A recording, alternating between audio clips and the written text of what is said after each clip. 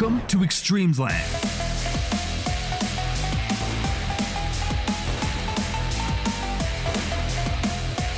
Since 2016, eXTREMESLAND has been the stage where many Asia-Pacific esports enthusiasts made it into world-class elites. Together, they strive to achieve dreams. Now, at the eXTREMESLAND, the horn has been sounded, the flames of war have been reignited. Let's go!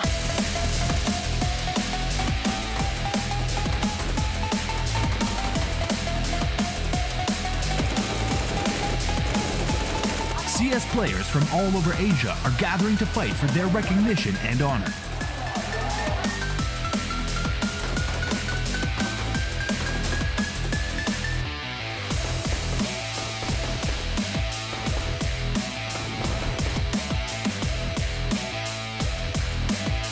Be prepared to embark on a new chapter.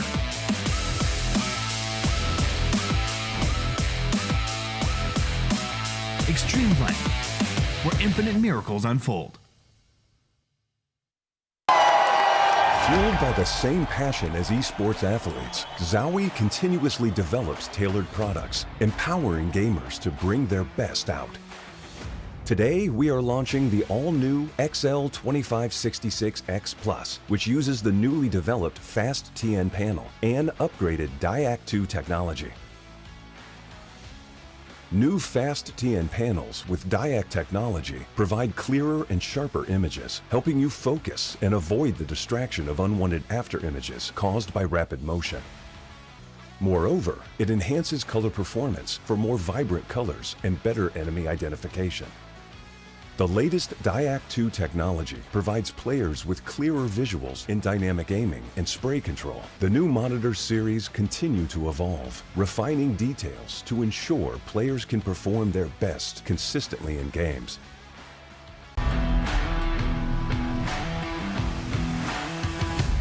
TR Series incorporates a softer, high-density rubber base. Unlike typical soft mouse pads, TR provides superior support, minimizing excessive depression during spraying or tracking, while reducing discomfort from desk surface hardness. What's more, it also offers better elasticity. When players resume mouse movement after applying force, the base's elasticity provides a quick rebound of the mouse pad, which provides smooth and stable transitions from stop to motion. The TR series incorporates exclusive surface fabric technology, ensuring a controlled gliding experience. The top layer of cloth stays dry and avoids sticky glide feeling, often resulting from clogged moisture. Moreover, in addition to the TR series, the SR and SR-SE models also feature Zowie's proprietary anti-slip technology, which enhances stability, reducing mousepad slip caused by intense gameplay.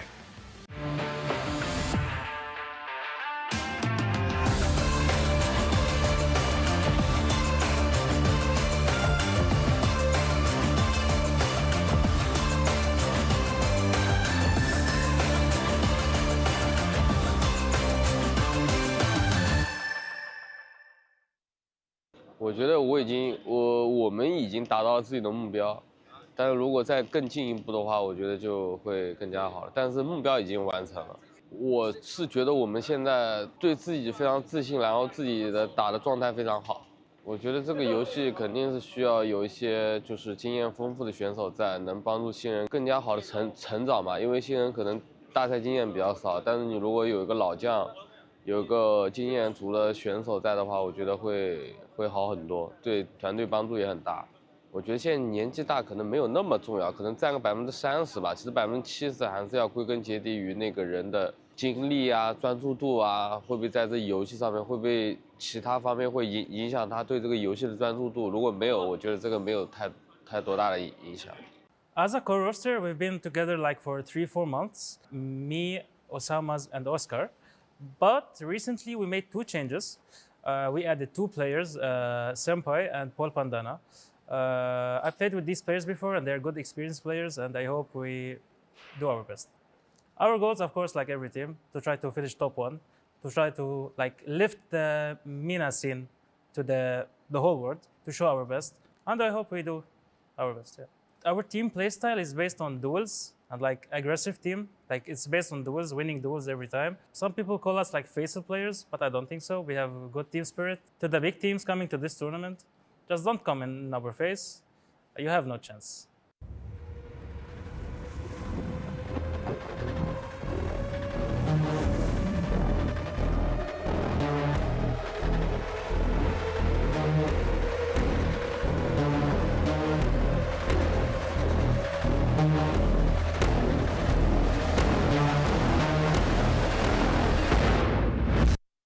Welcome to eXTREMESLAND.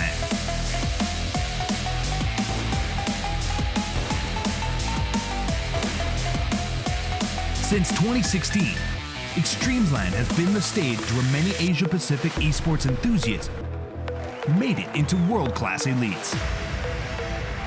Together, they strive to achieve dreams. Now, at the eXTREMESLAND, the horn has been sounded, the flames of war have been reignited. Let's go!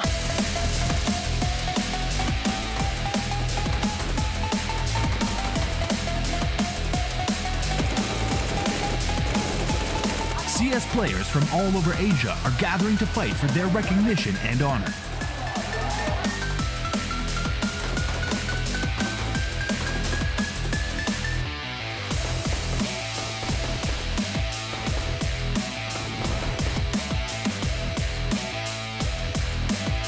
Be prepared to embark on a new chapter.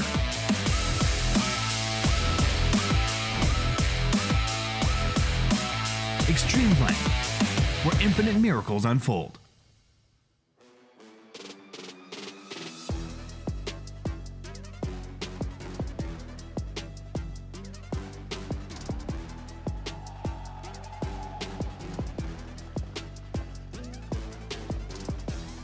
What's up, gang? Welcome back to eXTREMESLAND CS Asia Open 2024. And guess what? It's Grand Finals Day. We're coming to you live from Shanghai. I'm your host, Champion Ninja. I'm here with Baseline J. Thank you guys so much for lining up so early in the morning to join us. 观众朋友们，大家好，这里是2024极限之地 CS 亚洲公开赛上海总决赛淘汰赛的现场，我是小蒙哥。 Now, it's been a rather special milestone for the eXTREMESLAND event. This event has been bigger than ever, and I have to say, we've been having very surprising match outcomes every step of the way. All right, now, guys, we can't have this event without our partner, Zowie, of course. So let's give a big round of applause to Zowie for bringing this eXTREMESLAND event 好， together. 感谢卓威对这次比赛的大力支持。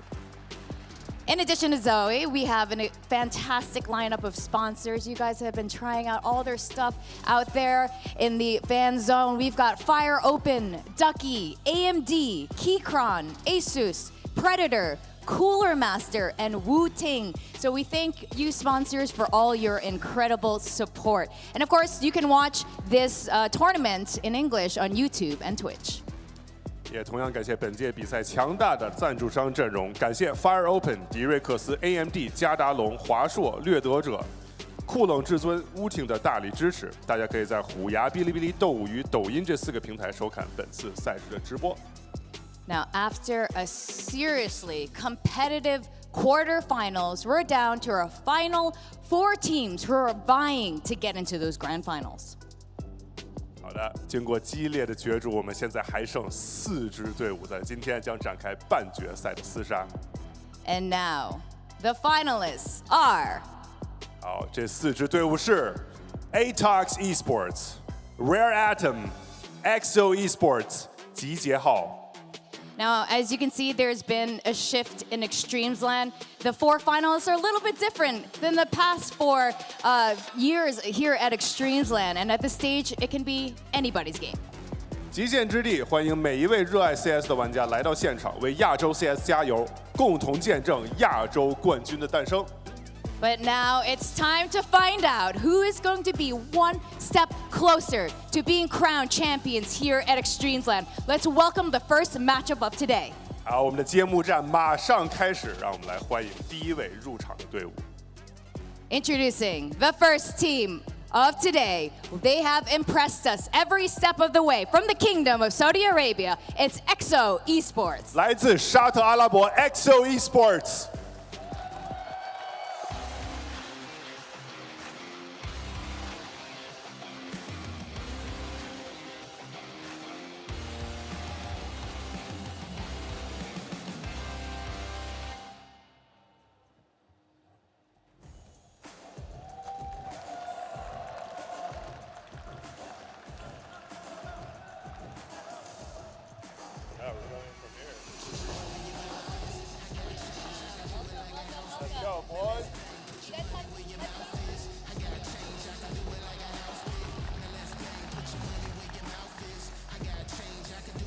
Give it up for EXO Esports.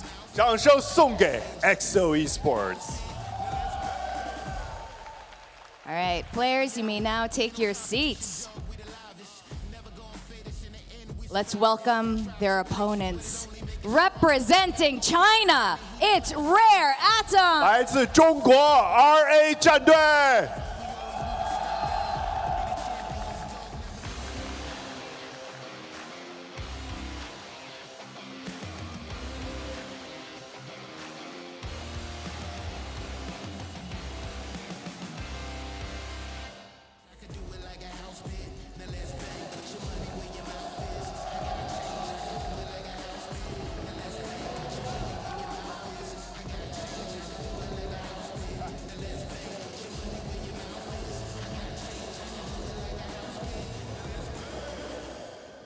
Give it up for RA Esports. 欢迎 RA 战队。 Thank you. Players may now take their seats. 好，请选手们就座。 All right. This is it, guys. We are officially kicking off the semifinals. We're going to hand it over to our casters to take it away. 观众朋友们，我们的半决赛现在开始，让我们把时间交给瑟夫和李文哲老师。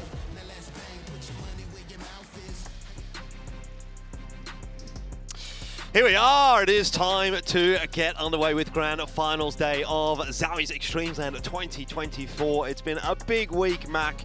And now we're down to 4 final remaining teams. Of course, on the stage you can see there, Rare Atom and EXO for this first semi-final. But of course, before we do get too deep into all of those discussions, we do have to give a quick shout out to Zowie, who are the main sponsor for this event. Check out their monitors, check out their mice, check out their mouse pads. Do you subscribe to mouses or mice? Meese. Meese. I'm a Meese guy. You're a Meese guy. I'm a Meese guy. I've got lots of Meese at home. I also rescued some older Zowie mice that I'm taking back to Malta, or took back to Malta from Australia. But I'm also very interested in all the new stuff. Keen to pick up the mouse pads in particular. I need to get my hands on those and play some CS. I haven't played CS what it feels like in a month, Jordan. It's been horrible, but we've gotten to see some quality CS, and I'm chewing at the bit to get back into it. I mean, that's the nature of the beast, isn't it, though? Like, you get a job in esports and gaming, you're like, I'm going to get to play games all the time, and then you end up at events and you never get to play games. So, rather unfortunate. But at least we get to watch Counter-Strike, and I have to say, obviously, as the tournament has gone on, things have gotten better and better. Felt like yesterday the games easily were the best games that we have had throughout this week, and that makes sense. Obviously, we got rid of some of the weaker teams and had all the better teams here in the quarterfinals. Now, looking down at the list there, Rare Atom, EXO, Atox, and GG How made their way through to the semi-finals. As far as the results from the quarterfinals are concerned, were you surprised by any of those? I think for me, Tyloo not getting a map against Atox was a little bit of a surprise to me. Yeah, they just looked too flat, right? I think the surprise was more that Atox brought the A game and Tyloo wasn't able to really go toe-to-toe with them. Yep. Semperfi as well felt flatter than I guess we expected, but GG How just showing their class, and I'm keen for that matchup later on today. But of course, RA and EXO. EXO and Chinggis, I heard that you guys had a fun time with that one, and maybe EXO aren't looking as clean as what we initially thought through those best of ones. So this will be their true first real test against world-class competition. Yeah, most definitely. We know Rare Atom obviously played at the major. They took a series off of Fnatic. A lot of people surprised by that one. Not me. Hashtag AsiaCS bias. Didn't have Rare Atom as a 0-3. Along with everybody else pretty much in the world. So I was pretty happy to see that one. But EXO, a little bit more of a, I guess, unknown quantity on that international stage. And then a little bit later on, Atox and GG How is, again, another bit of a question mark. I think GG How, yesterday they looked pretty good against Semperfi. But then again, Atox looked like they hit another level and may even be the team to beat in this tournament just based on yesterday's performance. Let's touch though on the Atox and EXO, the Rare Atom and EXO matchup that's coming up here, Mac. And I was listening to the interview that EXO did prior to the event, and what was sort of said was, hey, our style kind of hinges a lot on winning our aim duels. That's kind of like our plan. And to be fair, I think that's kind of gotten them to this point. Like they did very, very well in the group stage, though that was against weaker competition, and then even against Chinggis Warriors. You saw very much that same kind of style, a lot of late round kind of contact play sort of stuff where they were just walking into sites and trying to take those individual aim duels. And that gets you to a point, right, where you're up against a weaker team and you can sort of barrel over them with your superior mechanics. But now we're talking about the real deal. We're talking about Rare Atom, and look, not only are these guys generally pretty mechanically strong, I would say they're not the strongest mechanical team within Asia, especially considering they've got a few of the boomers on their team. You know, somebody, Summer, and Kaze, I think particularly within the Chinese scene, do cop a bit of flack for their age, but when you're looking at Chalking and Li Hung, those guys can shoot pretty good, and I think honestly, I'm pretty happy with the level that the other three guys are bringing in this Rare Atom roster as well. So I'm just kind of wondering, is that style going to work out for EXO, or are they going to finally meet their match here against Rare Atom, who are a little bit more of a disciplined team, who are a little bit more of an experienced team, particularly on this stage, and really have that home crowd advantage as well. So I think, for me personally, this is probably where the run ends for EXO. Yeah, it should be on paper, but I guess it could also boil down to the veto. If we see Dust 2 slide into the mix, which EXO seem to aim for, we've seen some solid gameplay out of them on that map in particular. If we get it in there, which RA are going to allow it to be floated, then I dare say we might see EXO picking up this first map. EXO picking it, RA starting on that CT side, so we'll see how that goes. RA going straight into Inferno. Great Inferno team. They've had a lot of success on this map in the past, and I wouldn't be surprised with an Ancient as that third.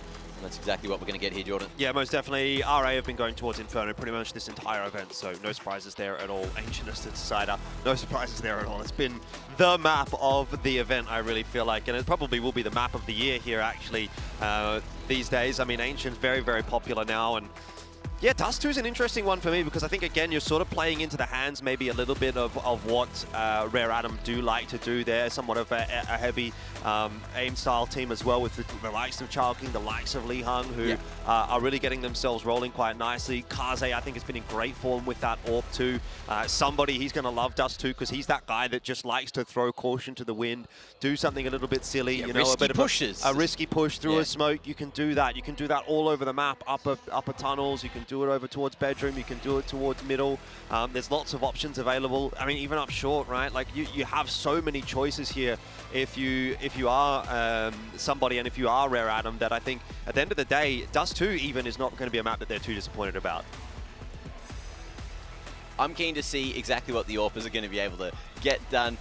In terms of comfortability, EXO are going to at least have something that they are tried and true on. You've got Oscar, who has been quite solid on this map as well, as Dodds, who I've been impressed with as well. There's just so many names on this roster that, yeah, when it comes down to basic fundamentals, Dust 2 is a great place to start. And even if they are up against great competition like RA, if they can get comfortable, find their feet early, and even just take a map, I'm sure that, you know, that's a huge victory.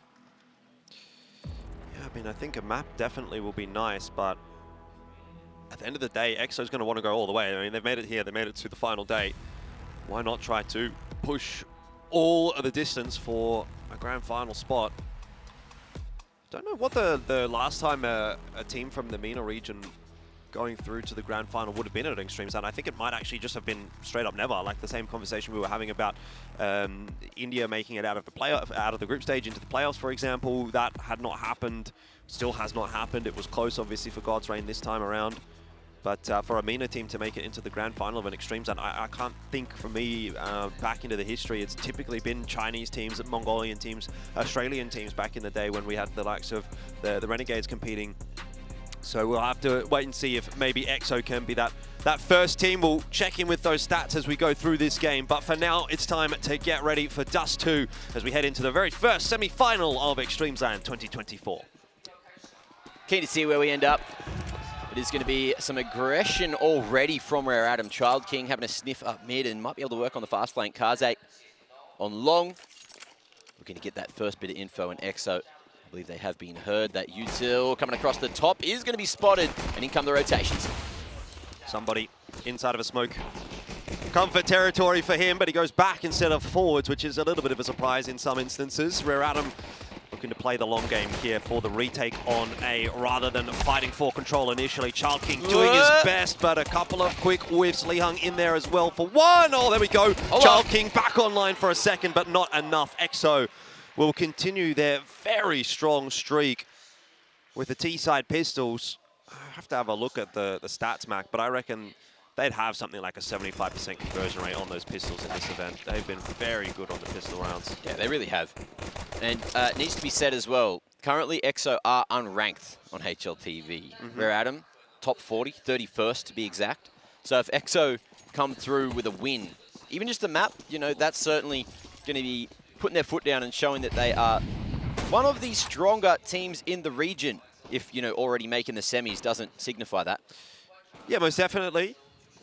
Arguably, look, if you look at the runs they've both had up until this point, EXO's hasn't been the hardest. That's, I think, the fairest of points. I would definitely agree with you. I mean, the match against Chinggis Warriors, they were definitely tested in, but Chinggis Warriors is like maybe a 3 or 4 or even 5 team in Mongolia, depending on who you ask. Yeah. So put them against, you know, a Tai Lu. Would it be a different story? Would it be a different story against the Semperfi? I don't know. I personally think they probably would have beaten Semperfi just from what I've seen. But yeah, I think this is a really big test for EXO. So let's see if they can convert on this round first. Obviously, a force buy through for Rare Atom. They've gone for a double scout and already a little bit of damage onto Osama's from one of those scouting players. This is a nice setup over towards B as well, particularly if Summer can hit a headshot. It is onto Osama's, the player that was tagged up. So I guess it could be worse for EXO, but they're going to keep trying to put that chip damage through, and Kaze desperate to jump into pit. He will get there. He needs a bit of backup here. Child King, though, busy watching in towards CT spawn, but Kaze so aggressive here with this scout. Wants to get some damage out and gets it. Dodds through that smoke.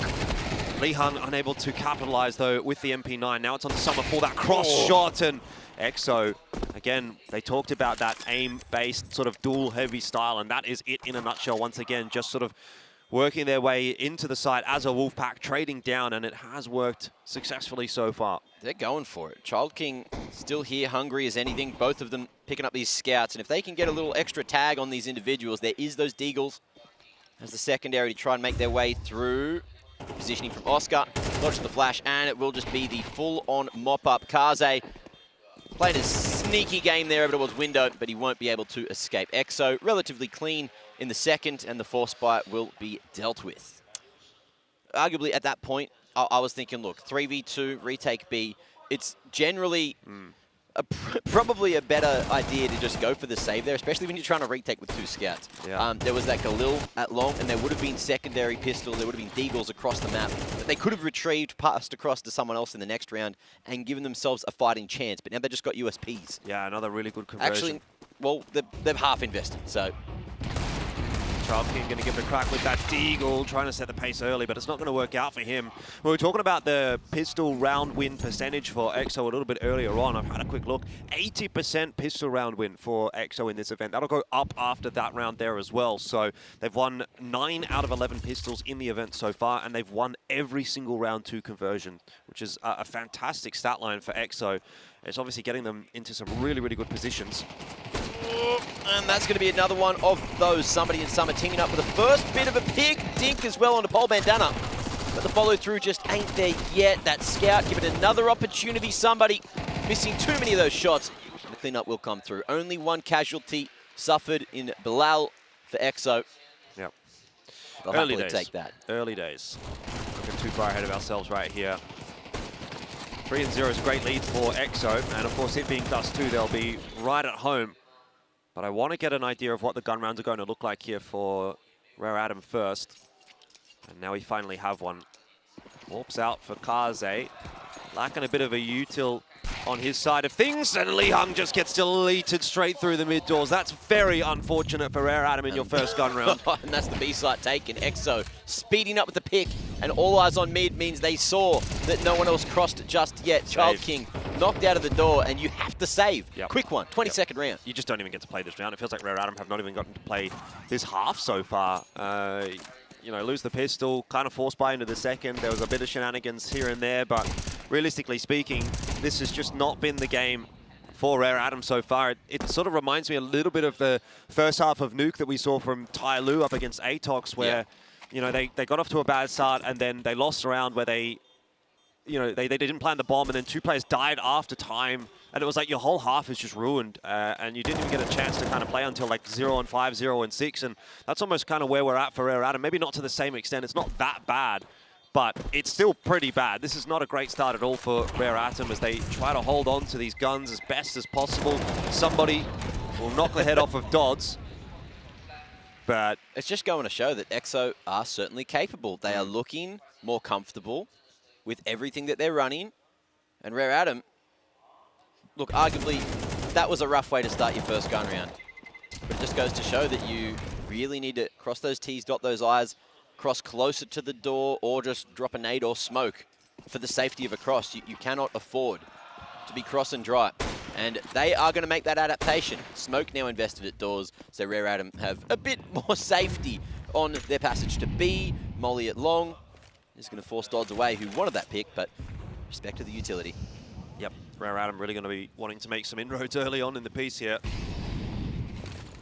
It'll be a nice one. Not quite going deep enough in the end, actually. So Rare Atom bleeding down a bit of util. They've got somebody pushing out in mid. We highlighted this as a possibility, and it's going to work out. He's got a backup of Summer and Child King to protect his exit, but in fact, it's not going to be an exit. He just wants more. This is the somebody way. Paul Bandana down to 45 HP is going to be a bit of a worse for wear as he'll cop some team damage there from Bilal, and somebody ends up kind of going 2 for 1 for his own life, even if he doesn't get the kill credit for it. Where's the bomb? Okay, it's outside of tunnels. So retrievable, 50 on the clock for EXO to figure out where they want to go. But that is just classic somebody, isn't it? You think he was going to make his way back. Child King's not slowing things down either. He's taking a leaf out of somebody's book. He's getting so much space, and this should be the end of Dodds if he ends up wrapping around behind him in bedroom. However, it's risky. Going to go down into middle. Just being here is risky. 100%. I mean, this gives up a 3-on-2 advantage if you die, obviously. Okay. I don't necessarily like this from EXO. Bomb's still at the back of tunnels, but with Dodds making noise, are Rare Atom going to be baited? Look at this, uppers, Child King spotting the bomb and dropping it. That's going to be the round for Rare Atom. I don't know, though. I'm kind of scared about that round. I think from my perspective on both sides, that's just a really risky round from both Rare Atom and from EXO, right? They're all so split. You're just relying on individuals to, first of all, get a timing, or B, win an aim duel. And that's not necessarily a guaranteed way of winning the round. It's not a percentage play type thing. It works out in this case for Rare Atom, but that so easily could have been Child King getting caught out in middle, or maybe Kaze as he's in transition there on CT's spawn. You know, if one of those duels or both of those duels go the way of EXO, all of a sudden that's a round for the T side, potentially. 100%. But Rare Atom just throwing a bit of bullying in the mix. Just saying, this is what we do. And now back to basics, going for that long scrim. Summer can't see a thing, but it's not going to matter. Able to find the first one. Paul Bandana barely alive, but he's still going to keep on striking. Nade. 2 for 1 trade, and EXO, man advantage. Nade's not going to go deep enough, won't go into pit.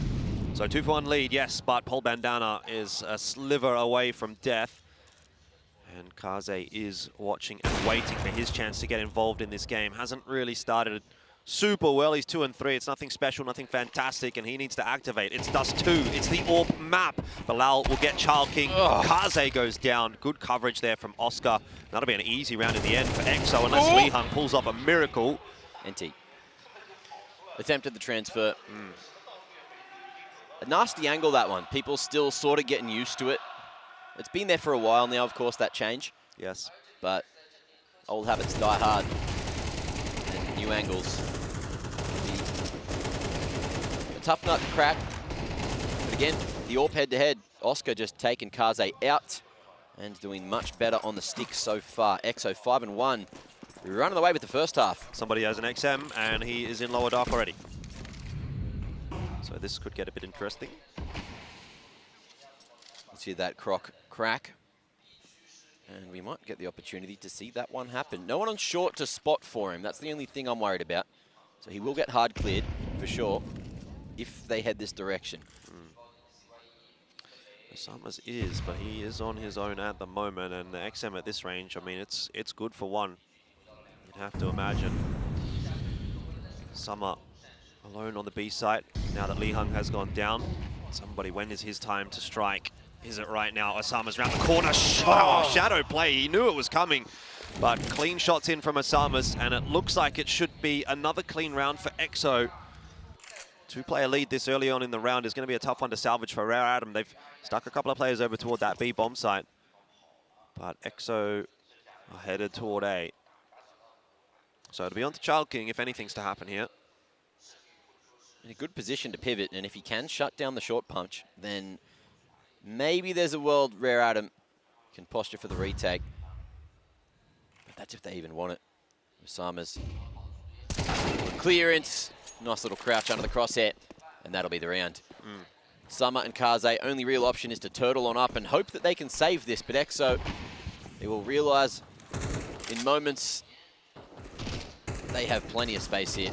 Yeah, Rare Adam are just looking completely outclassed on Dust 2 right now, aren't they? Like, everything is going the way of EXO. Well, that's what we said, you know, like EXO, every time they got to play Dust 2, looked incredible.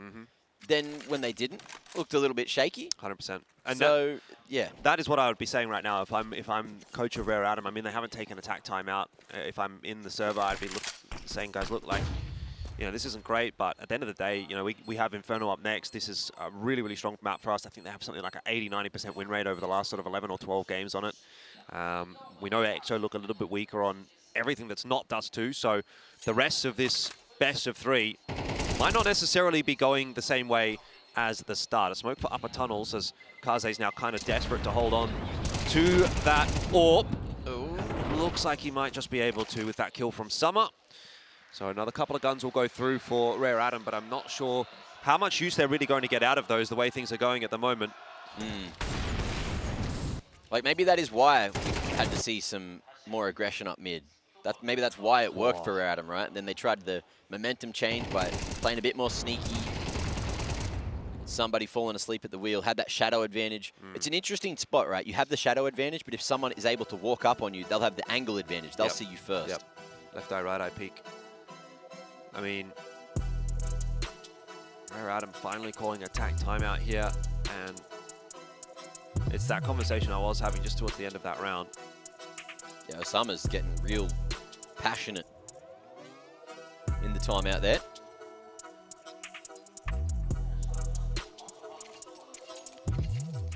Let's see where we end up and what the change up is, if there is one. Rare Adam going for short this time. Early pump up. Lee Hang, eyes on top mid.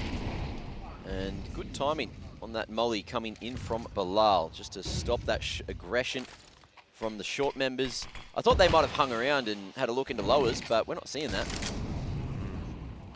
Molly this time to clear out the position somebody was playing a little bit earlier on there, and so they don't have to worry too much about that one.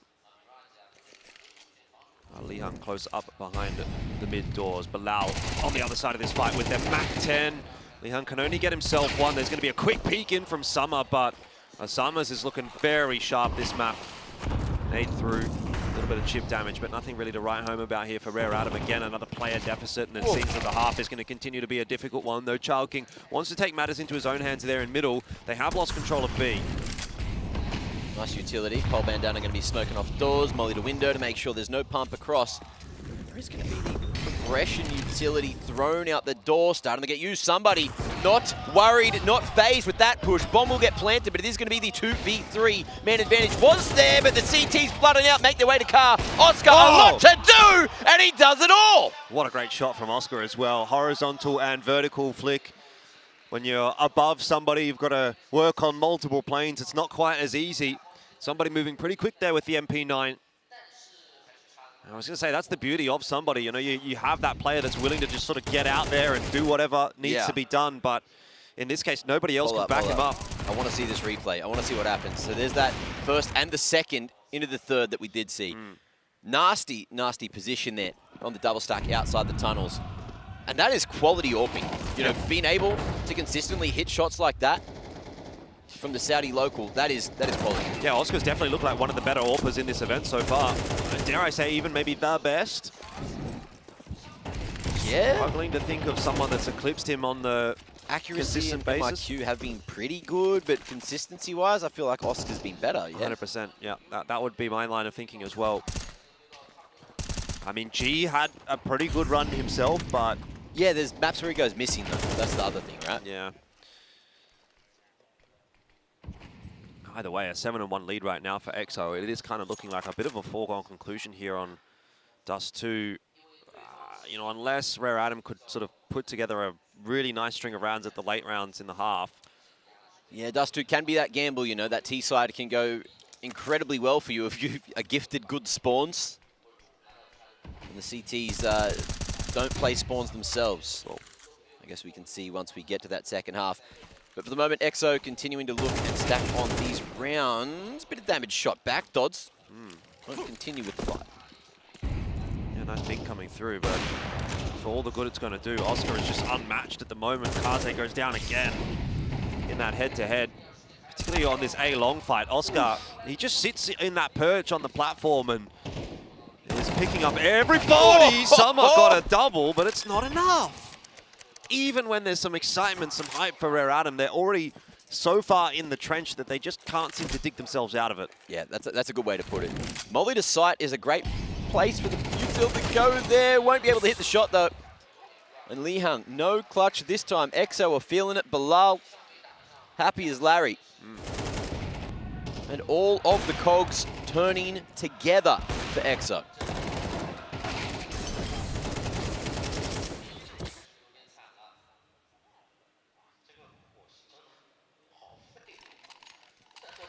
Aiden won the scoreline. Money's bad for Rare Adam. Kind of feels like a broken record right now, saying the same thing over and over, just changing the numbers. Summer taking damage on the cross as well. He's unable to defend B. Gets a decent amount of damage, all things considered, on DePaul Bandana, but still down. And it's again a player advantage for EXO. Make that 2. Kaze will be able to trade back onto Dodds, but EXO have the site, they have a player advantage. You just don't win this round as Rare Adam. Yeah, EXO are just doing the bullying themselves. Awkward for Paul Bandana. We'll be able to get the Mac 10 out in time. And somebody looking a little silly on that one. Missed huge opportunity. Could have been their way back into the round. I know Summers is hearing all of this, so that's going to be an M4 certainly lost. Last man alive. Child King, hang on. He's got 15 seconds to get there. There is no kit, so he's got to get over. Yeah. A flash is all he has. If he could have picked up a smoke, maybe there's a world, maybe there was a way. He gets another pick, but again, that time, a huge factor. Won't be able to do it all himself, and EXO will convert. I'd argue it's like costly for them, but the problem is, doesn't matter. EXO have won so many clean rounds that they have cash for the rest of the half. Yeah. If he had a smoke and a defuse kit, could have been a different round, but he did not. And EXO lock it in pretty comfortably in the end anyway. Lovely shots though. Yeah, nice to see, but for all the good it's going to do.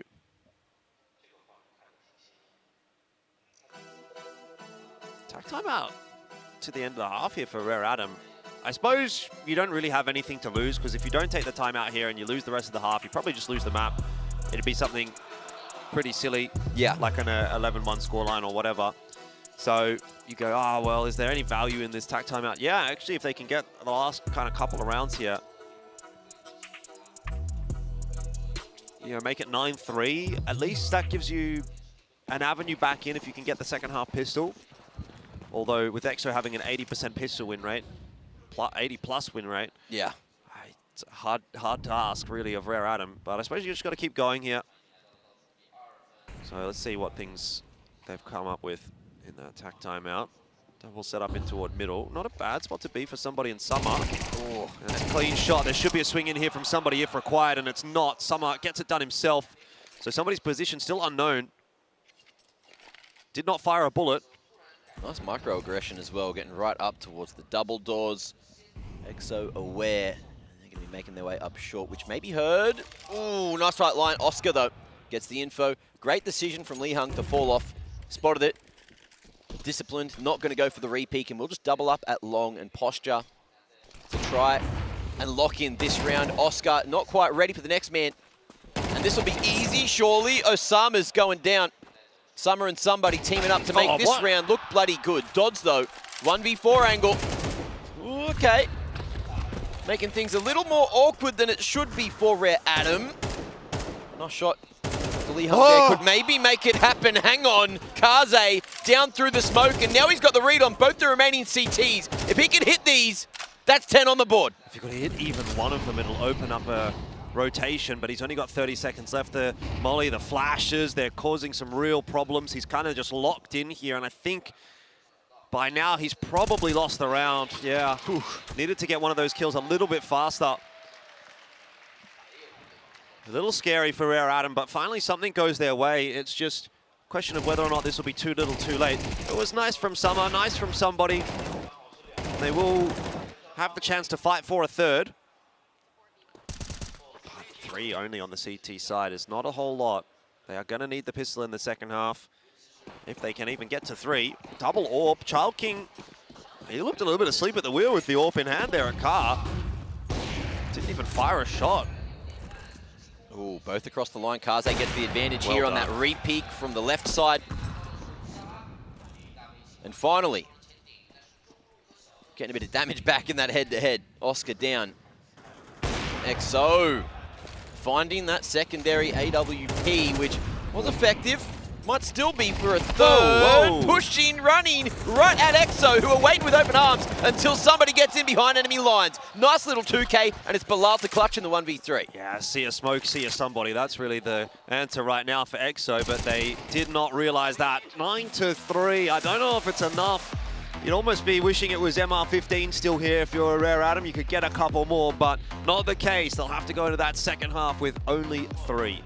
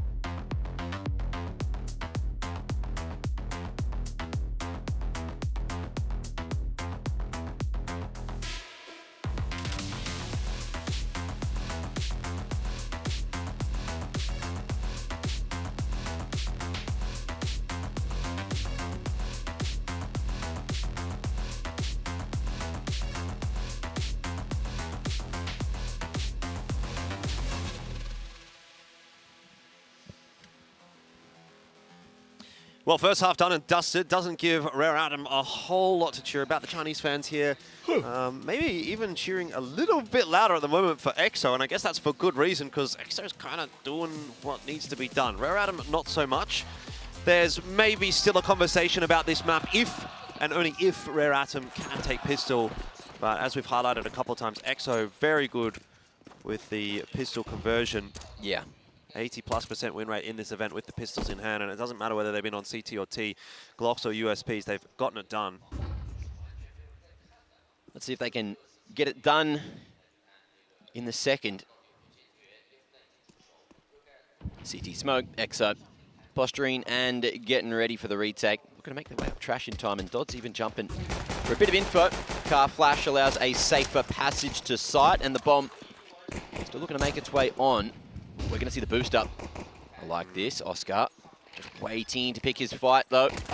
Ooh, it's in an odd position, a little lower, so they couldn't stop that plant from going down. Big picks coming through from Rare Adam, and a much-needed pistol may be converted. 3v4, and still a chance for EXO. It's looking pretty good, isn't it? 3 players up short. I wouldn't really be putting my eggs in the basket of EXO at this point in time. All of them filtering through from the same angle. The setup is great from Rare Adam to deal with it.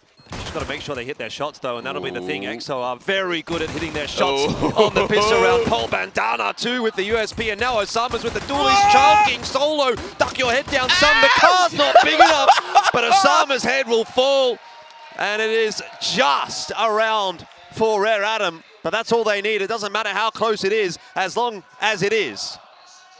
Got the job done. Those dualies are so good at real close range, but just at the mid-range when there's a little bit of spray control needed, you know, the recoil control. Things get just so awkward, you can't reset it in time to get the accurate one off. And a lovely couple of shots after the reload there. Well, here we go. This is where things start to get interesting. EXO going to force their way into this round. Osama's has got himself an M4, and there's a scout alongside some Deagles still to work. And we've already seen how sharp the shots can be from EXO on an individual level. They are really bringing that power here to eXTREMESLAND 2024. Rare Adam, this will still be a nervy couple of rounds to get things underway on the T side. Already a 1-for-1 to start things off.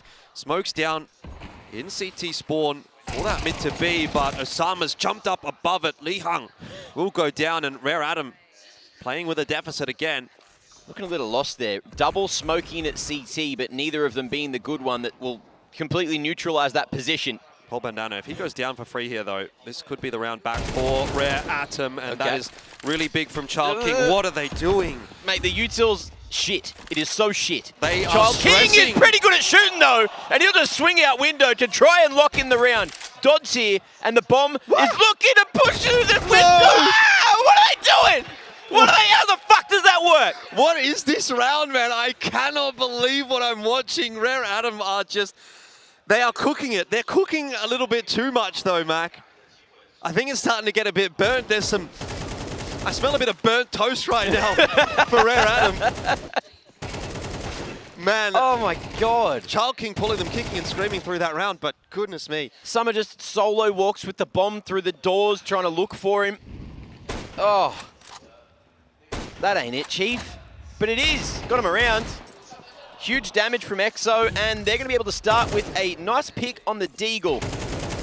That's not going to win them this map, though, Mac. Like, if you're going to win rounds like that, eventually EXO's going to pick up 1 or 2, and you're just going to run out of steam here if you're Rare Adam. So it doesn't really fill me with a whole lot of confidence, but already, again, down a member. So coming back from behind in another round, they do have the weaponry advantage, that's for sure, but I'm still scared, and that is exactly why. 5-7 out from Osama's. It's going to be a little bit too much for Child King. Now it's on to someone else. Li Hung will spot out the head of Bilal. He's only got a Galil, wants that AK, gets the upgrade. Kaze in there for 1.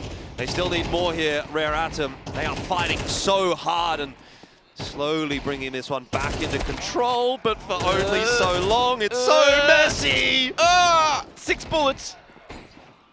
Has Summer next to him to try to make this one work, but again, reload going to be taken just in time. They know Oscar was towards that jump-up area. Dodd's still tucked away here towards Gandalf, who can hit some sharp shots, and he might be able to creep on this one. But Summer brings it to the 2v2. What am I watching right now, Mac? This is crazy. Well, all strategy has been thrown out the door, out the window, out everywhere. Okay. It's looking all sorted. It's looking okay for now. We'll slow things down. Oscar, I mean, if he hits a jumping scout right now. Oh, what about that one? No scope anyway. And Li Hung is going to go down. I can't believe it, man. I can't believe it. Rare Adam can't buy a round.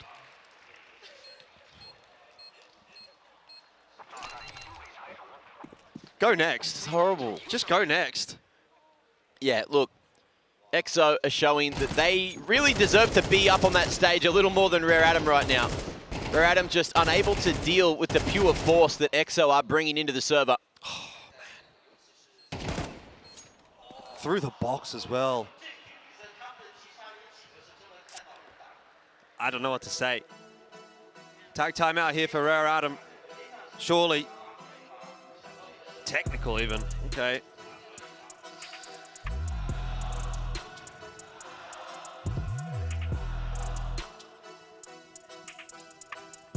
Yeah, I think there are some technical difficulties on the side of RA right now. There's some Need a bit of a head massage to try to get the neurons pumping.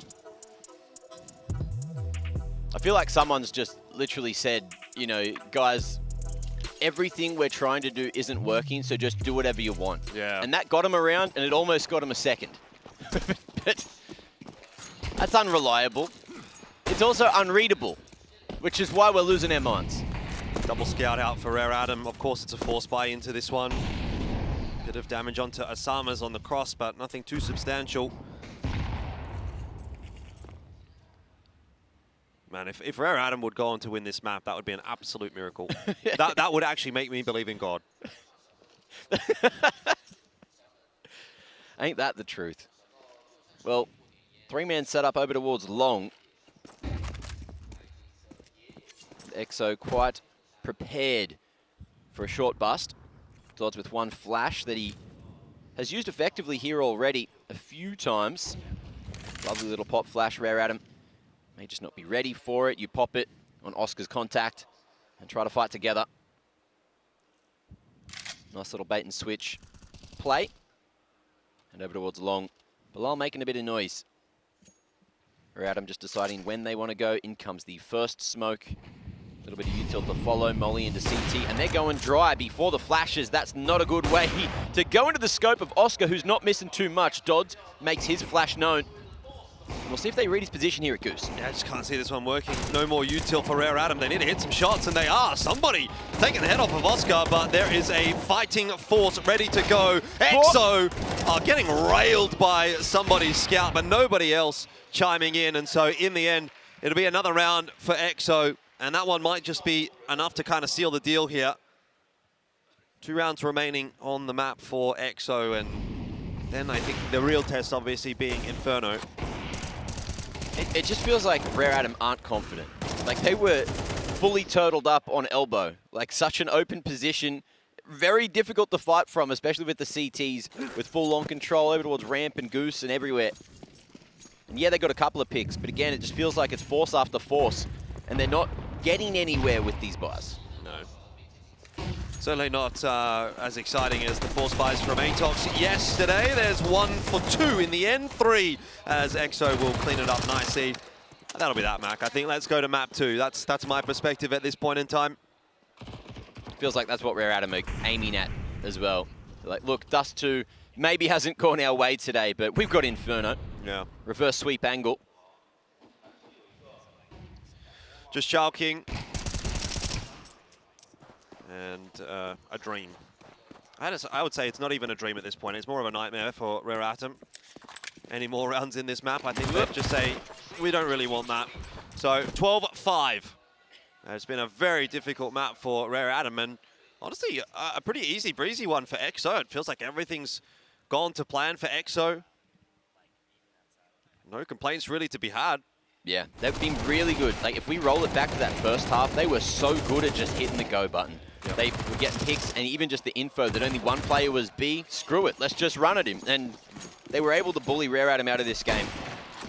Again, okay, bit of damage, at least onto Pole Bandana, but we're not seeing the same thing, right? Rare Adam not sending numbers towards B, not trying to go for anything aggressive, not playing their bloody spawns. They're just scared, passive, and it's not the Rare Adam that we know. And also, if that was Rare Adam trying to make that cross on the CT side, that guy would be dead, not on like 70 HP. Yeah. 60 HP. Good start to the round for Bilal, who really hasn't had to do a whole lot throughout this map. He's 6-12. He's just been chilling. He's been in the backpack. There's no better place really to be. Rare Adam, honestly, I think they will be happy to just see this one over and done with. Move forward and focus on Inferno. I do believe this will be a different game though on Inferno. You know, I think I think so as well. You look at it and go, oh, but they're so good. They're beating them so easily. But the difference a map can make is sometimes absolutely massive. So Rare Adam are looking absolutely out, but yeah, I'd say they're more down than out at this point. It's like a good example of it is Saw, right? Was the best nuke team in the world, taken down almost every single bloody team. And EXO, maybe they're the best Dust 2 team in the world, but we'll see how their Inferno is, because we're going to bloody have to. Rare Adam getting cut off at the pass, chopped on up here at elbow. Nice shot from Lee Hung to buy an extra second, but I dare say this one is all bloody over. Lee Hung, the Galil in hand, won't find the lineup, and there it is. 13-5 for map 1 of the semi-finals, and EXO in the lead. Yeah, a little bit too comfortable for EXO. I'd be looking at this if I'm one of those 2 teams on the other side of the bracket, your Atox or your GG How, and you're thinking, okay, if we make it to the final, if they make it to the final, are we letting Dust 2 through? Because they do seem to be a pretty indomitable force on that map. Every single time they've played it in the event so far, they've won it, and they've won it pretty cleanly as well. Yeah. So what do you do? What do you do about EXO? First of all, what do you do about Dust 2? But then also, what do you do about these pistols, man? What do you do about your aim, huh? Where'd that go? It sort of disappeared. Many opportunities went fleeting this whole half, this whole bloody map for Rare Atom. They were in good positions, but just not hitting the crispy ones that we were aware of or that we're used to. Like Bilal, look at that. Man was on fire. Oscar on fire with every scoped weapon, every non-scoped weapon. Big clutches that Rare Atom should have been winning. But again, when you just don't give yourself enough room to breathe in that first half, the second half, it can just get straight out of your hands if things don't go right from the get-go. Crazy, crazy, chaotic, bloody rounds there. Made me drop some expletives, but it is what it is, huh? That's the beauty of it. The stakes getting higher as we head into day 3, obviously. 13-5, you see there.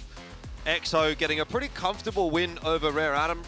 And I agree with you. I think there was definitely a couple of rounds where Rare Atom could have given themselves a little bit more leeway, could have maybe got that scoreline up to something like 7 or 8. But really, at the end of the day, Mac, it does have to be said that EXO looked like far and away the better team there. So even if some of those like 50-50 rounds go the way of Rare Atom, I still think EXO would have won the map.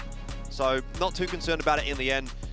Now we have to turn our attention, obviously, towards the next map being Inferno, and we've highlighted that. You've got the chicken on your lapel there. Cooked chook. Yeah, they might see a few of those in that next map, and hopefully for EXO they don't cock it up. But Rare Atom, obviously, a very, very good Inferno team, and we'll see how they go. I think feeling a little bit more comfortable on that second map. I don't think this series is over by any stretch of the imagination. I think, you know, they definitely got knocked around a little bit early, which might have ruined their confidence. We even saw them, you know, through the initial phases of the group stage saying they weren't taking it super seriously. But, like, when are they going to start taking it seriously? Yesterday, they looked good. Today, maybe they were trying to save themselves. It's going to be a long day for whoever wins this one. They got to wait another best-of-3 series before they play the grand final. So who knows how it's going to go, but Inferno, it needs a confident style of play coming out of Rare Atom. And the other thing that's going to hurt them is EXO get to start on their side that they want. It's true. Having a look at the ratings though, Kaze going missing. He's going pretty big. Made a couple of plays, somebody in summer as well. You know, some nice impact in those opening frags, but again, yeah, Kaze just was getting completely shut down almost every single time he tried to go toe-to-toe. I don't remember seeing an AWP kill from him this map, which is a little worrying. I think he had one on the Oscar. We sort of were like, oh, there's one back. But like, when you look at it on this scoreboard, okay, no, like I remember that one. Oscar's at the top, Kaze's at the bottom. So on a map like Dust 2, when your AWPer's at the bottom and their AWPer's at the top, you know something is probably going wrong. MVP ends up being Paul Bandana. He had some pretty critical rounds in there as well. There was no shortage of players you honestly could have chosen for this spot here as EXO, I think, and that's a beautiful thing to see. But yeah, we just have to question whether or not they're going to be able to bring that same kind of fire in onto map 2, and whether or not Rare Atom are going to roll over and die here, or if they've really got that tenacity to stick in this matchup. I think most people probably had Rare Atom as their favorites for this event coming in. Yeah. Now it's time for them to prove why that would have been the case. Yeah, I'm keen to see exactly what they're capable of. But of course, Jordan, before we get to that second map, it is time to have a breather. I certainly need one after that chaos. I'm sure you do too. It's Inferno coming up after this.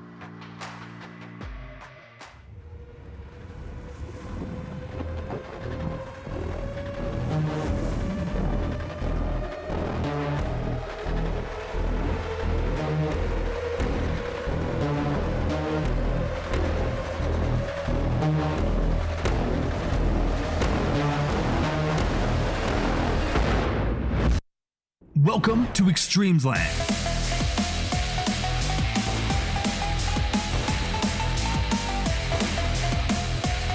Since 2016, eXTREMESLAND has been the stage where many Asia-Pacific esports enthusiasts made it into world-class elites.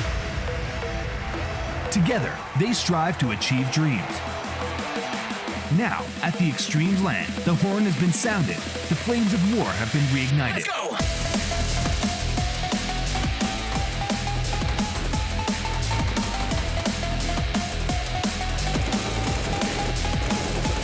CS players from all over Asia are gathering to fight for their recognition and honor.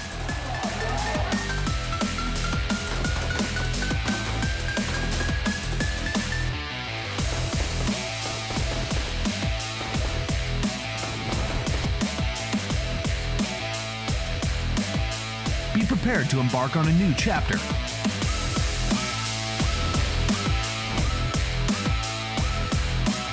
eXTREMESLAND, where infinite miracles unfold. Fueled by the same passion as esports athletes, Zowie continuously develops tailored products, empowering gamers to bring their best out. Today, we are launching the all-new XL2566X Plus, which uses the newly developed Fast TN panel and upgraded Diac 2 technology. New Fast TN panels with Diac technology provide clearer and sharper images, helping you focus and avoid the distraction of unwanted after images caused by rapid motion. Moreover, it enhances color performance for more vibrant colors and better enemy identification. The latest Diac 2 technology provides players with clearer visuals in dynamic aiming and spray control. The new monitor series continue to evolve, refining details to ensure players can perform their best consistently in games.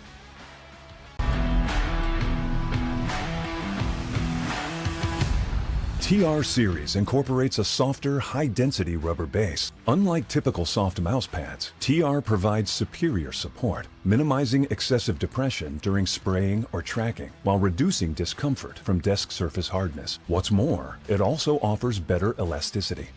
When players resume mouse movement after applying force, the base's elasticity provides a quick rebound of the mousepad, which provides smooth and stable transitions from stop to motion. The TR series incorporates exclusive surface fabric technology, ensuring a controlled gliding experience. The top layer of cloth stays dry and avoids sticky glide feeling, often resulting from clogged moisture. Moreover, in addition to the TR series, the SR and SR SE models also feature Zowie's proprietary anti-slip technology, which enhances stability, reducing mousepad slip caused by intense gameplay.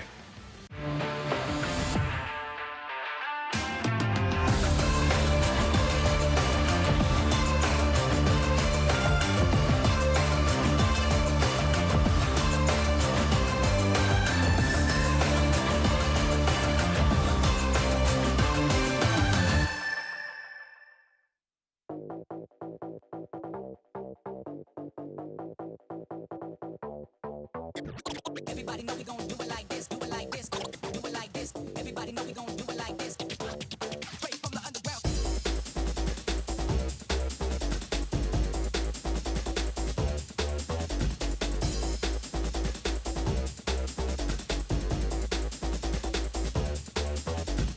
Everybody know we gon' do it like this, do it like this, do it like this. Everybody know we gon' do it like this, do it like this. Straight from the underground. Everybody know we gon' do it like this, do it like this, do it like this. Everybody know we gon' do it like this. Straight from the underground.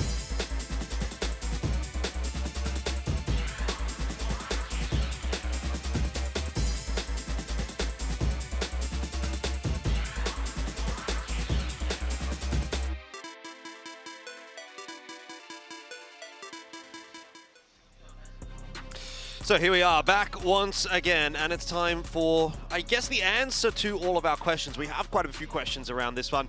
You know, is Rare Atom just off today? Is EXO good on any other map apart from Dust 2? Have EXO just versed quote-unquote easy teams in the event so far?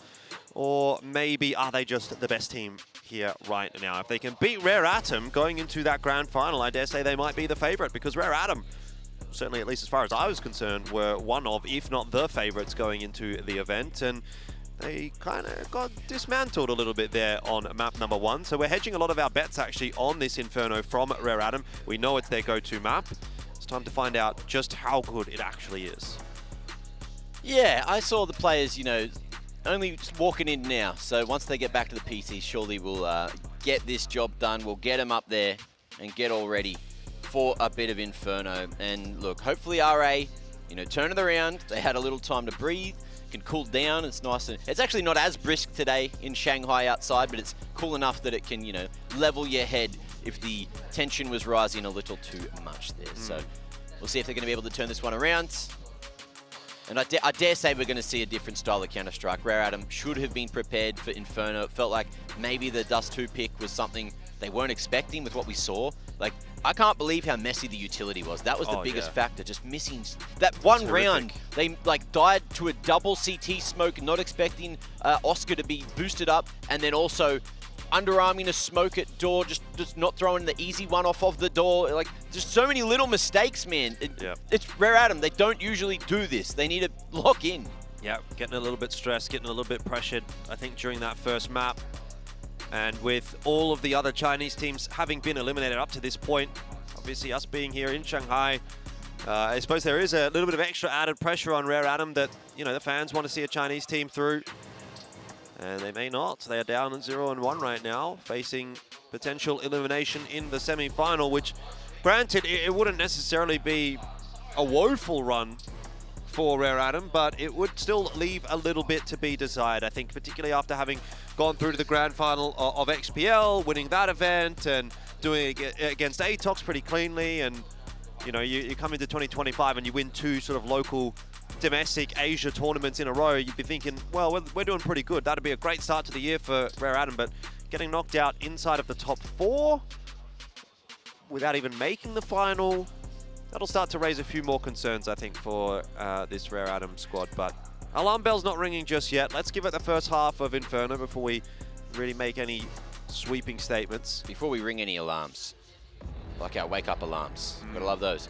But look, I think maybe Rare Atom need a wake-up alarm themselves. Maybe they're still in bed. Maybe it's a bit too early. They've had early games this whole week, though, So that can't be an excuse. And it is, it's midday now. Yeah. So, come on. Come on, gamers. And this is also their time zone, so there's no, there's no jet lag, no nothing. excuses. Like, the least excuse. You can't even use the food as an excuse because it's what you eat all the time. Yep, right back on into the swing of things, though. Here comes Inferno, and it is a very important one for Rare Atom. Pistol round, first port of call. EXO won both the pistol rounds on Dust 2. No, they didn't, actually. They only won one. Almost won both of them, though, to be fair. But still, around 80% win rate on the pistols in this event. And Rare Atom, I think they need a good start to this map. I think they need to get this pistol round, Mac. I think you're bloody right, and I think they need to find an opening to make that happen. Although there's a nice bit of info. How's that HE? Decent value. Li Hung chips down. And in comes the pump. Bilal going wide there. Smoke is going to slow them down, but Rare Atom, see if they respect it. Molly towards the back of sight. They only had one of those to use, and now it's just flashes to try and pump their way through. So they're going. Bilal, good spacing, good little bit of cover here as well. They don't know. He's just standing, he's delivering. He's going to do it all. Big 3K, and that should be the round. It just seems like you cannot beat EXO on pistols, man. Their USP shots are so much crispier than every other team in this event. Oh, hang on. Kaze has space for a plant, which is actually a game changer. That's big. It won't win him the round, you'd imagine, but a plant is good.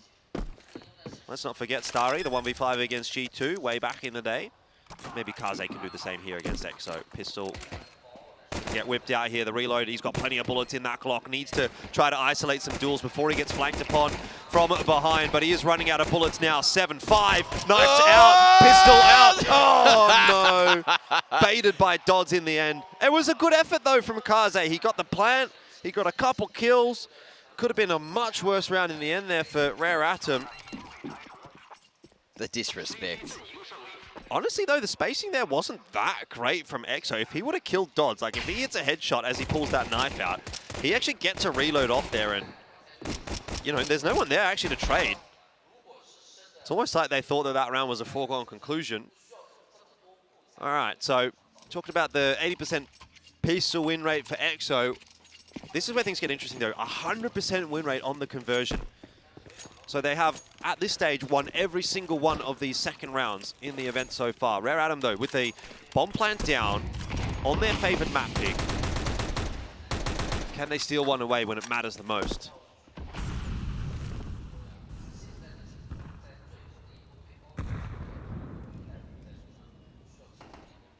Working up second. Into apps they go. Only a double dig set up, but a swift rotation from EXO. Spotting that. There's not too much going on. At Banana, maybe expecting a rush of sorts, and now you've got that 4-man setup for bracket. So if Rare Atom walk into this, it will just be that meat grinder. Smoke to block at apps, but Rare Atom just staying patient here.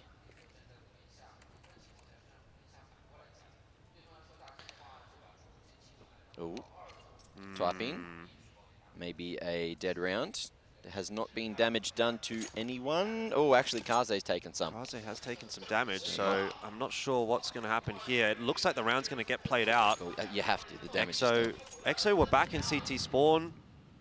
Rare Atom definitely paused for a moment, but I think someone said, yeah, play the round out, and that's the rules. So I don't know who called for that pause, but either way, on we play, and it's fast out into pit. Bandana gets hit by the jumping MAC-10, the wings of life, it seems, for Rare Atom in this round. And they need it. They need every little bit of help that they can get. And finally, EXO unable to convert on a second round after winning the pistol. Ooh, and Rare Atom's rise begins on Inferno. There's something going on there. I see some hands flying around in the player cams for EXO. Don't think they're happy about that one. I mean, you can't, like, that's the rule, right? Like, if you've done damage, I mean, they're probably unhappy because the damage has been done to Rare Atom, so. Yeah. But at the end of the day, like, the rule is, once damage has been done, or I think it's once damage has been done or a player has been spotted, then the round is unable to be stopped. You have to play the round out no matter what happens. Spotted, is that one? I think it's player spotted. Like, if you see a player. I thought it was just damage, but look. I mean, either way, look, damage was done, so it's kind of a moot point there. Yeah. And yeah, I'm sure we'll probably get a tactical or a technical right now, just to fix whatever issue was going down just there and then.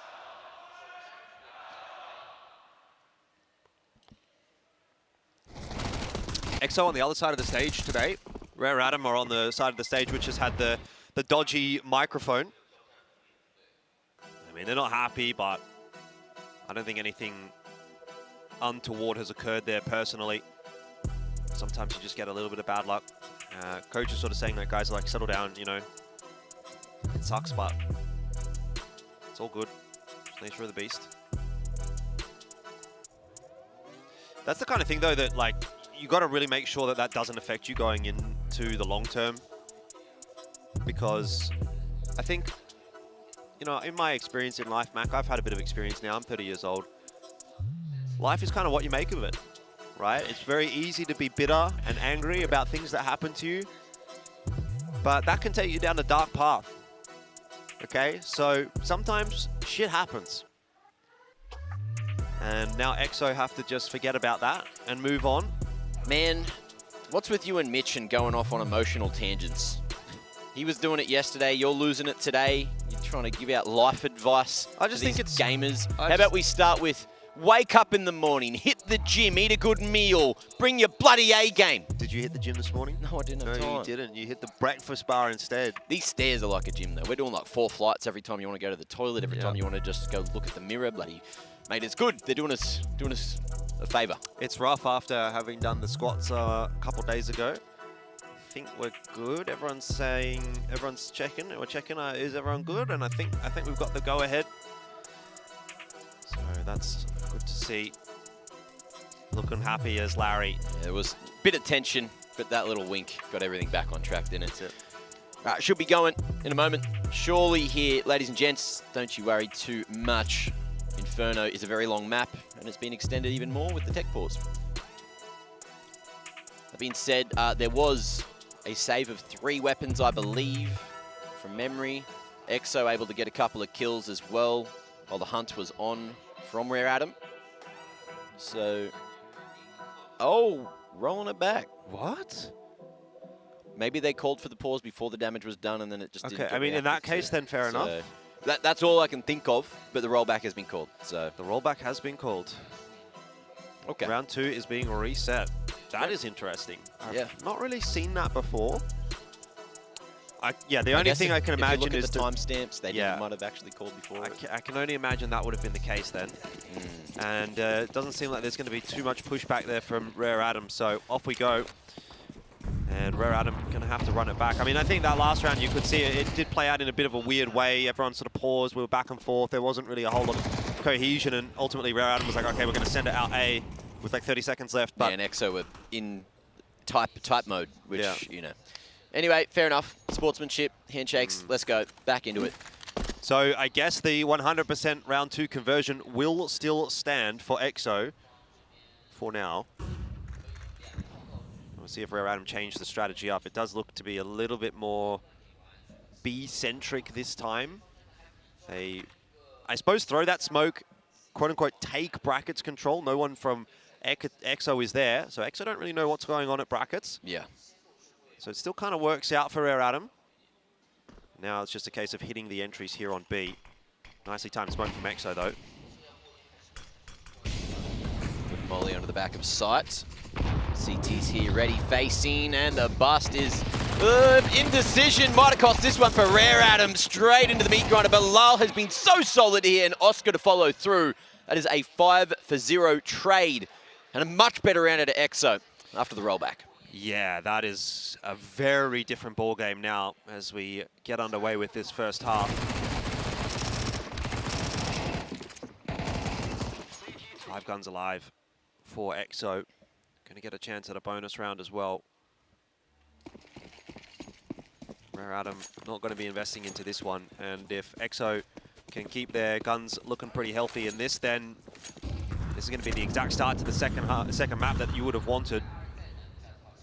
So far, so good. I don't really imagine there's going to be a whole lot on the table from Rare Adam in this round. It just purely comes down to aim. Li Hung will have a little bit of a crack in through Brackets there, but he'll drop to Paul Bandana. Oscar's been tagged down low, but end of the day, Rare Adam are not looking too scary right now.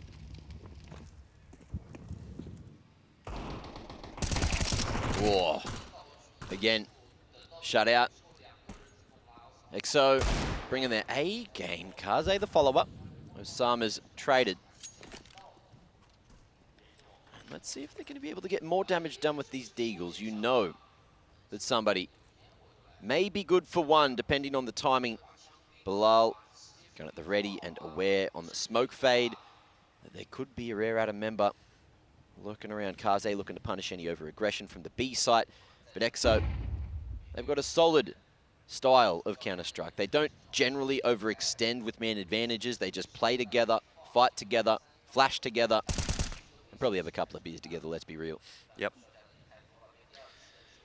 Well, Kaze just going to hope that he can maybe get a bit of a tickle there onto Oscar. Won't get the chance. Paul Bandana, nice swing. So not a whole lot of damage done by Rare Adam on those opening 3 rounds. But this is where the real job begins for both sides. Gun round to come for Rare Atom. They've got to prove to us why they were a favorite in this event, why Inferno is such a good map for them. And EXO, so far, are proving that they're a team that deserves to be in the grand final. So far been a decisive game against Rare Atom, who are supposed to be one of the strongest competitors here. So let's see if they can seal the deal, take it in 2. Summer chip down to half already. Good util game. EXO throwing a lot. Just kind of expecting Rare Adam at some point to go for a faster approach on the B side. But I'm loving the safer approach. You know, they do that, fall off, stack that A site in case towards the mid round. Rare Adam throw something crazy. And somebody's about to walk into the apps halls setup. Molly there. Silencer. Not quite seeing. Such a good setup, isn't it? All the angles covered. Potent. It's a very individualistic round. Li Hung, I don't know if he was spotted by Osama's. Yeah, he's coming like crazy, so you're right. I think he's seen it, and that swing will prove it. It's an interesting first round there from Rare Adam, isn't it? You know, not really showing their hand all that much, just kind of letting a couple of the individuals have their way, and it hasn't worked out at all. Now this is going to get interesting real quick. No one started the rotate yet, and there's no utility to bring across and even help out Bilal. But they do have the numbers. So Bilal, I thought he was going to tuck at new box, but now that he's over towards the church, he can back away and pray for a faster rotation. There you go, good timing on that hit. A 1-for-1, and then Osama's with the trade, brings it into a 1v4, and Summer with 20 seconds. He's not liking his chances and realizes that the AK could be crucial for the next round. Yep. And it's safe territory. Talked a lot about the Hero AK yesterday in the game that Atox played. Dobu putting it to great use. So Hero AK here for Rare Adam could prove to be pretty beneficial, though I don't know exactly what the numbers are looking like for the rest of the lads. It's 4 rounds lost bonus now, so it's starting to build up for that T side. They may be able to scrounge together another 1 or 2. Still, very good progress being made so far by EXO. And the longer this goes on, the more this is going to start to look like a bit more of a non-contest in the semi-final. We might get quite a disappointing opening game today if this ends up being a clean 2-0. I have to say, I had expected better from Rare Adam. It's going to be 2 AKs. Double the fun. It's definitely enough for Rare Adam to get something done with, but Child King down low already. Kaze tagged up a little bit. EXO are looking really, really solid so far. Ooh, good timing on the push. Summers unable to trade, and Rare Adam finally finding a solid opening to the round, but just like that, the answer comes back. Both Pole Bandana and Osama's retaking that mid control. And now it's all down to somebody and Summer to try to even crack this side open, but somebody a little shaky, and Summer, the season's changing away from his favor. Yeah, they're playing so well off of each other, EXO. Controlling brackets nicely, the crossfire, impossible to break. Child King got a nice timing here, but you could have just, I guess, slowed things down there as Rare Adam. Instead, they tried to speed it up and played right into the hands of Pole Bandana and Osama's, who hit their shots nicely. Somebody a little ambitious jumping out of balcony with the MAC-10. I'm starting to worry already. Rare Adam are not looking like a good Rare Adam today. They are. Yep. 0-5 for Lee Hung, 0-5 for somebody, 1-4 for Summer, 1-5 for Child King. Mate, if you told me coming into this, EXO, a team that we had no information on, that we hadn't even seen play before, we're going to be in the grand final, let alone potentially win this whole thing, I would have laughed. But then after that first game, watching the best one, maybe would have agreed. Said, okay, yeah, you could spin me a yarn on that. Yeah, I think we kind of cottoned onto it pretty quickly. Got to give credit where it's due. EXO, by and large, look very good. Rare Adam. Maybe they need a little bit of luck with this banana take. There is 3 players there. It's a good start. Lee Hung get the 1-for-1 as Child King tries to push his way forward into sandbags. He drops. And retake util from EXO will keep Rare Adam out of sandbags. You can probably rotate an extra player over here. Dodds is on his way through CT spawn quite quickly, but he might not be there quickly enough. Rare Adam already pushing their way out onto site. Osama's will be run down. Summer gets himself a double. Finally, the Chinese crowd will swell a little.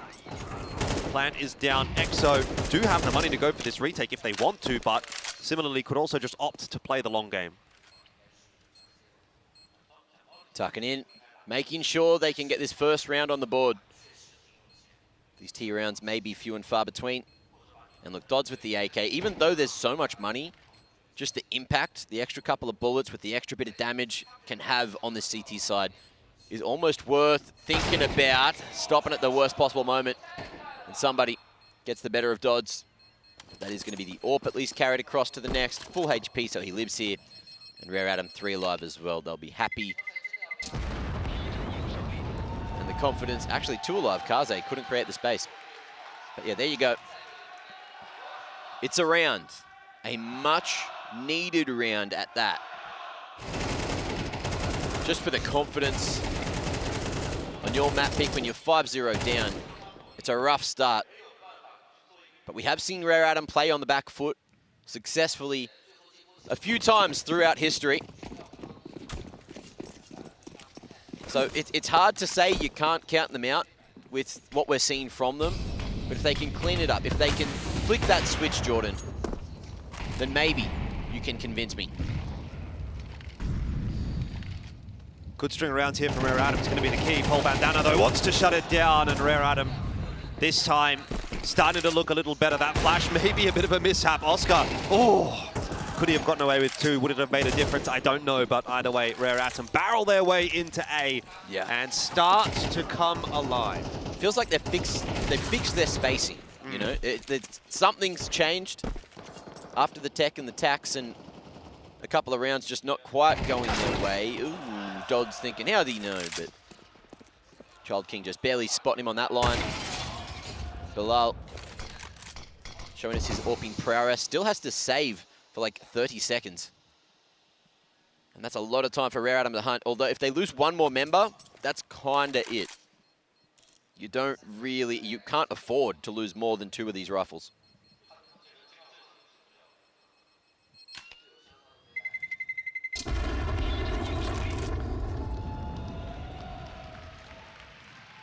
Progress is progress. 2 rounds for Rare Atom. I think it's 1 set at a time really right now. They're not on top just yet. But those last couple of rounds are definitely looking more promising than, I would say, any that we've seen in this map and series so far. Dust 2 was a bit of a shocker from Rare Atom. They're easing their way in. Maybe it's not too late.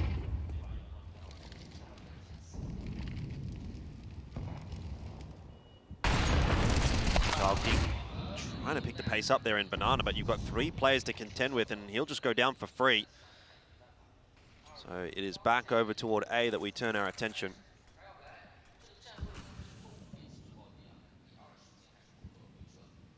It is currently the weak side, and Rare Atom did do a good job in the last couple of rounds to establish that maybe there isn't that much defense there early. I wouldn't be against them going for a bit of an A-pop. But now the reinforcement has rotated. And Oscar looking to be that first point of contact. Osama's a supportive fire through the smoke, but it is just going to be utility used to slow down the short push. There it is. Osama's able to get the smoke bang going through. Pole Bandana as well, chunking them down. And both 2 remaining Rare Atom members have been seen. HE not going to hit the mark there, but we will see Rare Atom at least escape with their lives. But what do you do here? Look at the cash you're probably saving. Yeah, I got to say, I think these sort of individual activations, call them, from Rare Atom haven't really worked out. We saw it in their first gun round. We saw it there as well with Child King, just trying to sort of walk through a smoke in Banana on his own. Every time that Rare Atom have sent a player to an extremity alone, they haven't found the timing. They haven't really got it right. It's looked a lot better when they've been grouped together and just hit the sights as a unit. So it'll be something that hopefully Rare Atom can identify, because you can't afford to be losing many more rounds here in this half. 6-2 now the lead for EXO as they continue to build upon that advantage.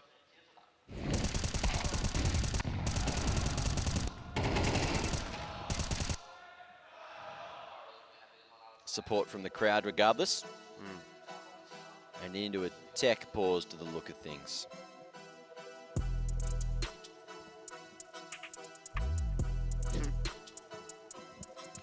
Yep. Attack timeout into a tech pause, it says. All right. I think it's just a tech pause straight up. We're just trying to figure things out before, of course, it gets too late.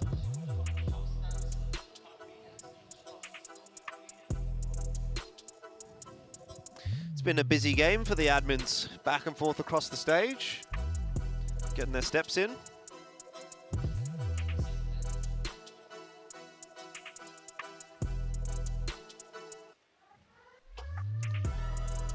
I know which seats I'd rather be sitting in at the moment. These ones? Yep. DX Racer? Well, that's true. But more specifically, I meant the ones EXO are in. It's looking a little better from their perspective right now. Not sure about all the chit-chat that's happening on stage, though. It's worrying. Although, headset's back on. Looking like they might have figured it out. See a timer ticking down at the top of those screens, and the top of our screen too. We are back in, and we are gaming. Let's go. Rare Atom. Can they find this third? With the save, they've afforded themselves some form of bite. With extra cash there, and this time the early stack might work well for EXO. Osama's burning to a crisp. Bilal able to get the swift trade, and just like that, they keep on going, but Kaze, nasty shot, pushing through the smoke. Dodds needs to try to block. That's crazy, man. They've invested 3 mollies into the sandbags position, and they were all basically going to be useless, and then Kaze's like, no, don't worry about it. I'll push through a smoke and just hit a 1B. Fine, okay. Didn't look super clean from Rare Atom, but they get the job done, dare I say. Arguably, in Counter-Strike, in a 3v3 situation, the T side will be favored. 1-for-1 trades usually the thing that's kind of the advantage. Swinging my opinion here is Kaze's on 7 HP, and somebody's just been booked by Pole Bandana going out on his own. No one there to trade for him. Yeah, you need to fix that spacing. Really kind of just need to send Kaze out first. Yeah, exactly. Put him on the hook and bait the info, bait those shots, and now he's last alive with, what, 15 HP? Mate, no chance. This is bad micromanagement between the Rare Atom individuals. You need to sort that stuff out, you know? I don't know if they've got the time to, the way things are looking right now. This is just... They had nothing but time in that round. Well, I understand what you're saying, but I mean, just in general, it just seems like this game is getting away from them. You know, you don't have enough time to really have a good proper chat until after this game is over. So if they can't fix it in the moment, then it's not getting fixed until the next game or the next event. As this is an elimination match for Rare Atom, it'll be the next event. Chalking once again, trying to be a bit of an enforcer style into that banana position, but no resistance at this point. He just ran at him. It's just like, Rare Atom's going to be throwing caution to the wind a little bit here and kind of hoping for the best, and I'm not sure that that's going to be a good long-term play. You know, like, what is that? What is that at the end of the day? Yeah, I feel like that peak in particular, you need to support that with utility, with those flashes. You also had Child King. He made a lot of noise at the top of Banana. EXO in the meanwhile, we didn't see it, but then they flashed back in, put Bilal on the line. And he doesn't have any util on his belt, but there might be some at CT for him to block. Takes those shots, and it's a risky contact play, but at least they're in a good position now. Bilal, there's that util to buy time for the rotation back, and Dodds is already over here. Yeah, I just feel like this is a whole lot of nothing from Rare Atom, right? Like, they're just sending players around the map. It's like, okay, we're going to fight here, and if we win the duel, great, we win the map, or we win the round. But if not, there's not really a whole lot behind it, you know. Not seeing a whole lot of cohesion, not a whole lot of util, good flashes or anything like this. Again, this looks like it's going to be, again, more of a contact play. I mean, they don't have a whole lot of util to play with, to be fair. There's one flash in. Pole Bandana, not too stressed about it, but his teammate on the site will be. Ends up being a little better from Rare Atom this time, and they're able to trade it down effectively. Bilal will not check the corner, so Child King gets a freebie. Ooh, does Child King overcook, though? That's the question. Nice info, and escapes back through the smoke. I like that decision. I didn't like that one. It's like Rare Atom are just backing themselves a little bit too much, you know? Like, guys, you are actually losing most of these duels. Yeah. Like, that man on 4 and 9 just did that, did the sound bait, and then was like, I'm going to fight this. Warning shot. But it wins them the round anyway. RA 3 on the board with the potential for maximum 5 if they can flawlessly pull their way back into the game. EXO, though, 2 rifles alive, plenty in the bank. Full reinvestment into the next. So it's not going to be an easy battle for Rare Atom here. But if they can win this next one, it could be a different conversation. The CT economy, of course, more expensive to go for these reinvestments. And it will crack at some point. We are still quite early in the half. Yeah, attack timeout from EXO. They haven't had to call too many of these so far. Everything's been pretty easy breezy up to this point.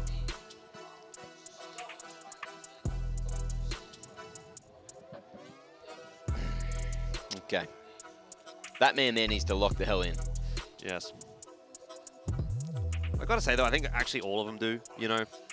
Yeah. I don't think we've really had like any outstanding performance from any of the Rare Atom individuals today.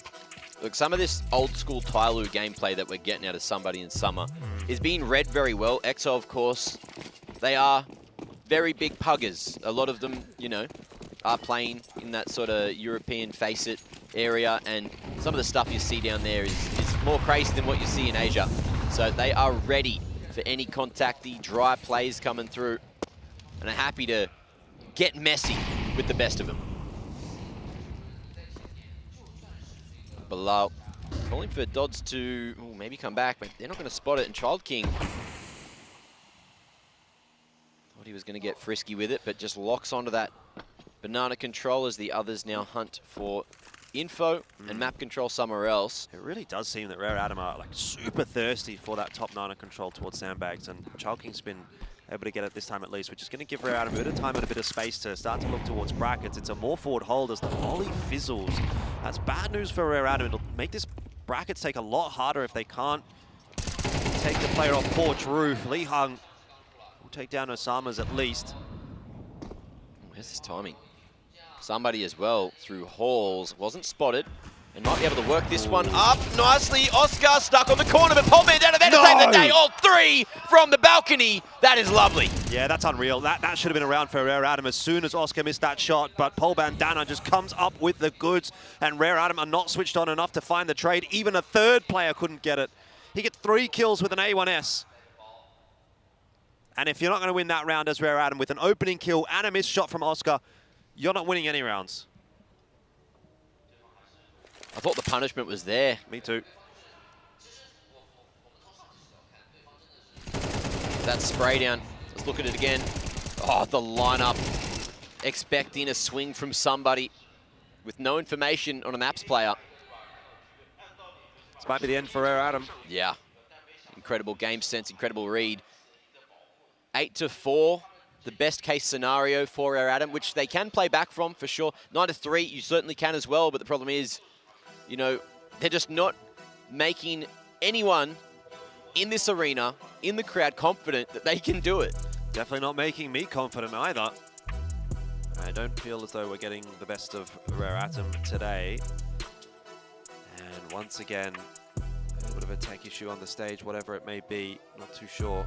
Kaze just noticed he had his monitor off, bro. What? You're going to do him like that? A map and a half before you notice that? That's crazy. Oh, well, it's on now. You know what they say? Better late than never. Good pause is a quick pause as far as I'm concerned. It'll be a bit of a longer one in between the halves, and that'll be crucial minutes for Rare Adam to try to get it together.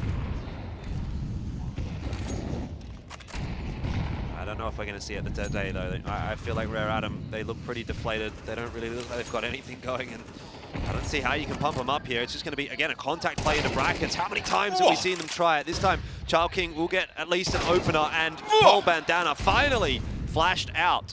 This is what we've been looking for all half so far. EXO have constantly been sending the 3 early to B. I mentioned it. I'd love to see Rare Adam going for a pop, a faster approach towards A, and look what happens when they do it. Lovely pick from Child King, even though he was smacked by that utility, and then Paul Bandana had no shot back.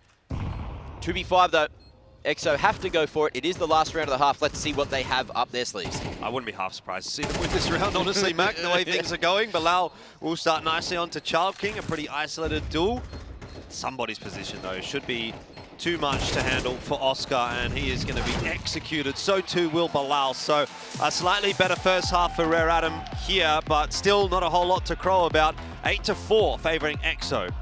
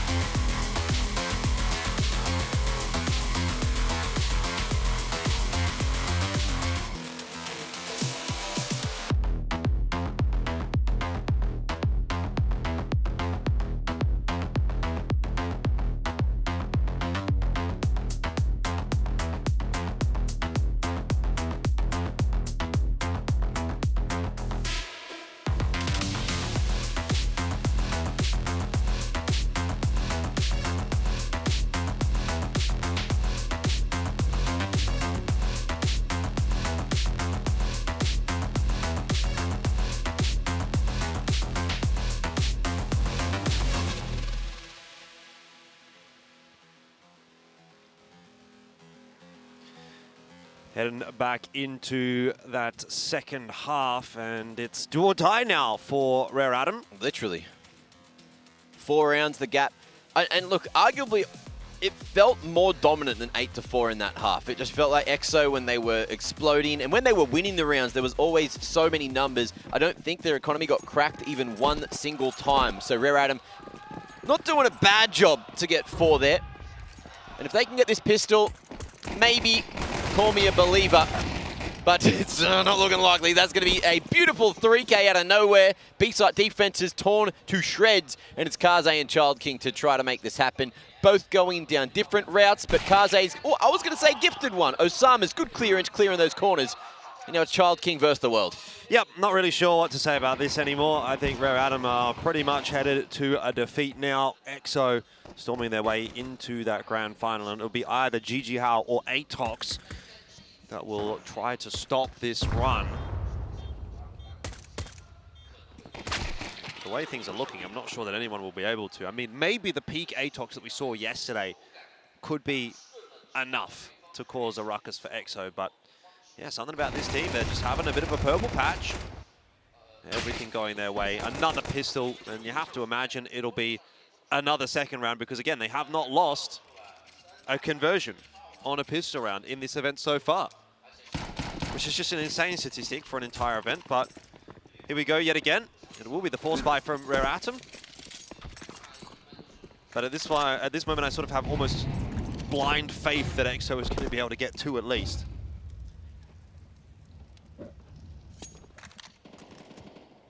Look, Kaze. With the Nova, the Candy Apple, one of the only skins I know. And I could even be wrong with that.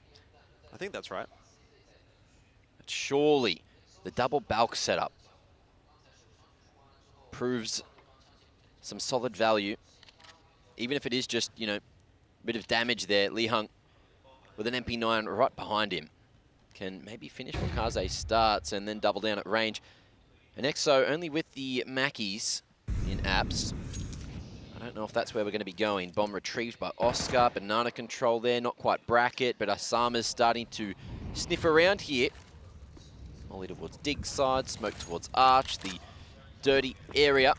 And Child King a rotation away from where the bomb's going. So EXO playing Rare Adam perfectly. Yeah, Rare Adam are really hoping this is going to be an A hit, preferably through dig side, but didn't look like they were going to get it. Now, though, with 35 seconds left, that smoke from Summer might actually slow them down enough. He's got another one over there. Somebody will get the info. There's the Nova from Kaze. Okay. It might not be over just yet for Rare Atom either. Let's see how this plays out, though. Child King, Deagle, Li Hung, MP9, not able to strike. It's all on Kaze. Child King can't get anything. Poor bandana. And unfortunately, even though they get... Oh, never mind, hang on. Bomb plant denial could be huge, but Summer can't survive. Oh, too close for comfort, but EXO will win the round. Oh, it's crazy. Somebody, again, just with that peek into mid, giving away a man advantage, giving away the element of surprise. Yeah. Pole Bandana, though, it needs to be said, definitely the hero in the round. Just strafing, shooting, and using MAC-10 like it needs to be used. Watch this. That one into that one, and then not stopping for the third as well. Man, really saving the round when it looked like Rare Adam had the read, and they were in with a shot in all those positions. Yeah, Pole Bandana has really stepped up today in this semi-final. He's been great over both of the maps. Rare Adam, every single headset off right now. Yeah. How many Europeans do we have here? We got a Bulgarian, we have a Ukrainian, we had 2 Latvians. We're getting a decent amount of, you know, European showing in all these teams. I'm sure there's a few more as well I'm forgetting. There's always a bit of a smattering. Smattering? A smattering. A smattering. Yeah, there used to be, I don't know if it was a Turkish slot, but there was often a Turkish team in previous eXTREMESLAND events. I think that might have come through from the Middle Eastern qualifiers, not necessarily from a Turkish slot specifically. Okay. And I guess you're up for debate whether you're saying Turkey's within Europe or Asia. I think geographically speaking, it is technically in Asia. Well, that was a thing, right? I think in Valorant, the Mongolian team got told they had to go and play in the Turkish league, That was a whole thing. Yeah. Earlier last year, but then they managed to get into the I think the Japanese league. It was weird. Don't know. Yeah. Anyway, bit of fun fact for you from a game that isn't this one. So what's happening on the stage right now, I wonder? I don't know, maybe TeamSpeak's down. Maybe there's something going on because we got headsets off, we got ears out. And Rare Atom are not, like, you can't be happy with these positions. But, like, they should have almost had that round. Like, I don't think any comms could have fixed that. Paul Bandana just ran through him, man. That's just a moment. Like, that's just, you know, you need to just hit your shots, right? Like, that's actually the only thing there is, like, if Childking gets one with the Deagle as they're crossing his angle on short, if Kaze can maybe get one more, pump in with the Nova. Li Hung as well, like, didn't get a chance to shoot back with the MP9 at car there. You know, maybe he has to be a little more proactive and be the one swinging with that MP9 instead of sitting behind the car. Like, obviously, there's so many little things that you can say in the moment. They were starting to hunt for information, right? And when they started to hunt for information, it's going to be an interesting situation. There was, you know, Li Hung was up on the balcony. I loved the double balcony setup. I wished that they kept it. The fact he dropped the car made things so much more awkward because everyone's going to clear that angle and then the mini pit angle before they start to clear the balc angle. So you have that advantage. But he's moved. He's moved to somewhere maybe he thought was better. Maybe he moved because he thought he was going to start running the B after the smoke started to get blocked there. Either way, we're still figuring out what the issue is. Yeah, I'm not sure. I thought it might have been network. Is what I think I heard. Oh. It's no good. Maybe that rare bit of land loss.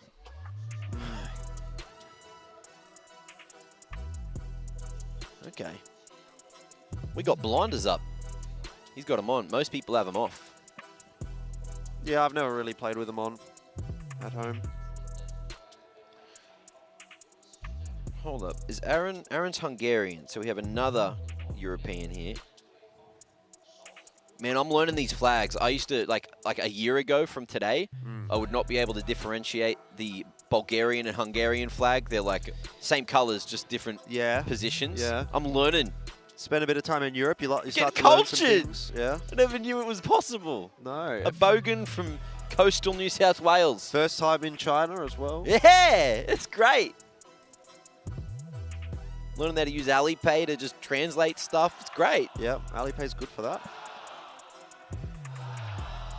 How's been your food experience? You had some. I loved the hot pot. I just didn't love the aftermath. About the was it duck blood?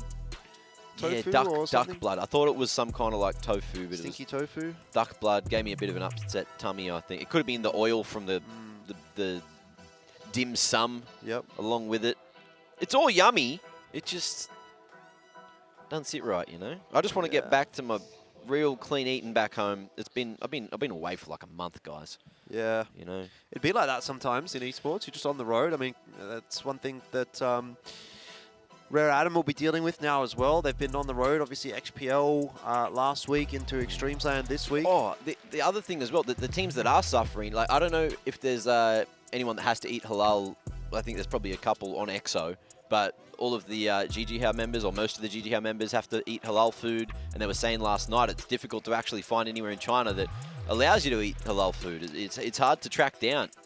So, like, religiously, it's just one of them things, man. And that's always been an issue with a lot of the Middle Eastern teams. I remember when we were in Mongolia, you remember? Yeah. I think IG, it was IG at the time, they'd have to stay up at really late at night for, was it, it's not Ramadan, what is it? There's something where they have to stay up late to eat the food. See, is it not Ramadan? Is it Ramadan? Maybe it is Ramadan. Breaking the fast? I think you can't eat during the day. Yeah, you have only to eat at like 8 p.m. or later or something like that. I think it might be later than that. They They were up late. Someone's going to be watching me like, these guys are actual morons. Yeah, and but we are. I'm very, like, I'm still uncultured. Look, I was saying I'm getting cultured, but I'm not cultured enough. Cultured in some aspects. I think generally speaking, like Asian culture, I'm picking up on a lot more, but like Middle Eastern and European culture is not my strong suit. That's for sure. Anyways, stuff's happening. Not too sure what. How you feeling about Atox's chances later on, Mac?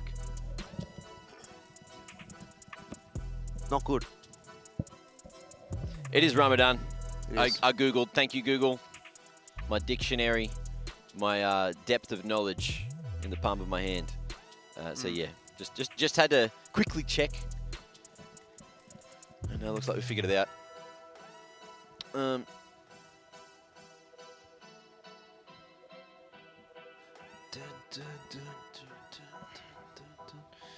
So yeah, Some headsets going back on here for Rare Adam. yeah. Just thinking something's wrong.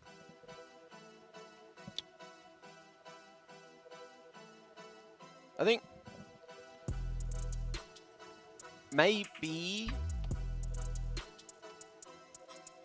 it could be something with the PCs on that side of the stage.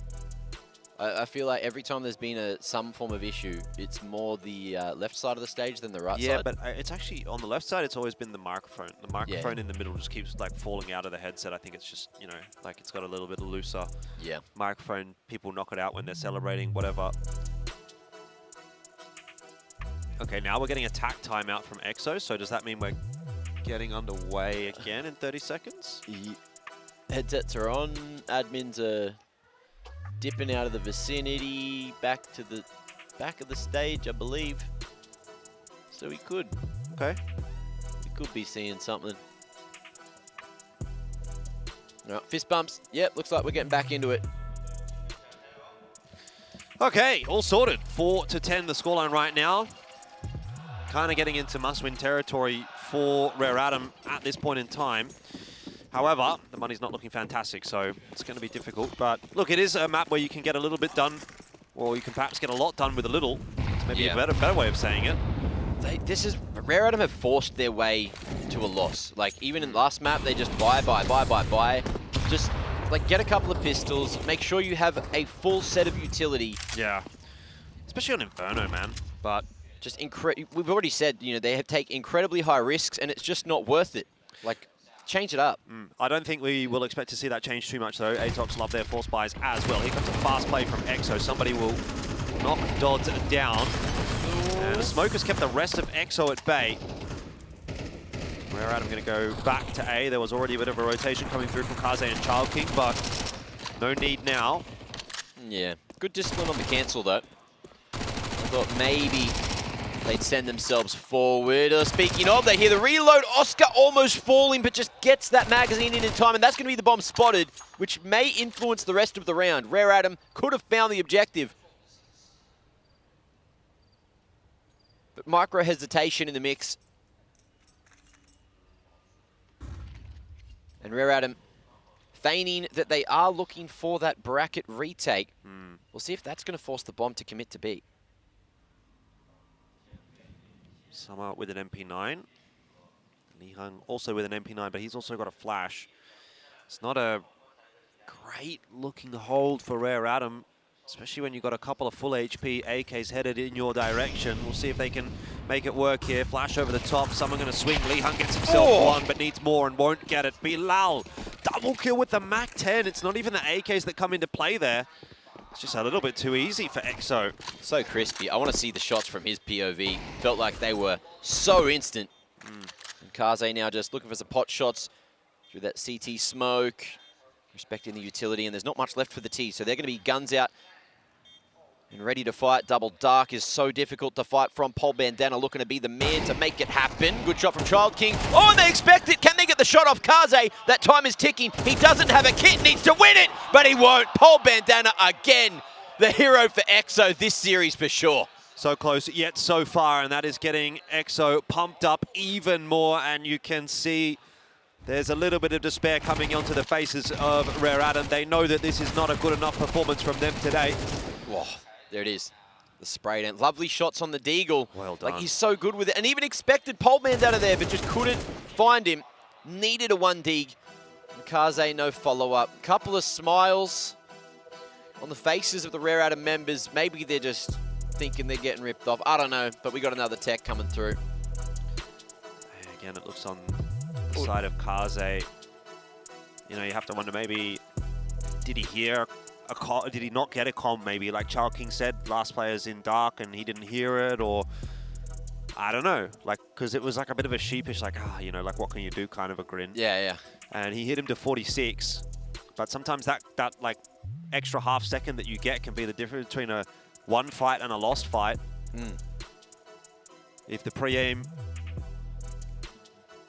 if the aim's just not quite on point, communication I'm getting is that someone from Rare Atom is reporting a network issue. Yeah. So perhaps just a little bit of latency, jitter, I don't know. Generally haven't heard that come up throughout the event. So, you know, is it a placebo thing maybe, or is it just a today thing? I don't know, man. There's new things in CS right now that aim to fix that. Change the core preference to prefer the P cores, or the... Actually, I don't know if you can do that with AMD. But the other option is, of course, do the read, the ragdoll reading, the hitbox reading, whatever it's called. Prediction, that's the one. So we'll see if that might be something. They seem to like that wouldn't affect the network though. I feel like on LAN there shouldn't be any network issues. No. You would think so. It's taken a little while to get through, you know, the last few rounds here, which is kind of rough because I think ultimately the way this ends up going is Rare Atom just lose. You know, like coming back from a deficit like this, it's very, very unlikely. But I suppose they don't feel that way. They still feel like there's a world where they can come back into this one, so they want to be crossing the T's, dotting the I's, making sure everything's all good to go. They are getting close in some of these rounds, like that CZ finding the pick, but then the fast trade in that round before the long tech pause, and then another tech pause off the back of Kaze. Like, he could have won that. He had time on the clock even without a kit. So there are minute moments that are being missed by Rare Atom, which are inflating the scoreline for EXO. But it's the same conversation as Dust 2. It's like, if Kaze wins that round, does it even really make you think that they can win this map? Because, sure, you can win a clutch round, you can win a close round, but... Well, it gives me more hope than where we are now, you know what I mean? I suppose. But it's like, it's not a consistent enough way of winning rounds. You know, we're not seeing them win rounds with 3 or 4 players alive. You can tell they're really switched on, they're really dominating, they're really getting a good read on how things are going. I agree.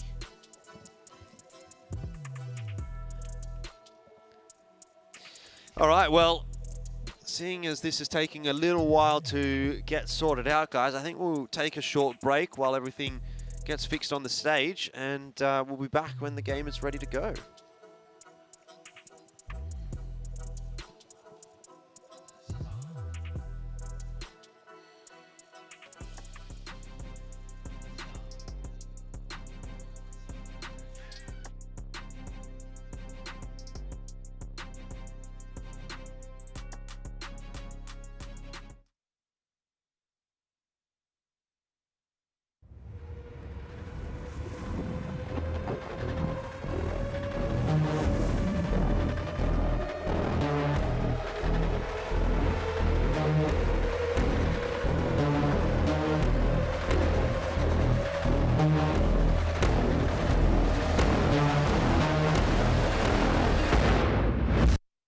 Welcome to eXTREMESLAND.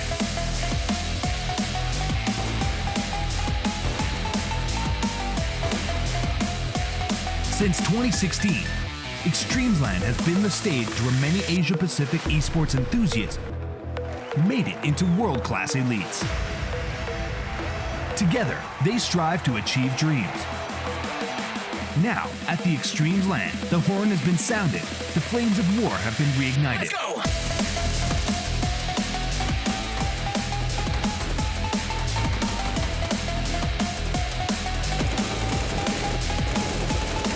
CS players from all over Asia are gathering to fight for their recognition and honor.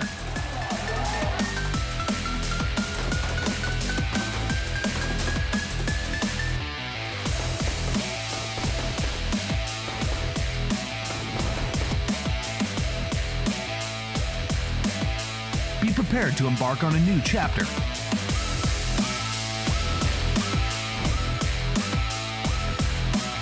eXTREMESLAND, where infinite miracles unfold. Fueled by the same passion as esports athletes, Zowie continuously develops tailored products, empowering gamers to bring their best out. Today, we are launching the all-new XL2566X Plus, which uses the newly developed Fast TN panel and upgraded Diac2 technology. New Fast TN panels with Diac technology provide clearer and sharper images, helping you focus and avoid the distraction of unwanted after-images caused by rapid motion. Moreover, it enhances color performance for more vibrant colors and better enemy identification. The latest Diac2 technology provides players with clearer visuals in dynamic aiming and spray control. The new monitor series continue to evolve, refining details to ensure players can perform their best consistently in games.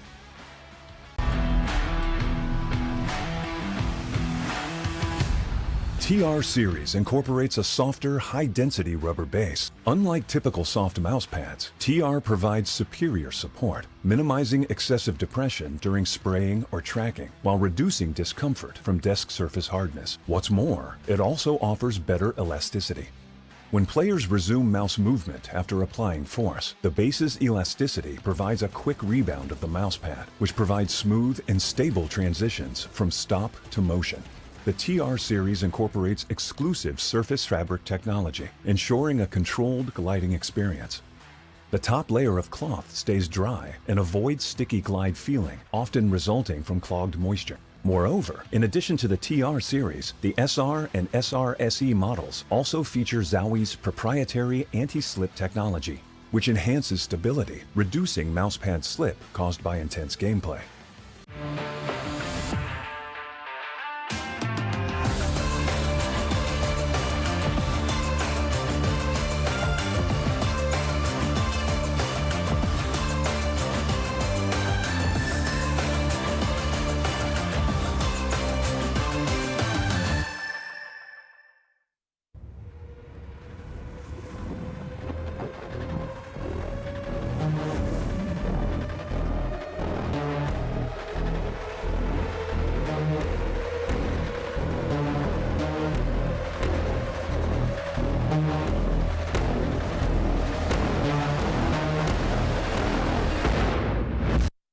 Welcome to eXTREMESLAND.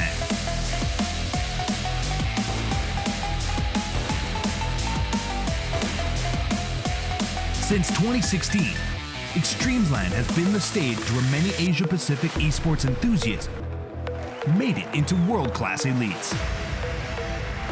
Together, they strive to achieve dreams. Now, at the eXTREMESLAND, the horn has been sounded, the flames of war have been reignited. Let's go!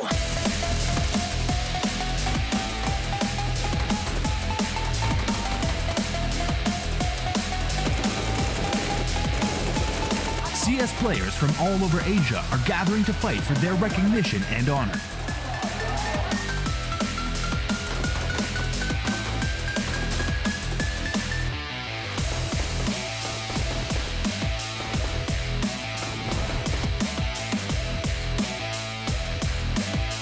Be prepared to embark on a new chapter.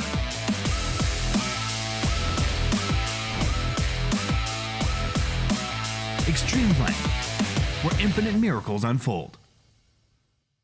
Fueled by the same passion as esports athletes, Zowie continuously develops tailored products, empowering gamers to bring their best out. Today, we are launching the all-new XL2566X Plus, which uses the newly developed Fast TN panel and upgraded Diac2 technology. New Fast TN panels with Diac technology provide clearer and sharper images, helping you focus and avoid the distraction of unwanted after-images caused by rapid motion. Moreover, it enhances color performance for more vibrant colors and better enemy identification.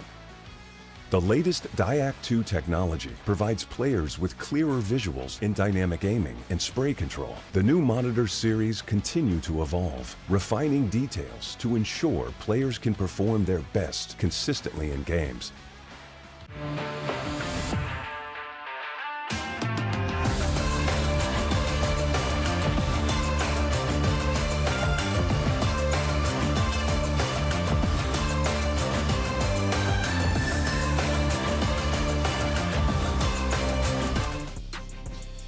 Alrighty, here we are back again on your screens. Not sure exactly why. We could have hopefully gone straight into game match. Because we're here to tell you people the Counter-Strike's right behind us, and we are right behind Counter-Strike until the end of time. But look, RA, I believe they are almost ready. I'm still seeing admins standing up there, so we'll see shortly whether the game is ready or not. Yeah. We'll see. Jury's out. We are on the stage shot now, and I'm hearing the music. So I'm crossing my fingers and hoping and praying. I think maybe there's a world where the admins are just going to stand there behind the players just for this upcoming round, just to see if they can kind of identify something, if that's what's going to end up happening. But we're back in the game, so yeah, we're going. Let's hope that things are all sorted on the stage. EXO up 4-11 right now. It does feel a little bit doomed for Rare Atom, and I don't know. I mean, do the pauses help them more or less, or what? I don't know, but. Either way, yeah, they're going to have to pull up the goods right here, and EXO are going to come out the gates really thick and fast. And listen, I tell you what, Mac, I don't think any tech issues are going to be any difference maker there. That just looked a little bit too clean from EXO. Hang on. Yeah. Maybe that. I mean, that's the thing. It is Kaze that's having the issue, and that is a very laboured spray from him. To be fair, like the first couple of bullets all connected, it's just that the final blow seems to be the issue. Which could be a skill issue, and I don't know if you can fix that with the PC or what's going down or the network stuff.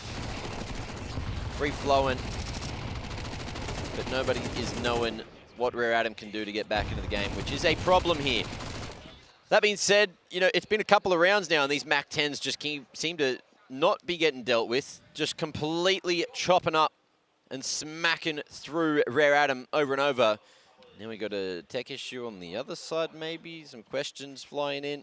I'm seeing the time tick down, though. Am I? Maybe I'm not. No, it doesn't look like it's moving to me.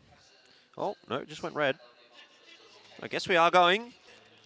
And look, honestly, this could be the final round of the map, final round of the series. Yeah. You know, it's a little bit of an anticlimax at this point. I think really EXO have just run over Rare Atom. There's not much more to be said about it. Another force in here from the CT side, but I don't really get the feeling that Rare Atom ever really got going. Yeah, they didn't warm the engine up. Fully seized. Three-man early approach towards the banana area, and that smoke is being respected. EXO making sure that they give themselves the best opportunity to 2-0 this and only concede in total. I think that's, what, 10 rounds? Man, that's a statement against RA.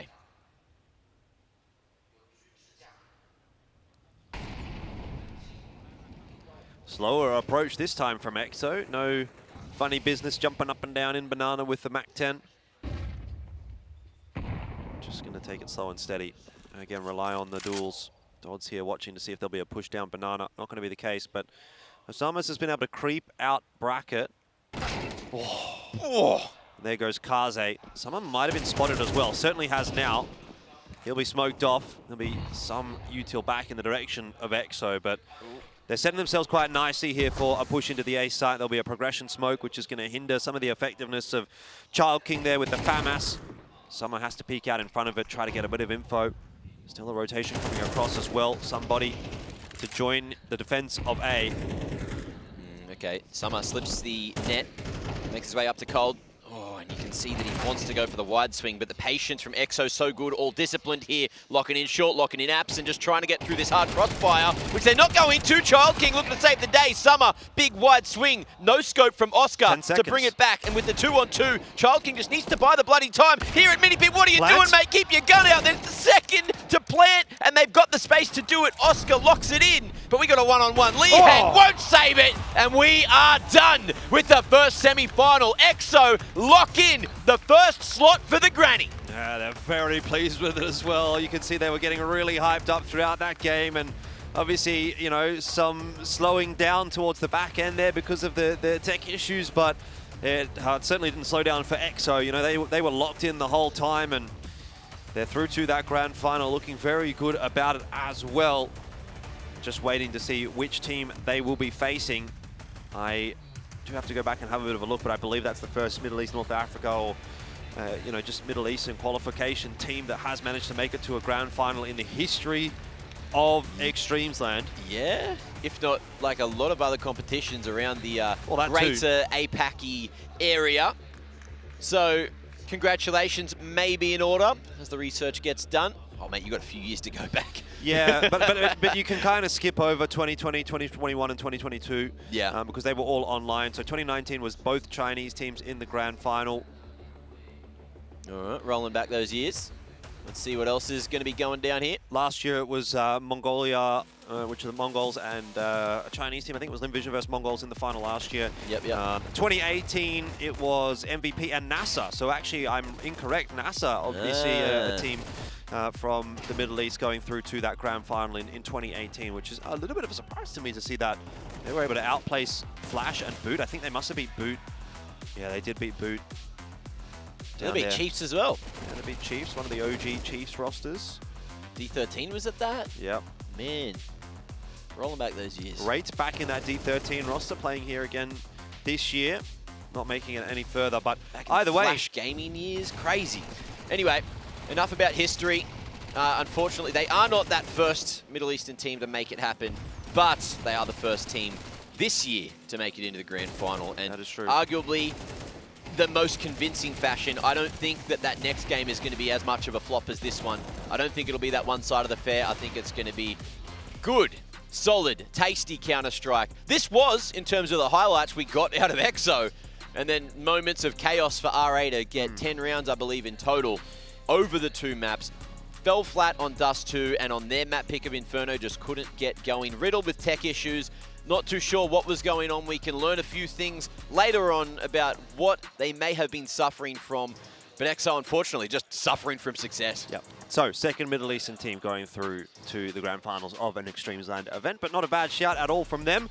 They could, however, be the first team to win one, because there hasn't been a win from the Middle Eastern region so far at eXTREMESLAND, though they'll have some pretty tough competition. They might have Middle Eastern competition. It could be, but they will have some tough competition in the likes of Atox if Atox play the way that they did yesterday. So that would probably be my prediction. Obviously, we can have a little bit more of a conversation around that when we do come back for the second match. But for now, it is time to go down to the stage to catch up once again with EXO.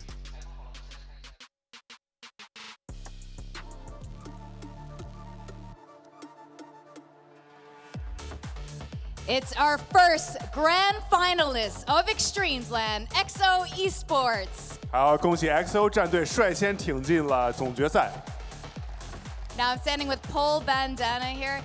First of all, I don't know if your name is about bandanas, but can you tell us how you ended up joining the squad? 我问一下这个 Pro Bandana 它这个名字什么意思啊 ？Bandana 就是他戴的这个头带的意思。然后问一下你是怎么最后能加入这个队伍的？ First of all, I want to say hello, Shanghai. Love you all. Hello 上海，爱你们，谢谢大家。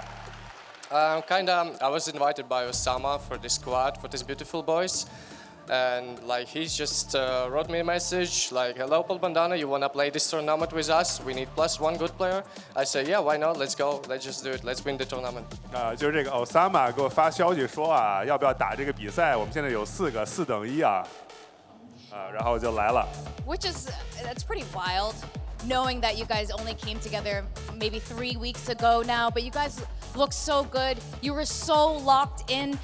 But I want to know about the future of EXO Esports. Is this the last we will be seeing of you at this tournament, or will there be more EXO Esports after this? 是啊，你们这个阵容就是在组建，其实也就3个星期的时间，但你们现在磨合的这么好，状态这么好，那么我们以后还能看到 EXO Esports 现在的这个阵容吗？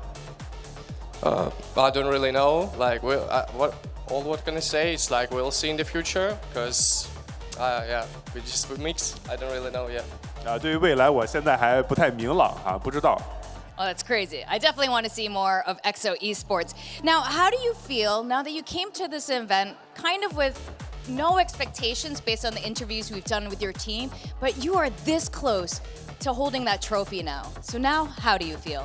是啊，就感觉你们来这个比赛，因为你们队伍这么新呢，那么之前也没有什么期待，感觉啊，但是你们现在还差最后一步就要捧杯了，你目前的心情是什么样的？ I mean, we came here just to take this trophy. It's like nothing more, nothing less, and we feel very confident. So yeah, be aware.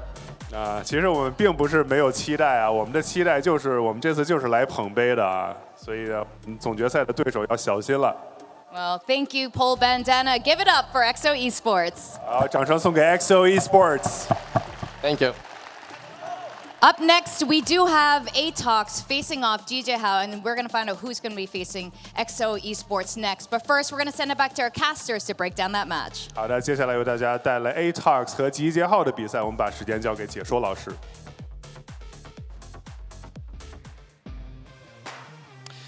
Yep, there you have it. A very straightforward win for EXO. 2-0 to start the day and a 13-4 on map 2 as well. We were so dead wrong about Inferno, weren't we, Mac? It was like, oh, Rare Atom, they really got in Inferno. This series could be completely different when it comes to map 2, but EXO just going to show that they're not just a one-trick pony. They can't just get it done on Dust 2. And I think Rare Atom also, to be fair, just never really got going today. It was a very, very lackluster performance from them across the board. Yeah, a lot of decisions that they made just kept on being the wrong ones at the wrong times, and sometimes that's just how it be in Counter-Strike. EXO, however, pretty much couldn't do a thing wrong.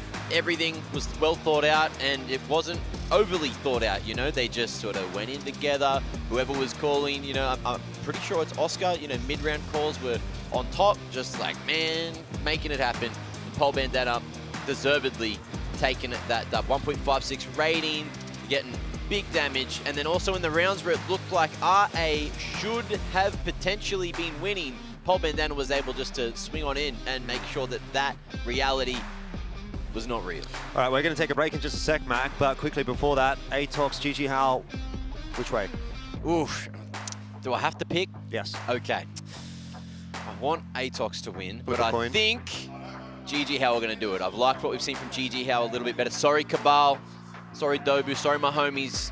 That's my prediction. All right, well, we have to find out. That'll be coming up after the break. Don't go too far away. 30 minutes on the timer there. You can see it behind us. We'll be back for ATOX and GG Hao.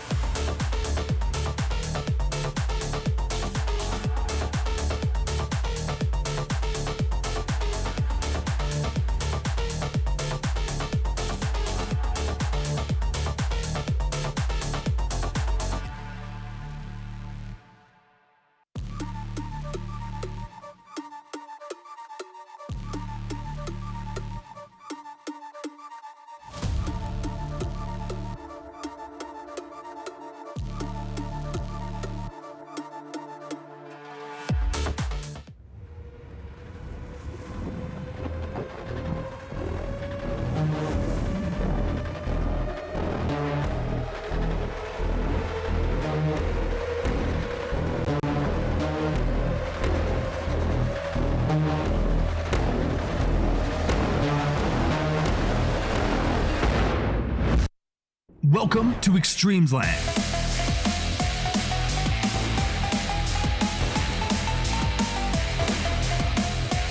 Since 2016, EXTREMESLAND has been the stage where many Asia-Pacific esports enthusiasts made it into world-class elites.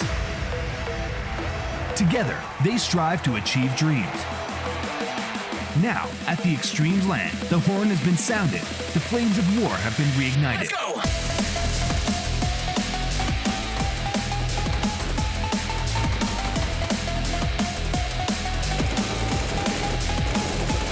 CS players from all over Asia are gathering to fight for their recognition and honor.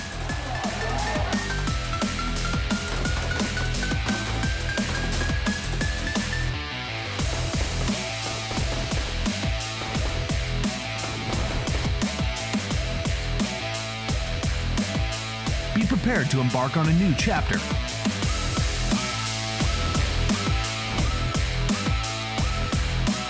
EXTREMESLAND, where infinite miracles unfold. Fueled by the same passion as esports athletes, Zowie continuously develops tailored products, empowering gamers to bring their best out. Today, we are launching the all-new XL2566X Plus, which uses the newly developed Fast TN panel and upgraded Diac2 technology. New Fast TN panels with Diac technology provide clearer and sharper images, helping you focus and avoid the distraction of unwanted after-images caused by rapid motion. Moreover, it enhances color performance for more vibrant colors and better enemy identification. The latest Diac2 technology provides players with clearer visuals in dynamic aiming and spray control. The new monitor series continue to evolve, refining details to ensure players can perform their best consistently in games.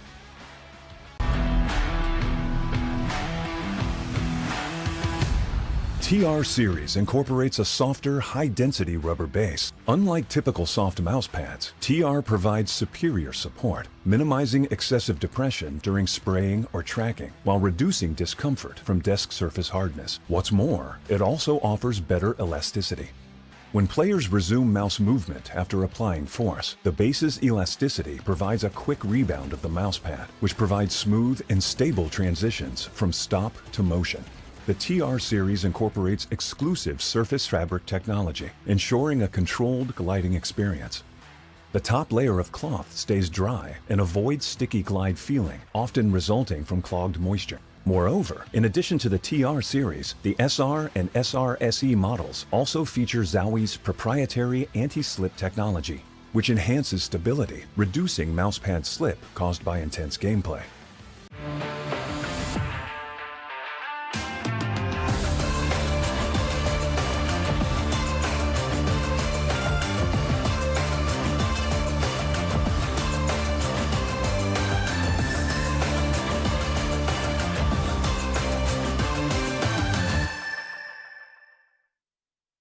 So basically we're a new team and we take it as a strength, this tournament that we lost and we weren't that ready.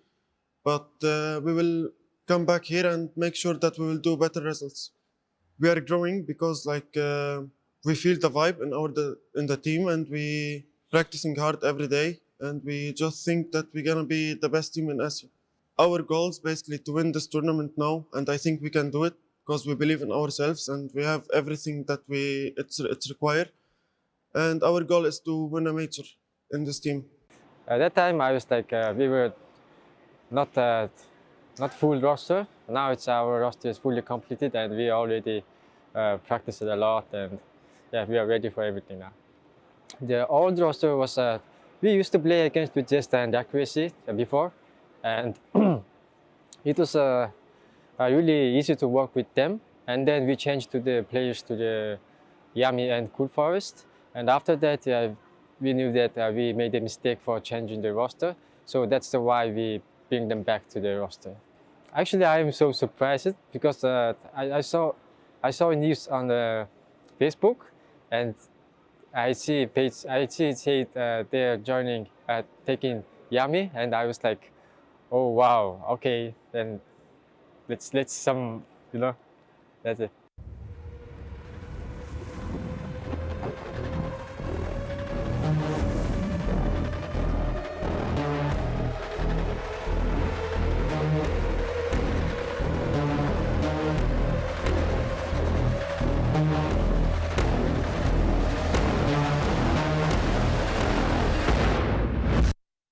Welcome to EXTREMESLAND.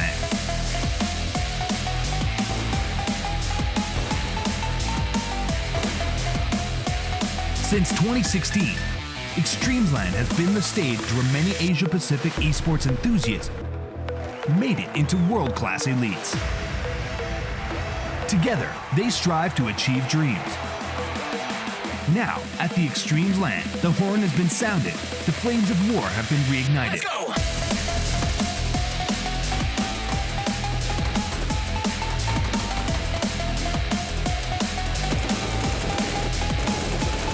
CS players from all over Asia are gathering to fight for their recognition and honor.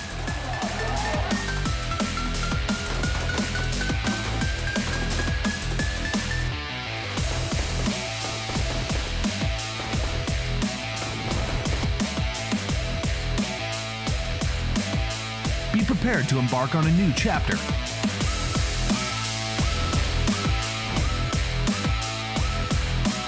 EXTREMESLAND, where infinite miracles unfold.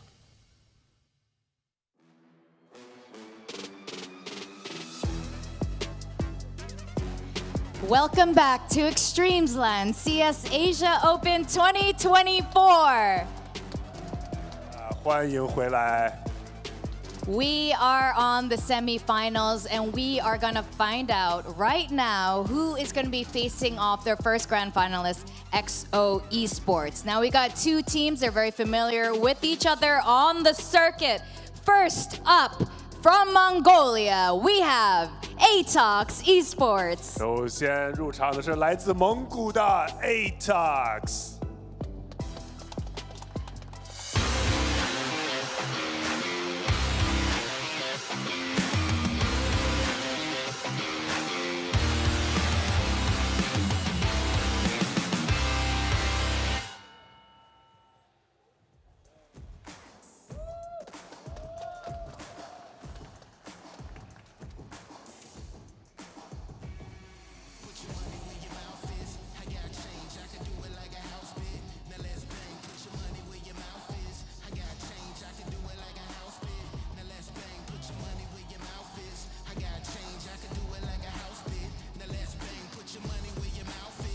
Give it up for ATOX. 欢迎 ATOX 战队。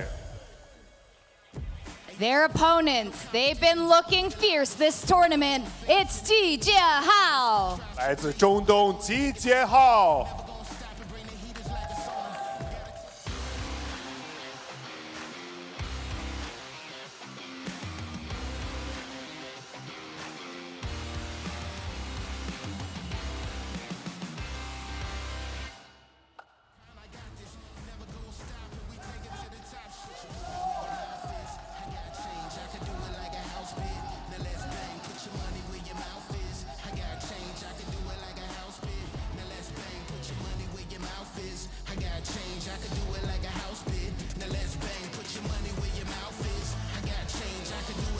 Give it up for Ji Jiahao.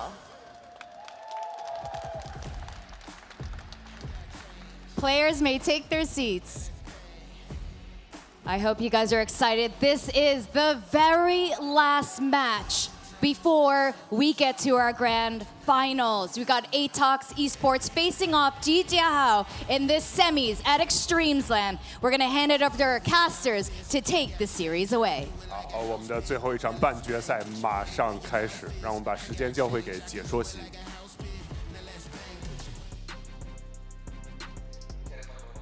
It is great to hear from Vic and Baseline J down there. They do know how to say Gigi How, but they've thrown it over to the two blokes who don't know how to say Gigi How. Share? Yeah, I don't think that's very good. But anyway, we'll do our best. Either way, we have got this semi-final coming up. ATOX and Gigi How in just a little minute. Before that, though, obviously welcome Conky back on in and welcoming Zowie back to the stage. We do appreciate their support, of course, for making EXTREMESLAND possible just in general. But yeah, not just that. They've got plenty of other stuff going on there. The monitors, the mouse pads, the mice themselves as well. And it is great to have an event like this one. So once again, special shout out, of course, going across to Zowie for everything that they do right now for Asia CS. And I'm sure everyone that is watching along and also playing on the stage really appreciates this opportunity that they've got, as playing on this stage, not something that you get to do every day, although unless your name maybe is something like Atox, because Atox have got a lot of experience in events like this one, Conky, so it'll be a tough team to beat on that stage. We're talking about potentially how it was going to be that Atox versus Rare Atom grand final, where that's been completely thrown in the bin, and at this point in time it could very well be an MENA versus MESA grand final, right? Yeah. You know, EXO looking really, really strong, RA completely deflated, and you know, moving into this level of competition, you think where they've come from. They went through the major looking okay, right? They were strong in the RMR, getting a win over Fnatic, they win XPL, and then they come here and they looked pretty decent, you know, at the start of the competition, but EXO just murdered them in that series there. And now Atox at the very least had a very strong showing yesterday against Tai Lu. Very competitive series, right? And I suppose the same side of the coin for GJ Hao, they also looked very dominant over Semperfire. So I don't know, it's just feeling like as we move later into this competition, obviously the stakes are really high, but we've done a few of these now, these Extremeslands, and you know, the Middle Eastern teams usually don't make it to this level, so it's a bit of a change for sure. Yeah, one of, I guess, the ticks in the books of GG Hao is that they have already got themselves a win in a best of one over Atox in this event. It was one of the first matches that we got to watch on day one, so this is a bit of a rematch, a bit of a grudge match perhaps. In saying that though, I think Atox have definitely been a team that have gone from strength to strength in this event. They started really slow. They didn't look too fantastic, I thought, through the group stage. They kind of just did what they had to do. But yesterday's game, Atox really looked quite prime up against Tai Lu. If they can bring that kind of a level, I think obviously GG Hao is going to have a bit of a difficult time. On the other side of the coin though, the Middle Eastern region definitely seems to be coming into their own at the moment at this event. EXO already getting that win. GG Hao having done pretty well for themselves so far throughout this event. So a double Middle Eastern final wouldn't necessarily be a huge surprise to me at this point. Yeah, absolutely. You know, and I was talking to the guys, apparently lots of them former teammates, very friendly with each other, good banter on the bus. Denny Slaw was looking fantastic in the server as well. Issa also, you know, was a star in the game against Semperfire. So it's just one of those ones where, again, a massive question mark. Realistically, should it be Atox leaning from strength to strength? Obviously, as you mentioned, you know, the roster has been, I guess not turbulent, but, you know, we had that Yami and Annihilation version at one point in time during the year. Zesta and Accuracy were there at the start. Now they're back. So it's been a lot of trading back and forth between rosters throughout the Mongolian region. Whereas on the side of GG Hao, there has been an establishment in recent times where it's been a little bit more consistent over the last short period of time. But Jordan, moving into the game now, into the veto. Mirage and Inferno gone. Not exactly mad about that. Ancient is going to be coming on through pick for Atox. What's this next one going to be? Okay, so Dust 2. So we go back to the Thunderdome here. This is where EXO have been looking absolutely fantastic. And where's the finale going to be at this point in time? They're floating Vertigo. Surely it'll get banned. Yep, absolutely.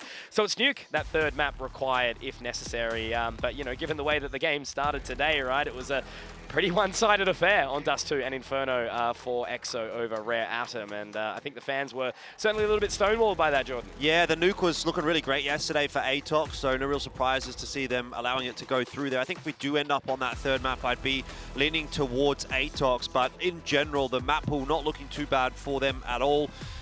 I know GG Hao did beat Atox earlier on in the competition, but my gut feeling says Atox to the grand final. Personally, it's obviously a question mark as to what level they're going to be able to bring, but I think now that they've kind of arrived, now that they've hit that peak, I think that they're going to be able to keep that going throughout today as well. I think they're a highly motivated team at the moment. Obviously, with those roster changes coming through, they know that this year's potential to be a really big year for them. You know, the VRS ranking going well for them at the moment. They're sitting, I think, third if you don't include Team Liquid, which it seems like with some of the rule changes that are now coming through, it won't be included. So top 3 in Asia at the moment is Atox, and they're going to want to kind of continue that. Now, not to say that this game or this event is going to impact those VRS rankings. We understand that it's not VRS ranked, but momentum definitely going to be a big factor going into this year. They would have had that grand final appearance at XPL, come into a grand final appearance at least here at Extremesland, if not a win, and go from there. And, you know, the team will be riding on a bit of a high off the back of that. So I think that's kind of the goal right here for Atox, is just ease their way into the year in a nice capacity. But then again, GG Hao is also a team that will be thinking about all of that. They've been kicking around for quite a while with that core of Mini and Issa, and they're kind of waiting for their time to really and really rise up within this region as well. So both teams a lot to play for in this matchup, but and awaiting EXO is looking like a pretty threatening prospect for that grand final. Yeah, definitely. But even just looking back, obviously, to the, that XPL league we were talking about, right? ATOX in the grand final, second place. Surely they want to try and improve on that. Now their opponents in Rare Atom gone out of the competition, where Zhizhe Hao actually ended up getting knocked out, sort of 5th to 8th by Lin Vision. So ECL around the corner, I suppose, as well for, some of these teams. So yeah, the momentum piece, I think, is the big one that you're sort of leaning on towards there, which I think is, yeah, a great way to start the year. Again, question marks, will there be some points applied for this event? Maybe, we don't know. But overall, there's still a crowd here cheering on, excited to sort of get into this one. It was an interesting opening series for the day, that's for sure. But as we move into the second semi-final, grand final, not too far around the bend, we're just excited to see who will join EXO. I think both storylines, Jordan, are pretty solid, given all things considering. Did see a Tyloo fan in the crowd earlier on. He had a Tyloo shirt on as that walk-in was happening. Bit of a disappointing day for them, I imagine. Yeah. No Chinese team through to the final. Tyloo not even through to today. But will it be a double Middle East North Africa final, or will there be a Mongolian back-to-back team in the grand final? It won't be the Mongols this time trying to defend Mongolia. It will be ATOX, as they are the last chance for that region here at eXTREMESLAND. But of course, Mongolia, the defending champions of eXTREMESLAND, if you will, and ATOX will want to have a crack at that themselves. MIQ to start the proceedings here into Cheetah. Does push Mini away. Already holding on with those dualies. Mini ripped off. Bibu. He was confident into a lot of these games so far, and he's been taken down by Cabal as well. So with that B site being locked down, a big rotation all the way through from Dennis Law. It's going to be a long way for him. They're going to have to buy a little bit of additional time here, Jordan. Didn't see if there was a kit brought into the round either. It's a great start for ATOX. They're looking super switched on, just like yesterday. A nice shot in from accuracy as well. You can tell a lot from the pistol sometimes, and these shots, they're just connecting for ATOX. Every time you see someone on the screen for Zhizhe Hao. Okay, apart from there. But generally speaking, ATOX have just hit the head in an instant. And that's a really, really strong start to the map for them. Pistol round goes their way. And it's not just the fact that the pistol round goes their way, it's about how the pistol round went their way. And that was clean as a whistle, really, from ATOX. So looking super warmed up and ready for this game. Look, I saw Kay before the game, Jordan, and he said at ATOX we're going to win. So, we're going to need to be seeing some of that boost here today because, again, so far the Chinese sides, which we would have tipped to be favourites, looked a little bit flat in their games both yesterday and today. So it's been all Zhizhe Hao, EXO, their confidence, what it means to be here, coming from a collection of sort of those micro regions with no qualifiers of their own. But it's a big stack up here from Zhizhe Hao as it's just on 8, hanging out, waiting to see if anything comes their way. So good fundamentals from ATOX, just clearing out the corners, playing it nice and slow, respecting the possibilities, and it looks like they'll find that site. Bomb's still down though. Yeah, it's fine. It's going to be collected by Zesta. All eyes on MIQ in this one though, as he clears out behind him. Dobu might have a rude awakening here, Jordan. No, I think this is best case scenario actually for ATOX. They're going to catch them in a crunch, in a pinch. MIQ will get 2. Oh, Aaron just tapping away at Dobu's head before he could even really do anything. So it doesn't end up being best case scenario for ATOX. They will lose one of the AKs that they had, and Dobu's MP9 as well. Issa will be making a bit of a run with that rifle. Could have been a little bit cleaner, but end of the day, not a huge concern for ATOX. Yeah, timing a little bit unfortunate there with MIQ, making sure that the flank was clear. Yeah, a few Mongol stickers on that AK there. Zesta's going to be going on the hunt, so no special prize for guessing who ATOX are fans of on the international stage. Well, speaking of stickers, Jordan, with potentially 5 slots into the major. We don't know exactly what it's going to be looking like with 32 teams. There's more opportunity now. It's true. I have a few Mongol stickers of my own. I'm a bit of a proponent of the glitter stickers from Shanghai. Yes. They look all right. They do. I like the old black and gold jersey. I think you've got that one. Yeah, that's a good one. I was going to buy the one with the snake on it. But it doesn't hit as hard, I don't think. Yeah. Anyway, Zhizhe Hao haven't been hitting as hard as they possibly can in these first couple of rounds. It has just been the pistols for them. There's a missed smoke into mid from GG Hao as well. Oh, it's quick. And Atox looking to stamp their mark on this matchup. We'll get a 1-for-1 on the entry. The util is going to start to push Dennis Law back at short there. He's over toward long now. Zesta waiting for him, but won't be able to win that duel. And Bibu also caught accuracy. So in a hot minute, Atox have just lost every single player apart from Cabal. And he's also made a bit of a meal of that fight in Cave. It was a good start to the round, but in the end, GG Hao just able to wrangle control of it back with a few one-aim duels. Yeah, sort of all started to fall apart once we did say the entry from Zesta, obviously trying to push around the bend and take a little bit of extra control towards CT, but it doesn't quite happen. And man, this is the thing again, you know, it's only sort of a small space when it comes to crowds and seating, and even without the Chinese teams here, there's still plenty of fans that are cheering on absolutely everyone. Such a beautiful thing. Chinese hospitality has been brilliant for our time here. Second time for me, 120th for Jordan. Resident at this point, but back to really just the AK of Zesta and Cabal here. I mean, it's a workable round with the utility that they do have in tow, and a little bit, oh, I don't actually think Aaron got the spot there. Maybe he did. He's falling away now. I don't know exactly what they want to quite do with this one. Mini finding that pick on towards Zesta. That's one of the rifles being taken down, Jordan, but they're still so separated. Bomb's still outside spawn. They're trying to make something happen here. They pulled the rotate. Yeah, I'm very intrigued to see what MIQ is going to be able to get up to here. He's going to be the big one. Bomb's still miles away from B. If they had it here, they could get a nice plan. Bibu, though, going to win an important duel against Cabal. MIQ really just waiting for his opportunity, but he's got too many angles to watch there, and in the end, he'll fall as well. There was a couple of moments that this round really could have hinged off of and gone in the direction of Atox, but both of those so far have been won by GG Hao. And it looks like it's going to be pretty cool, calm, and collected on that CT side. Accuracy will be able to do at least a little bit of damage with that AK, no more than just the one, though. And that will, I would imagine, deny the bomb plant here as well. If he would have gotten two, Toby might have been able to get across and get a bomb plant down, and then in a 2-on-3 post plant, you could see a world for Atox, but Tech 9 only here for Dobu is not going to work out as he pulls the bomb out at a fairly inopportune moment, and 2 apiece is the scoreline. GG Hao respond early. Been a few moments like that throughout this tournament, Jordan, where I feel like on the T side, some of these teams that are a little bit more experienced have kind of played a bit too separate, maybe. You know, the individual prowess of some of these members from GG Hao and EXO have, you know, really sort of surprised us. I guess not really surprised, but more so proven, I guess, on the big stage on LAN. Some have had their moments, have had their events. Yep. Others, you know, sort of really getting their opening opportunities here.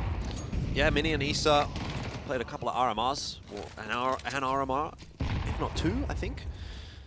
I remember where Pera and Greyhound or FlyQuest versed each other as well, and I remember just cursing Bibu many, many times in a way of how well he was sort of ripping apart the Aussie boys. I'd have to guess it would probably have been a Pro League. Yeah, I think it might have been an APL because Pera did get an upset. I'll have to have a little look-see when we get a moment. But, well, we've probably got a bit of a moment here yeah. because Atox are just on the pistols, so it's not going to be anything too enthusiastic happening in this one. Nah. Lots of slow rounds, Jordan. Lots of slow rounds happening where, you know, a pick or two is lost and then just really freezing the round, trying to play some picks. But I think a lot of the teams that do get those early advantages kind of don't let things settle or simmer. You know, they are able to just kind of hold fast and drag the round through on time. Yeah, it'd be interesting to see if we get those force buy shenanigans through from Atox again, if things start to get rough. Worked out very nicely for them yesterday against Tai Lu. There's a decent kill from accuracy in this round, but it doesn't appear as though we're going to get too much more damage done. Mini will get the chance to reset the spray, and he's helped out by Issa as well, and GG Hao will take the lead. But yeah, a lot of pistol and armor rounds yesterday from Atox up against Tai Lu. If their money starts to get a bit problematic, we may well see that again here against GG Hao. So yeah, I was right. FlyQuest 2-1 over Pera at ESL Pro League Season 17. So that was at the start of last year, sort of May. And yeah, remember still very well Bibu having a couple of moments where there was a lot of upset. Aaron was on that team as well, so that's where the duos come from there. But back in the action, Jordan. Gun round, first opportunity to really kind of Bear Atox's Fangs, and Zesta's going to drop Mini. I don't know if they're ready for Aaron, though. No, not able to trade it, as now they start to kind of try and invest here into this position. But Aaron, he's got 3, Jordan. There's no way that should be happening here for any team of this caliber. No, you're right, 100%. That's a big failure from Atox. He should never be getting 3 there, and Dobu cleaned up by Denislaw.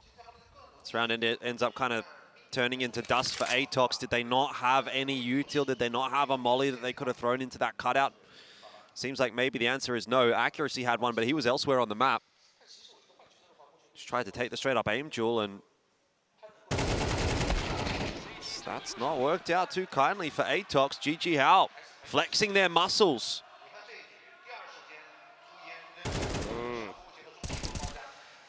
Yeah, I don't know. It's seems like, you know, when we're seeing teams of reasonable caliber come up against these 2 teams in particular in EXO and GG Hao, they are sort of having the wheels fall off a little bit almost, it feels like. Yeah, just a smoke and a couple of flashes there on the mid players. So didn't have any util to dislodge the player. Had to take the fight instead. Atox will use one of their attack timeouts early on here. Good time to do it. Interesting thing that I learned about Atox over the last couple of days is that this is a player-owned org. So as far as I understand, it's kind of like Dobu, Cabal, and Flynn that are doing a lot of the org management duties. Sure. That's just an extra, I suppose, a little bit of pressure on those guys. Definitely so. When you're running it, you know how expensive it is to sort of keep these things going, and Zesta really tries to pick up the pace there solo, straight into the open arms of Denislaw. He has been a very impressive player throughout this one. Kind of a couple of moments where, you know, you see that Draken 70-degree window where he'll mess up some pretty easy shots, but then hit some crazy stuff. And Q, though, turning it around for a brief second. Yeah, it is, but Mini, able to find that one as well. So no real opportunity, I would say, here. Mini, barely any HP, and Aaron's going to take him down. He is 8-1 now, Jordan. At least a plant, though, for their troubles. Yeah, starting to see a little bit of that pistol work from Atox in that round, though. I mean, Dobu, if he could have gotten the second player in that engagement over toward Long, it might have made a bit of a difference. GG Hao, though, looking really quite comfortable with things at the moment, though. It's not, you know, it's not really ballooned out anything. Like, it's not been a crazy game of Counter-Strike from them. They're kind of just going through the motions, it feels like. I mean, that's a really routine kill from Denislaw. I don't feel as though GG Hao have really been pressured all that much in the gun rounds, right? Like, the mid-take, you get a triple kill from one player, and this round, it's just standard kills across the board. Want to be seeing a little bit more from Atox, you know? Where's that pizzazz that we saw from yesterday? Dobu's 0-7. Yeah. Where is James? Okay. Similar approach. Mini afforded that position early. They have contested lane a little bit more, though. Some of that utility down towards Cheetah. House smoke there, too, forcing Aaron back. And after seeing nothing, Mini's also happy to go back towards the donut. There is a boost here over towards the site. Trying to work towards A, but again, you know, that bomb a long way away. Still sitting outside B.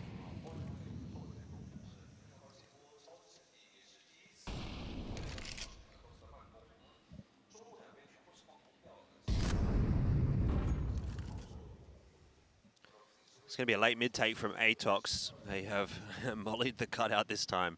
Smoking for Red Room. There'll be a re-smoke onto the donut position as well from GG Hao. And a push down B ramp. That is sharp from Bibu. Cabal not going to get away with much. The grenade won't actually get the finishing blow as well. So Atox down, remember, they had a good setup. Yeah. Just lost the aim duel. I do like this approach, though, at the very least now. They are trying to walk down. They were waiting for that flash towards Long. Zesta has to clear this corner, though. Is he going to look left? Yes, he will. Hard cleared. 1 and 2. Denislaw, though, in the process, finding Dobu. Is he going to be able to pick up another? They have to hard clear this line. Denislaw looking for more. He is flashed away, but now the investment from Zesta all onto the clutch. It would be for the ace, Jordan! And there he is. A little bit lemony. Zesta looking fantastic in the round. Yeah, I like that from Zesta. You need to see someone coming online for Atox, and it hasn't really felt like it's gotten going apart from the pistol round so far. That, however, was some really sharp shooting from Zesta. That kill onto Isa, crazy. The kill onto Aaron, great as well. And then this one, the raw adjustment just onto the head of Mini. If he doesn't get a headshot there, he loses that duel. Huge, huge round out from Zesta. Young gun in the team. Atox will be very pleased with that, but it's still showing some cracks. Dobu, 0 and 8. Cabal, not really getting it going either. The veterans in this roster need to find a way to have impact. Oh, no. Zesta's out of this round early. Yeah, straight through the mid-smoke again. You know, that's been where Zhizhe Hao have kind of done their best work, and now that sort of leaves a little bit of a question, but they're taking advantage of it, Jordan. This is a good call from Atox. They know that there's not too many numbers over towards this bomb site. If they can get rid of Bibu quickly, they can get the site, they can take the advantage back in this round, and they do. Massive stuff. Dennyslaw, though, at least stems the bleeding for a brief second. They're going to allow the bomb to go down, but the investment in from Cabal. Mini has to get a utility piece off to try and hold, because look at this flank. They are wrapping around. The stranglehold starts to come in. Jordan Dennyslaw takes Dobu. Very, very nicely done, but now the investment inside cave. Will they be able to beat their chests? They've got a molly. Dennislaw has a molly, he has a nade, he has a smoke. They have everything they need to make this retake happen. There's a molly close in front of the cave, not actually in the cave itself. Time ticking away here. Defuse on. Oh, I don't know if they're going to be able to clear this. The line is there. Dennyslaw hits the shot, and I think it's enough. It is. Oh, man. Zhizhe Hao just coming, that three-pronged approach, right? They were able to strangle it quickly, and just after losing one to Zesta's individual brilliance, they get the site, but they can't convert. It was Dobu dropping that was, I think, the linchpin there for Zhizhe Hao. If they aren't able to lock down that long position, Zhizhe Hao have way too much to deal with. But because Zhizhe Hao get this kill right here, excellent shot from Dennislaw. They only have to focus in on cave. They see both the players there just as the smoke blooms as well, so they know they're safe for that defuse. And Zhizhe Hao up 6-3. Zesta trying to get quickly into middle. Looks to have caught Mini off with a couple of nice flashes there, but he resets. And he's back in the fight. Mac-10 unable to find the trade. Atox struggling in this round as well. Still can't get my head around Dennyslaw, man. You know, probably one of the MVPs of the tournament for me personally. The amount of shots the man has hit. But Aaron, again, another Cabal goes for a solo walkabout. It is going to be poised towards that A site, Jordan. But again, you know, there's a level of hesitancy. Dobu, 1 and 9. Cabal, 1 and 8. MIQ tagged low. They just have to rely on some of these individuals again, but they're yet to activate. You know, maybe it's just still greasing the wheels, waking up. But come on, boys, it's 2 o'clock. You know, time to pick up. Yep. Yeah, where's the Dobu that we saw last night on Inferno? That guy was crazy. Opening shot. At least it's 1 for 1. Pressure. Low still. MIQ very, very low. That Molotov will flash Mini into a bit of a fight, but it's actually a positive engagement for him. Still alive somehow. And a missed shot. Could have brought that back to into 1v1, but it just doesn't quite happen. And yeah, Zhizhe Hao getting away with some seriously interesting stuff right now, Jordan. Yeah, I mean, it's on the CT side of Ancient as well. Dobu able to at least get himself a kill in that one, but still just looking a little bit lackluster across the board from Atox. Not quite the same performance as last night. Not quite hitting those same shots. This is their map choice as well. Dust 2 up next. It's not a terrible map for Atox historically speaking, but if you're losing this convincingly on the T side of your map pick and it's Ancient, it's not a good spot to be in.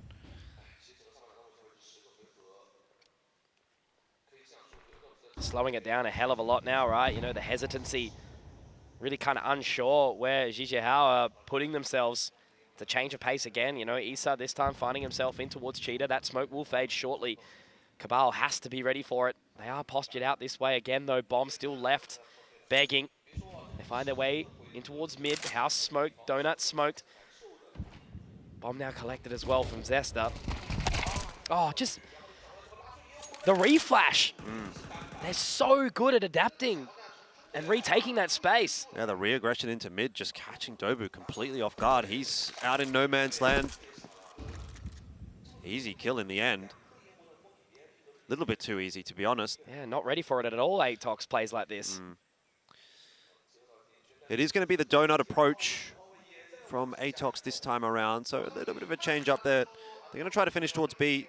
Sorry, they're going to finish towards A the last couple of rounds. Aaron tucks behind the box on the side, and Mini needing to win this duel. Good trade from Cabal, but not enough as Aaron is still putting in damage. Cabal has been able to double down. He needs more than that, though. 20 seconds, they have to get the bomb plant. Aaron could deny it. MIQ's watching that line. He's got players to worry about coming through from main as well, but Cabal and MIQ strike one apiece. Isa's flank, though. Yeah, I don't know that they're going to be expecting this necessarily, but they're playing safe from it. So Isa creeping around. He's going to get Cabal, but MIQ will still be a factor. The thing is, though, he knows exactly where MIQ was earlier. MIQ going to play a really tight line. Has to hit the shot. It does. Great stuff. And Atox are back into the swing of things, going to look for their 5th. Just the fact, though, Jordan, they have to play into a 2-on-4, 2-on-5 situation, right? You know, sort of breaking the chains, really, the shackles being taken off. Cabal rolling back the years, really looking good in that position to take 3 in the round, and MIQ closing it with a double shot, 1 HP for both of them. And they've got to be stoked with that. But again, you know, they just haven't been able to find some sort of even footing, right? The amount of digging out of the hole they have to do each round to find just a sniff at success. Just a few more of the individuals coming online, though, does start to make you feel this is going to be a bit better for Atox going into that second half. A 1-for-1 for accuracy as his molly catches Isa posthumously. So seeming to be a bit more ready for their spacing as well into this final round of the half. Jordan Mini has his head cleanly ripped off. An advantage, I think, for the first time in a while found by Atox, and another from Cabal. Here we go. That individual warm-up you talked about, right? You know, maybe just needing a little bit of action inside the server. 7-5 wouldn't be a horrible shout. Yeah, Cabal was completely missing for probably 90% of this half, but these last 2 rounds, if he can come online, if he gets his kill onto Bibu, which is a tough one. Nice little creep in there from Bibu. Ducks under the crosshair, but it's still 2-on-3. It's 2 members that have been firing up too. Denislaw has the AWP. I'm scared about this. Oh yeah, if they don't double up. What is that? I know, Dry. Did go for the flash, but the positioning was just not sharp at all. And now Bibu's positioning as well. He's dropped back all the way to elbow. He can regress onto the site now. They got 40 seconds to take B. You know that the AWP's over towards A. That's the big threat, but Bibu's been really good too, so we'll see how this plays out. If Bibu even gets one, I'm giving it to GG Howard, to be quite honest. I love his position. Should be easily tradable for Atox. They've sent MIQ first, and not easily tradable in the end. Bibu will take him down, and that is going to be an 8th. GG Howard just stepping up a little bit more on an individual level than Atox right now, and it is paying dividends.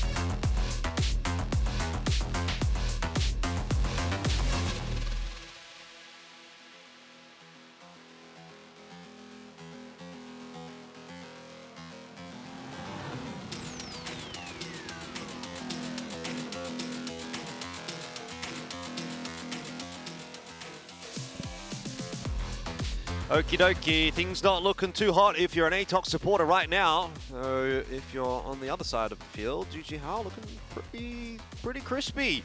No real complaints from me. I thought Dennis Law looking great with the orb. Bibu was probably the standout as far as the riflers, but no rifler really letting down the team. On the other side of the field though, ATOX, yeah, I mean, slow from Cabal, slow from Dobu, definitely. Didn't really feel like we got much out of accuracy either. MIQ and Zesta with a 2 for ATOX. Can they turn it around here on the CT pistol? Aaron is going to get a freebie. The flash, though, a good one, actually. Might have been a bad one, I think. I don't know if that was a team flash or what, or who knows what. But either way, he was flashed. He couldn't see anything. And accuracy gets himself a nice little kill in there, but not enough to deny the bomb plant. Quick wrap in from T-Spawn, though. Is MIQ going to go unnoticed? Surely they're going to be ready for it here. That bomb is planted. He didn't see him. Bibu didn't see him. Has another smoke. It's going to go up, but he's going for the hard clear. Doesn't quite get the info, though, so that's great information being picked up now. The retake running on in. All members inside the cave. They have to try and swing and go for the ding, but it's not going to be that. Issa all alone on the clutch. Has to find more, but with this defuse coming on in, it's a long one, Jordan. Has to stick the entirety of the thing, and Zesta will close out the round as well. So ATOX, an important pistol round secured for the Mongolian side. Right, so 2 pistols won in this map for ATOX. If they lose, and if they lose in convincing fashion, I don't think that there can be any concerns about GG Hao at that point. It's happened to a few teams this tournament, Jordan. You know, pistols secured second round maybe, or then losing the second round conversion, whatever it might be, which is definitely an interesting beast in MR12, right? You know, usually you pick up those pistols and it gives you a bit of a run forward, but it certainly hasn't been the case all tournament here at Extremesland. Yeah, and send through for ATOX to try and stop GG Hao from pushing their way out into middle. There's going to be a little bit of a smattering of an investment from GG Hao, but it's not a force buy per se. Some pistols, some armor, Deagles to try and do some damage. Accuracy on a nice line here. 77 HP for Aaron. Should be a routine cleanup for that MP9, and is Dennis Law also drops. ATOX, are they feeling a little bit more comfortable maybe on the CT side on this map? Got a game on our hands now. This round, nice little conversion. 5 alive would be nice, but right now, Issa, if he can find the plant, M4 may get it a little bit spicier, but it should be all good. Don't think he's got, no, he's got the Kevlar, okay. So he will be able to do some damage. Oh, Jesus, boys, come on.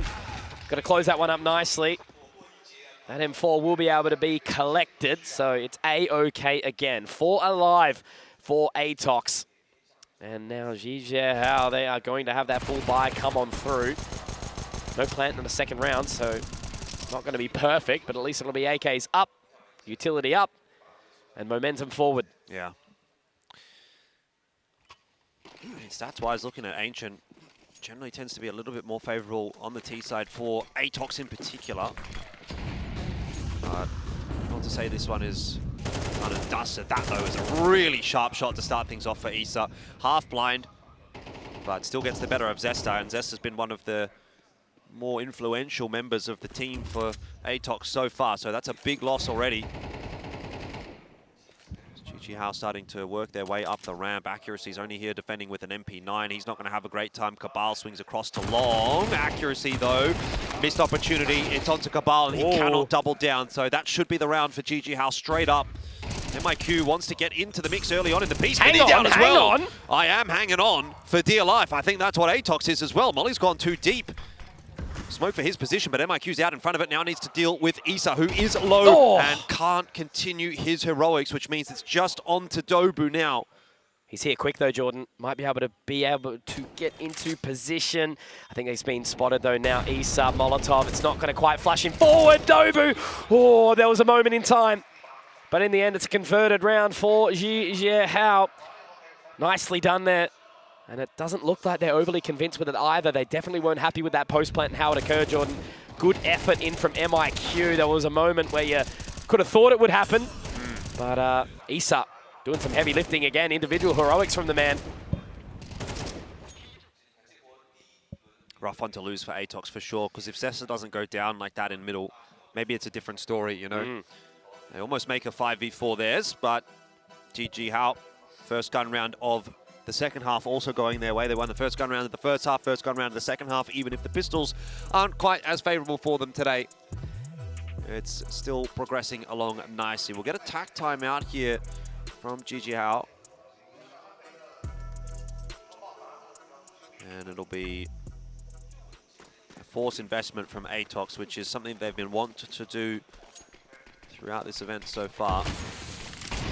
Attempted a hold here in middle. Molly, nade, flash. Atox definitely looking to fight for it. Issa can't see a thing, and Zesta will clean him up easily. That's just the nature of the beast sometimes with those mid-takes. It's a real messy spot in the map in the first sort of 15, 20 seconds of the round. It's just flash after flash from both the Ts and the CTs. Sometimes you just don't get to see anything. Got to be ready for it, though, because look how quickly they're adapting, Jordan. You know, they might have lost the pick out towards mid, but now they're walking through A. Aaron has managed to cross, but he's taken low. Dobu, he is around. You want to see from this man. Fantastic yesterday, now starting to activate.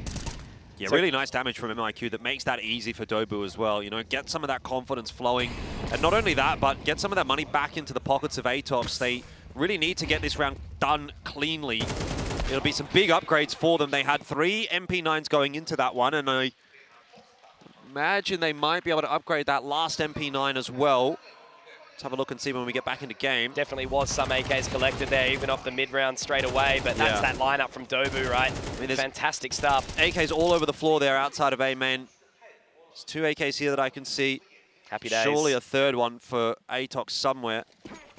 Yeah, 3 AKs. So they were able to upgrade all of the weapons that they had there into rifles.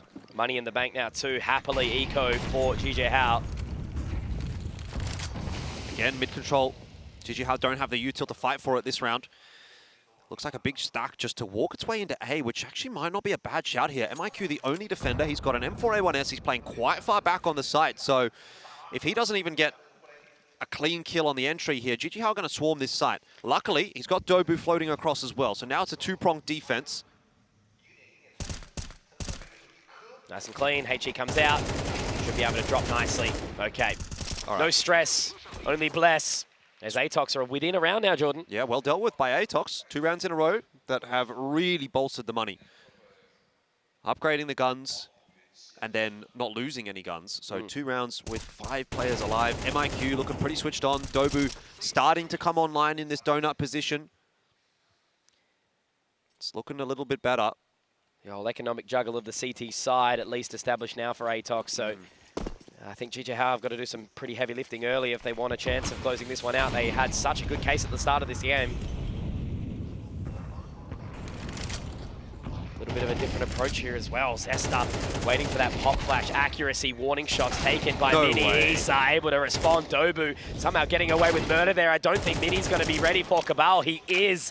Drops him down. Crosshair a little bit too high. Now MIQ has to try and make something work here. He almost did it from this position in the previous round, Jordan, but Mini is going to go clearing. He may step too far forward. Ready for it. No! Doesn't quite connect. That's 3 from Mini, and Dobu all of a sudden has to be walking away. Wishful thinking now. GJ Howe got to connect with 10, and the money starts to even be questioned for Atox if it's got to be enough to, you know, convert a few more rounds. They've only got a couple more that they can lose. That's just the way the cookie crumbles sometimes. Atox, it felt like in probably 3 out of 4 of those duels, they were looking in the slight wrong direction. Yeah. Didn't really have the advantageous duel. And Issa clearing up Dobu quite nicely. So all the hard work that Atox did over the last couple of rounds starting to filter away again. As they lose all 5 guns, though, they will have enough money to buy into this next round. I just want to give another credit to Issa, I suppose. You know, the way he seems to keep the team's mental quite stable. You know, that comes with obviously so much experience playing at a lengthy sort of tenure. You know, now obviously a little bit lower than he previously was, I suppose, from quality of gameplay consistently. But again, you know, the experience he brings to the team is just a beautiful thing to witness. So what do they see here? Back to that default, a little bit quicker from accuracy. Yeah, okay, they're going to be running in. They do second guess it. Utility out for Aaron now. They are going to try and contest this early on. Issa also finding MIQ as well. Another opening here happening, Jordan. So GJ Howe, you know, this is going to be 11. Might be too hard to come back from for Atox if they're unsuccessful here. I would tend to agree. Issa on for another one right here, but Dobu locking it down this time. He goes for a little peek up onto the shell position as well, and Cabal gets a little lucky. Okay, something that Atox needed. A bit of luck going their way as it killed through the smoke. This time goes the other way. Fortune favors the bold, Jordan. A little bit lucky.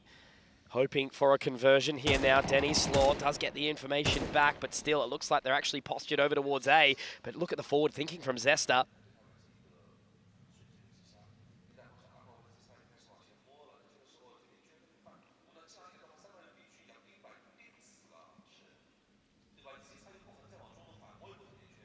Yeah, big moves from Zesta being made. But GG Hao have just paused, and you don't really want to be seeing Zesta overcommit too much, walk into a donut hold, give up the lead. Still got a player over on B as well. Here it's look the at problem. that. He's just tried to overcook it a little bit. Luckily for Atox, Cabal will win the duel over at B, and they know that there's nothing really happening over on that side of the map, so they have to guess that this is going to be a plant towards A. They've already pre-rotated a couple of members. Can't stop the plant. Don't want to be seeing some 1v1 duels right now. It's on to accuracy. Aaron just not quite landing his shots. Bit of a whiff from him. Bibu, standout rifler for GG Hao in the 1v3. His time to make it work now. Planted for him. They are going to start running their way in. Cabal, though, will make quick work of him.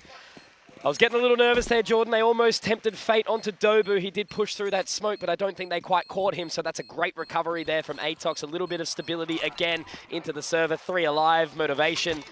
Because what's the money going to look like in the end here for GG Hao? I think it's still pretty good, so they can keep on kicking, keep on fighting. But as we tick further and further into the tail end of this opening map in Ancient, you know, every single round counts and it can do so much damage. I just love the awareness from Aaron, noticing that they've left A completely open and Zesta just walks into the open arms. Maybe that youthful thinking overwhelmed a little bit. Another pause to come out too. Looks like it probably will be on the side of JJH. Yes, it will. They're certainly looking a little bit more flustered, I guess you would say. Not stressed than they were against Semperfi yesterday. Definitely being tested way more.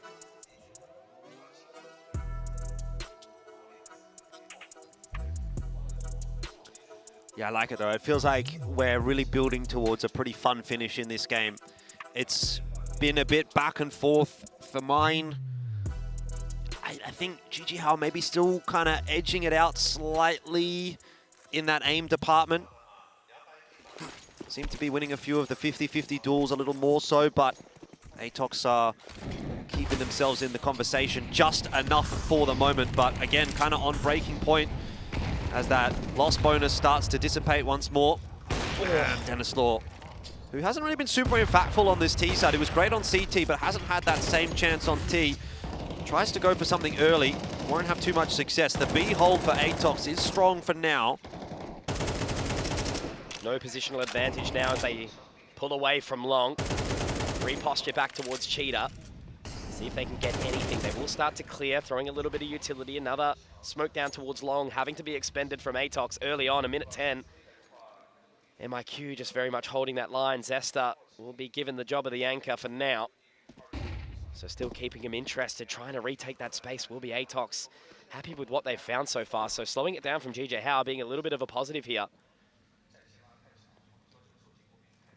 Walking into the line that accuracy was holding for a second, but he's just backed up onto B. Re-aggression into middle from Atox. Timing is going to be a huge factor here. That molly, not a bad one, actually quite a good one from Cabal to slow it down. This is going to allow Atox to get up onto shelf. It'll be a very, very fast flank into this B site take from GG Hao, and maybe even too fast. Dobu can't quite get there. In the end, it's turning back on its head. GG Hao into the site just in time.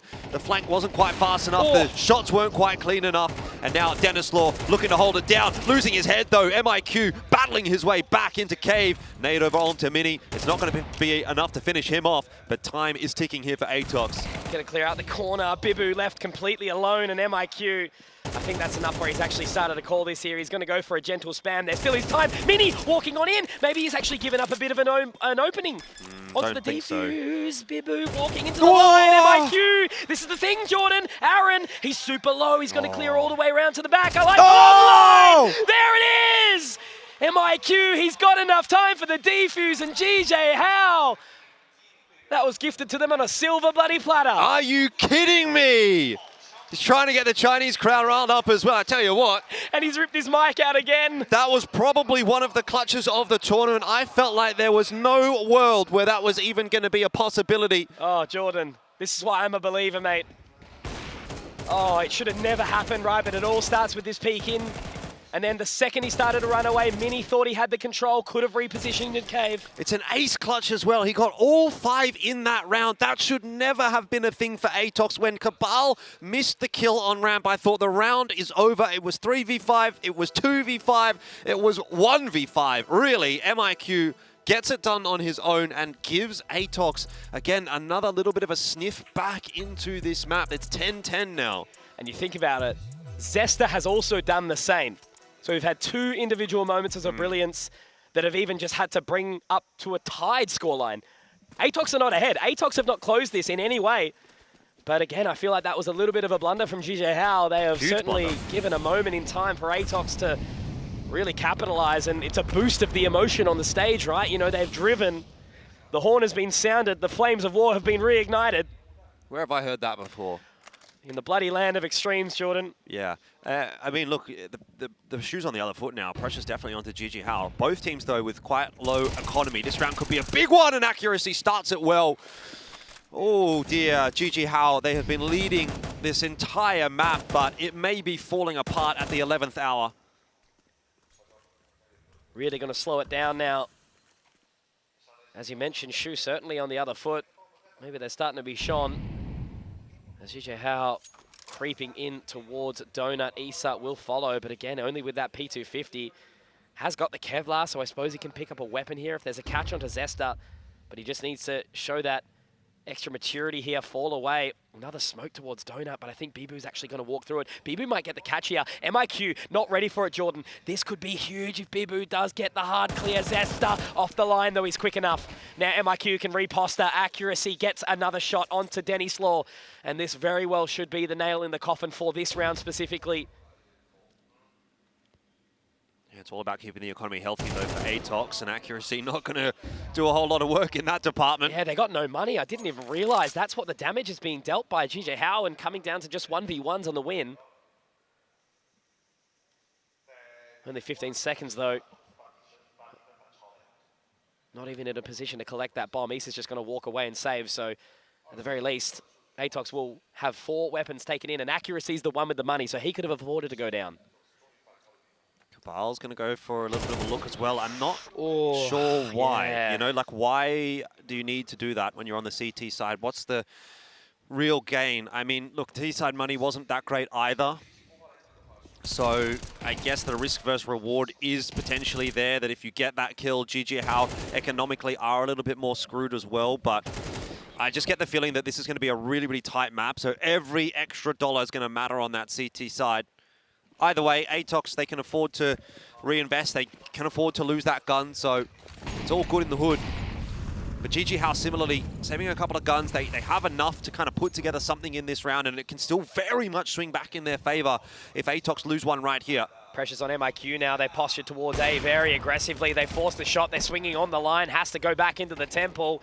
And now they've managed to get to the site as well. They're up so close. Bibu, he wants this. He might be able to find it, but no, denied. MIQ gets that one back, but not before Isa finds Zesta. And look at this position from Aaron Jordan. Now the pace starts to be placed. Cabal, so far away. Fast retake, though. This is going to work out fantastically for Atox. It means that that mid push doesn't really come into play. Only now that it's really quite late in the round is Aaron going to potentially come into the factor, but it might not matter if they take the site anyway. Aaron still not going to be able to find it. Yeah, no time at all. So he might be able to go down. I mean, look, the only thing that's positive here is the economic damage there means that Atox are not going to have a fantastic buy into the next. That's true, but that is huge from Atox. The confidence to go for that retake, I mean, it completely neuters the double mid stack that GG Hao had. If they go slow there, they absolutely 100% lose that round because they lose the player on the rotate, then they're going to get flanked from CT spawn, but because of the pace, they get in front of that play, and Atox are able to claim at least that extra round. Now, economy is going to be a factor. Yes, Atox, the money, they do have to force their way in, but they at least have another round where they can kind of like build it back up if they need. Look at the investment down mid, though. They're actually going to flash their way out. Zesta gets a hell of a lot of damage on, but it's going to be onto Dobu. How much can he find, though, Jordan? 1 and 2. Has to try and peek out, but Aaron picks the pace up, takes him down. 3 on 3 early. And now MIQ really has to dig deep into Donut. Is he hungry? We'll have to find out if he can eat the full 12. As Aaron well done. dropped down by Cabal. That's an important Didn't see pick. him. I don't think he sees Denny Slaw behind the flames there either. They pull away outside of the house now. Accuracy looking to get into this position. Exactly, it's stuck in the hands of Denny Slaw, but he gets it back. Still not done yet, Jordan, a 2-on-2. MIQ, though, could be a huge difference maker if he goes back down middle. Looks like Red Room's going to be cleared out. Cabal here will be the big one. No. Shadow. Oh, Shadow spotted. He fired too early, but it won't matter. He'll get so much damage done. It was a really good adjustment onto Mini. It's on to Dennis Law to try to save the day, but they've got to know that he is a sliver away from death, and MIQ has been the executioner for Atox. He has been cool, calm, and collected. You might even call him the Terminator. Smoke forward onto the bomb. He's got no idea where Dennis Law is, but he's just going to go for the defuse. No way, surely not, man. Defuse in the smoke. Dennis Law's got no idea. Oh, 13-10. Atox will take map 1 by the skin of their teeth. I don't know if you've seen the Giga Chad photo before, Jordan, but MIQ can certainly dub himself as that, a Sigma inside the smoke. He's had his cold shower, he's had his 12 eggs, and he is certainly an impactful member inside that map. What a turnaround, Jordan. 8-4 half. Atox, they were looking lackluster, but all of a sudden they managed to turn it on a dime. They're a momentum-based team, and after some individual heroics, my God, what a series. Thank God. That was a beautiful thing that we've just witnessed right then. Yeah, that was crazy, crazy comeback from Atox. I felt like they were so flat during that first half. It felt like they couldn't really hit the broadside of a barn. A couple of the old guys maybe taking a bit more time to get out of bed in the morning, Dobu and Cabal. But they really brought it back in that second half. You know, obviously aided pretty dramatically by some huge individual rounds, big clutches on the behalf of Zesta and MIQ.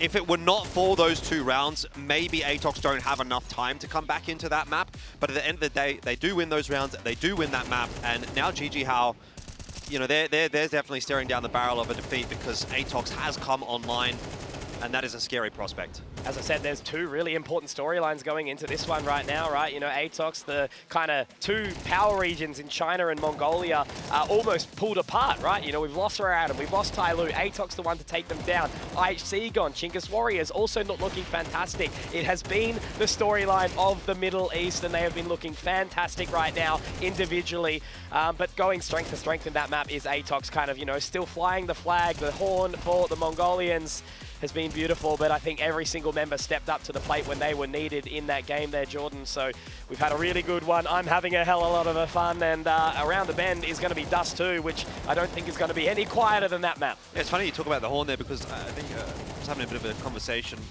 about the meaning of GG How, and apparently it's something to do like rallying cry. It's like the rallying cry trumpet that you would call when you need to go to war or whatever. So, you know, it sort of ties in with that messaging, I suppose. But maybe they didn't blow it loud enough there on that first map. 13-10 is the scoreline, and Atox walk away with a win. Really did get tested in that one though. But it does go to show that, you know, with these Middle Eastern teams, GG How, and I think to be fair, EXO as well, you know, the things look really good when they're going really well, but once it starts to fall apart in terms of the aim department, and when they're not like able to just sort of aim duel their way through some of the rounds, you start to wonder, okay, what have they got left? Like, what's the plan B? Where are they going to go from here? And that may have just been, again, the undoing a little bit for GG How when they started to cool off a little bit, and when Atox, it wasn't even as if Atox was necessarily just hard winning the rounds on the aim duels. It was just that they weren't hard losing the rounds on the aim duels. Then it started to look like a much more even playing field, and it came down to clutches, it came down to mid rounds and things like that, and that's where MIQ and Atox were able to really accelerate and ultimately go on to win that map. Because the kill disparity wasn't even that far across, right? You know, MIQ was the clear leader in that moment, but overall, I think Denny Slaw sort of finished the CT half with like 13 or 14 kills, finished with 17. So you can see the change in pace that, you know, happened when they moved over towards that T side. So definitely a little bit of hurt there for GG How. I think they've not, done, that's for sure. They really wanted to, you know, they kept telling all of us the story about how it was going to be 2 Middle Eastern teams in the grand final. final for us today. So Atox are clearly trying to deny that, and they're putting up a pretty good case for it. 100%. Now, we'll find out, obviously, how things go on that second map. It is the map choice of GG How. It is Dust 2. That has been a very strong one for the Middle Eastern team. So there may still be a third mapper in this one. I don't think I'm sold on an Atox 2-0 just yet, but we will find out shortly. Time for a short break. Don't go too far away. Dust 2 is coming up next.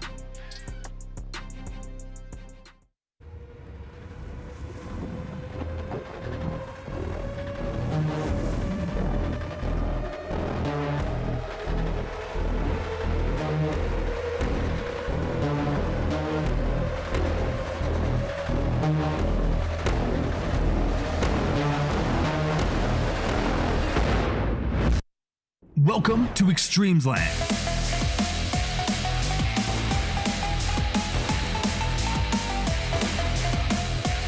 Since 2016, eXTREMESLAND has been the stage where many Asia-Pacific esports enthusiasts made it into world-class elites. Together, they strive to achieve dreams. Now, at the eXTREMESLAND, the horn has been sounded, the flames of war have been reignited. Let's go!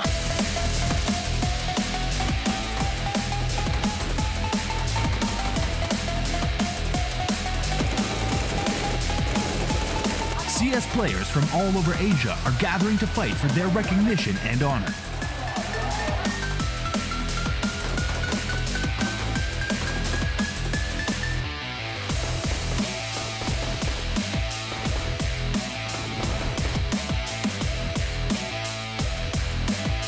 Be prepared to embark on a new chapter.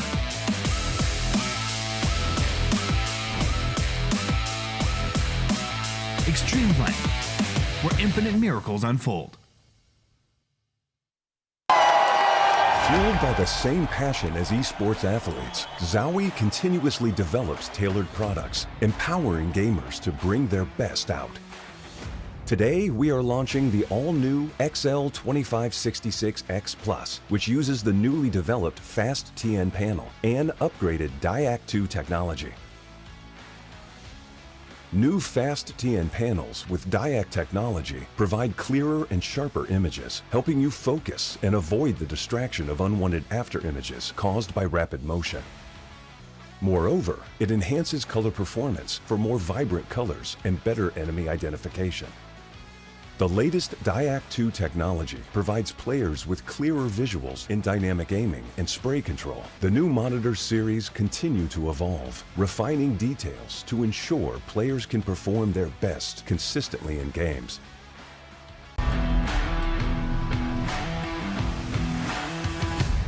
TR Series incorporates a softer, high-density rubber base. Unlike typical soft mouse pads, TR provides superior support, minimizing excessive depression during spraying or tracking, while reducing discomfort from desk surface hardness. What's more, it also offers better elasticity. When players resume mouse movement after applying force, the base's elasticity provides a quick rebound of the mouse pad, which provides smooth and stable transitions from stop to motion. The TR series incorporates exclusive surface fabric technology, ensuring a controlled gliding experience. The top layer of cloth stays dry and avoids sticky glide feeling, often resulting from clogged moisture. Moreover, in addition to the TR series, the SR and SR-SE models also feature Zowie's proprietary anti-slip technology, which enhances stability, reducing mousepad slip caused by intense gameplay.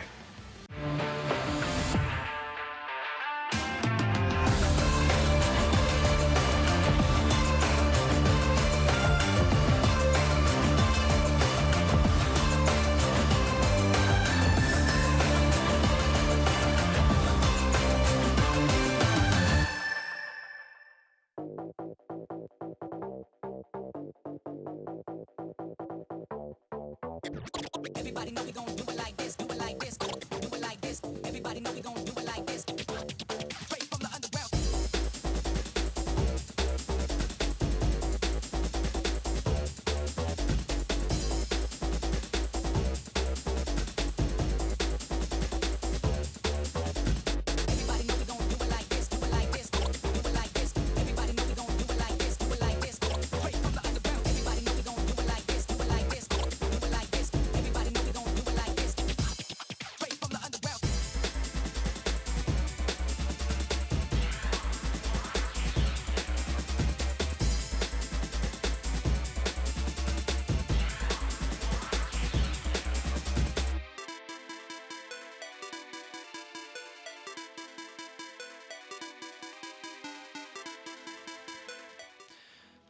Game time here once again as we head back onto the stage. It is Atox up against Gigi Hao for the second semi-final of the day. Grand final is awaiting one of these two teams. It is EXO Esports that are sitting around at the moment watching this one with bated breath to find out who it will be that will be joining them there. And at the moment it's kind of looking like it'll be Atox. It was a decent win there on Ancient. 13-10 though, it's by no means a guaranteed thing here on Dust 2. I think it's still anybody's guess as to which way this one goes. It's a much more competitive semi-final than the last one that we watched. It's definitely what we needed, Jordan, right? You know, these are the games that are kind of the highlights of the competition for us. You know, it's a long competition. We started the event with 8 best of 1s, and then we had a bunch of best of 3s. Ultimately, then it went back and forth for a little bit, and then yesterday, 4 best of 3s.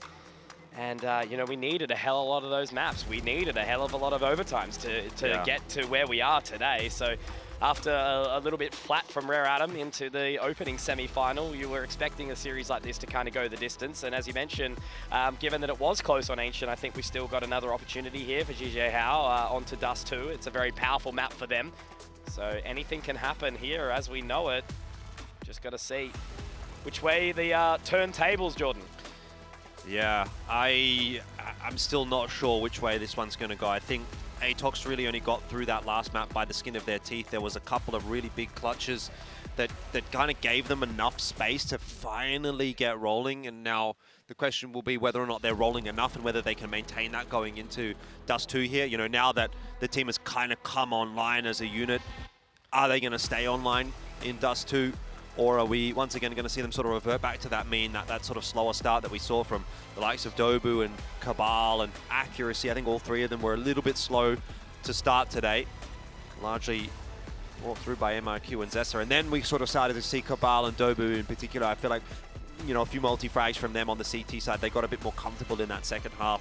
Whereas Gigi Hao were out of the gates really, really strong. Dennis Law on our screens here, he was fantastic and obviously going to be a focal point for this upcoming map being Dust 2, but also the likes of Issa, the likes of Bibu. I thought both of them were pretty solid with the rifles. Mini had his moments too. So, there's no shortage of firepower on this Gigi Hao lineup. It's just what's behind that if the firepower starts to slow down like it did in that second half. Now, most of these players are going outside for a quick break between the maps, right? Get some fresh air.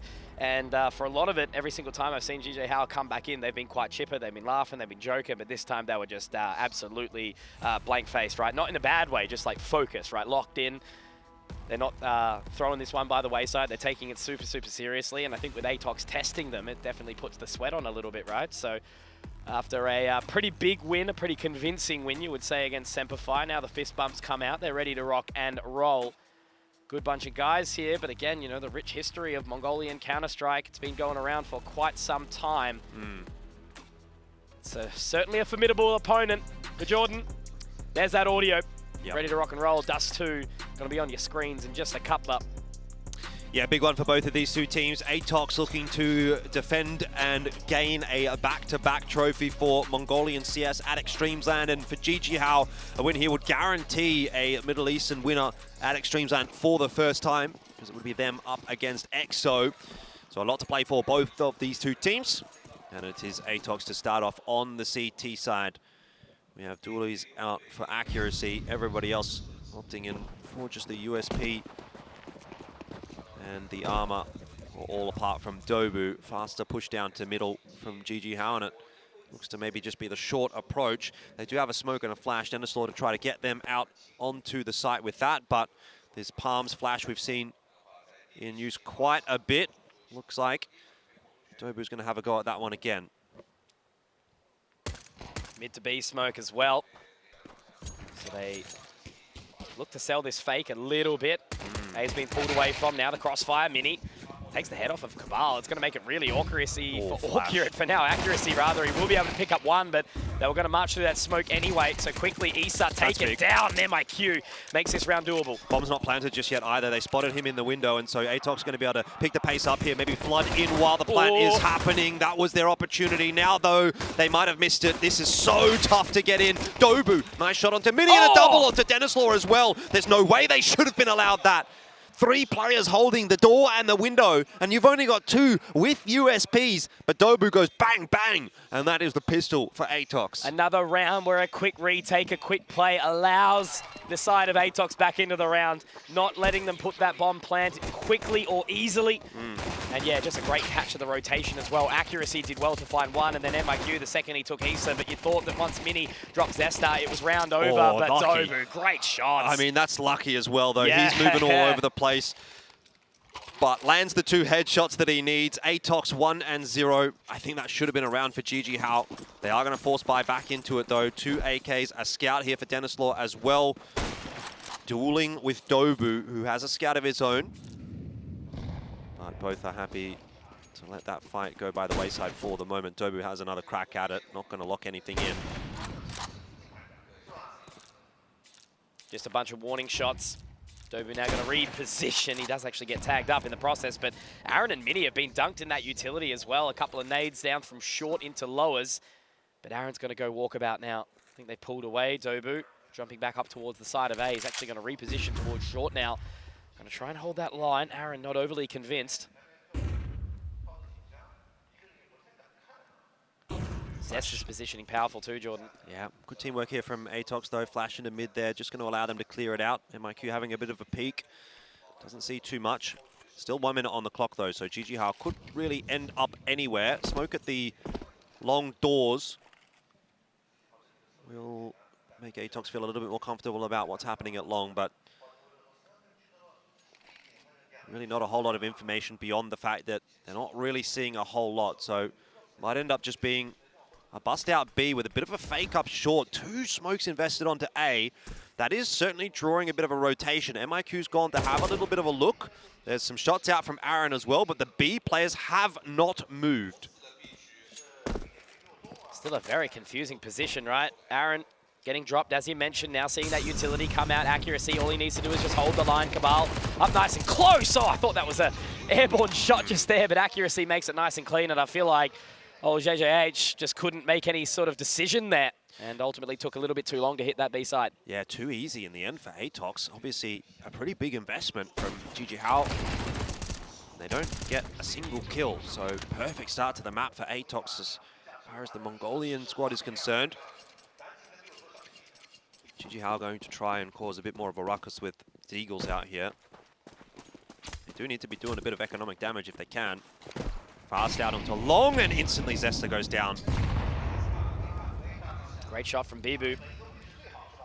Maybe a few more of them, though. It's really looking sharp as he crosses along. Accuracy needs to be careful that he doesn't get being taken down, but Dobu at the exact same time, he's going to find Mini. Also a good tag onto Dennis Law. So again, just erring to the side of caution here. Accuracy finds Aaron, a little bit of a dry swing there.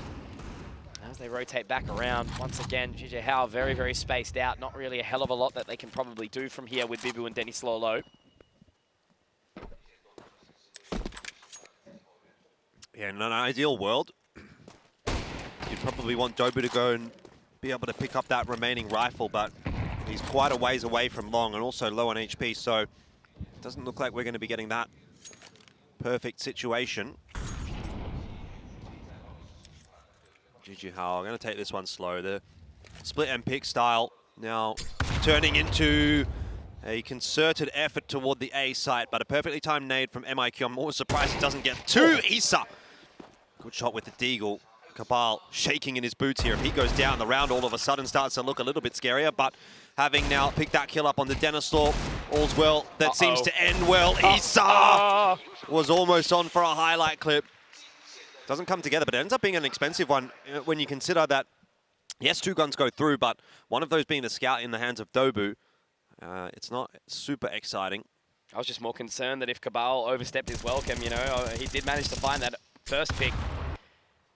Dobu was on like 5 HP, so it could have been a bit of a tough one to retake for him, especially from short. I suppose he had the flank position, but as you mentioned now, the money weakened slightly. Dobu with 4.3k still holding onto that scout.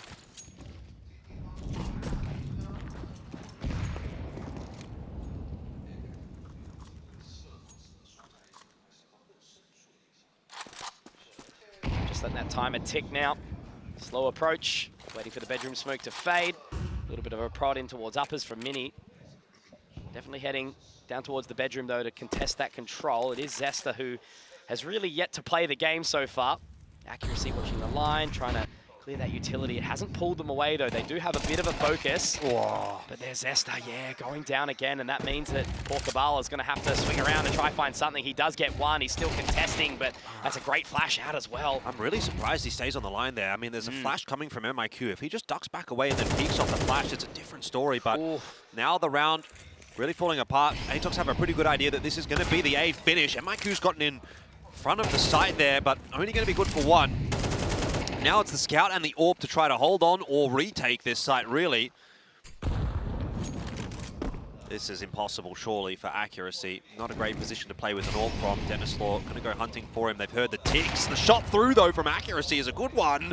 Issa will get the trade. But in the meanwhile, Dobu has crept up close. Dooley's not going to come into play this time around, and GG Hao will win the round. So a couple of minor missed executions, really, I think, from Atox in that round. Zesta, he got the initial headshot onto Mini, but just sort of like straight back down the ramp, couldn't land that second bullet. And then Cabal only able to get the 1-for-1 on long. Just a couple of slight little things that go the way of GG Hao in that round that make a big difference in it.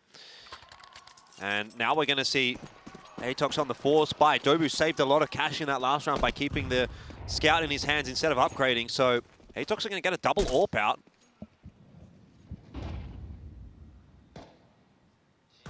Can't be affording too many of those micro mistakes, Jordan. Again, GG Hao, as we know, a team that can really sort of snowball off some of the momentum. And if they get that, you know, a couple more rounds, that reset economy, big swing opportunity now for them. Great aggression, though, from Accuracy, straight into tunnels. And whilst they do force MIQ off the line, Zesta, got to be careful.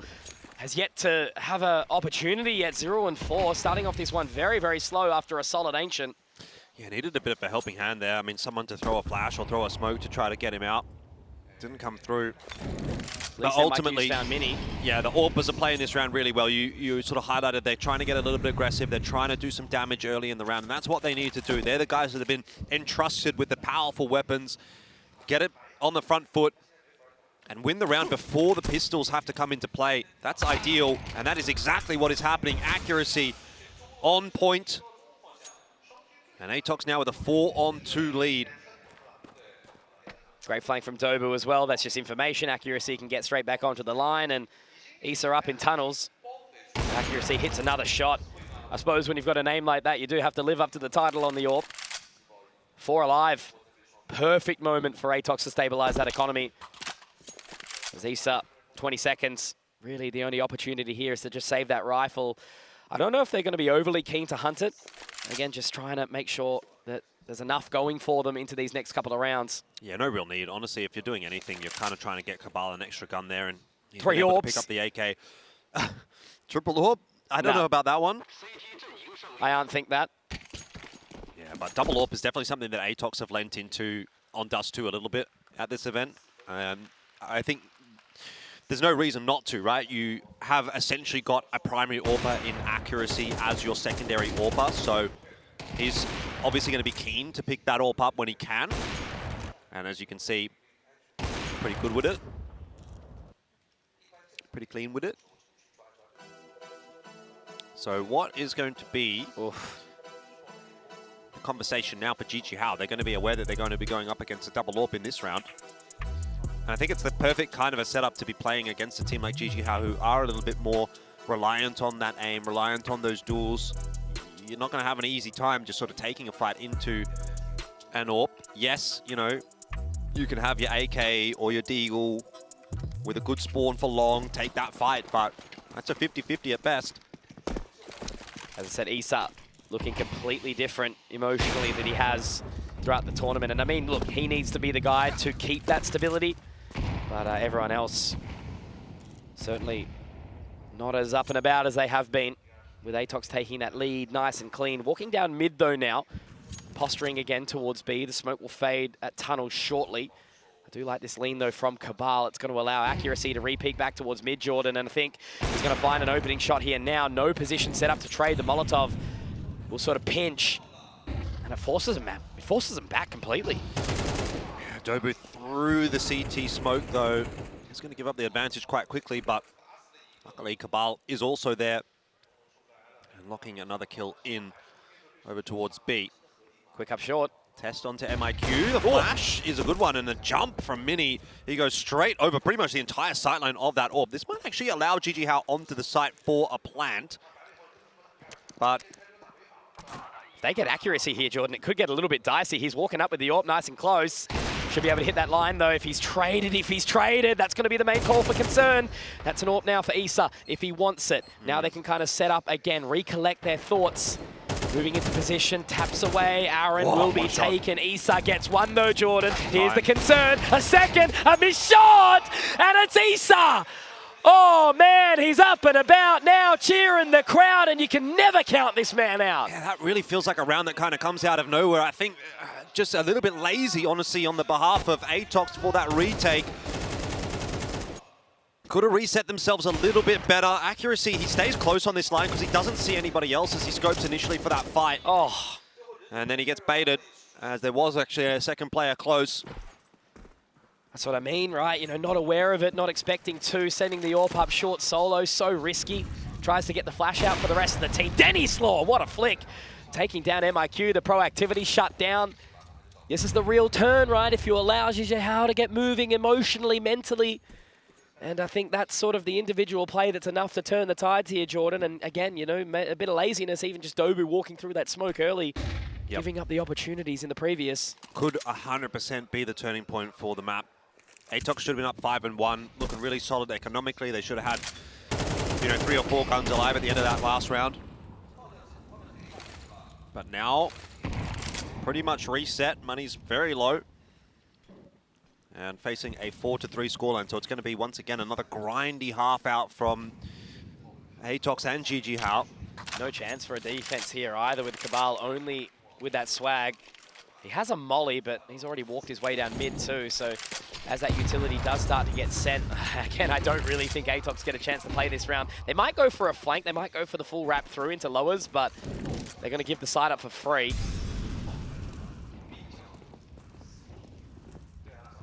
No, they don't want it. Makes sense. One round away now, Jordan. Yeah, I mean, it will just be the save for Atox. They don't have the money to buy into the next round. So at least this gives them something to play with. Cabal can get up to some funny business with that Mag 7. Didn't quite catch where he was playing at the start of this round, but, you know, lower dark, outside the tunnel at B, kind of angles that you can definitely get some work done.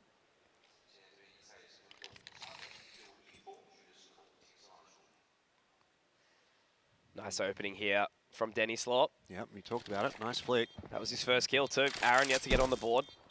Issa 11-3. You need the rest of your unit to make amends and get a little bit of hype themselves. And whilst that round was slow, just a singular frag, it is, I suppose, the start of the pilgrimage here, right? Need to not only win Dust 2, but also take out Nuke. Hell of a lot of work to do for GG Hao if they want to make this a, I suppose, jeez. I can't even remember the last time in history we would have seen a Middle Eastern Grand Final between 2 separate teams at an event like this, even anywhere. I don't recall one. Big stack on long for Atox, and Dobu just jumping out of that smoke like a jump scare for Bibu. There is going to be a mid to B smoke. Oh, accuracy, stuck behind that one low. He will get his in-send off. He's trying his best to survive, but he is dodging all of the util. Oh, Cabal. Oh, if he had anything but a Mag 7. Infos at the very least. Oh, accuracy. Surely he can't win this duel. There's no way. Cabal. Oh, Cabal. 1. He won't get 2, surely. Yes, he does. That's unbelievable. Atox have just magicked that round out of nowhere. They've pulled it out the hat like a rabbit. Jumping straight into the face, and then Cabal taking all the control the second they got that information towards long. Yeah, that's how you invest into a lower buy economy round, right? Hey, awesome stuff from Atox. Great awareness, great adaptation, and I suppose showing themselves as the better team in a minor round like that, even though only brief. Job's not yet done. Oh, good shot. Oh, Cabal, 9 HP at the start of the round. Won't be liking that. Accuracy gets it, though. B-hold's looking very weak, but yeah, Yeah, shorn up a little bit by that opening advantage, and now Accuracy can go over to B himself, pop a flash in there. There's a bit of util that they can toss. MIQ has spotted out Issa. He won't get the grenade quite far enough to do any damage, but info starting to be pieced together here for the CT side.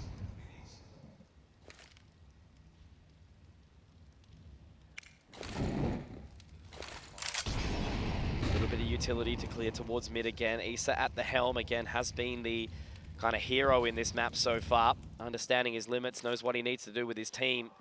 Accuracy yet to spot anything. Still has that utility to throw down. Cabal. Bogdan's Law. Finding another. So again, the advantage still strength for GJ How. They spot out Accuracy, maybe a World Mini.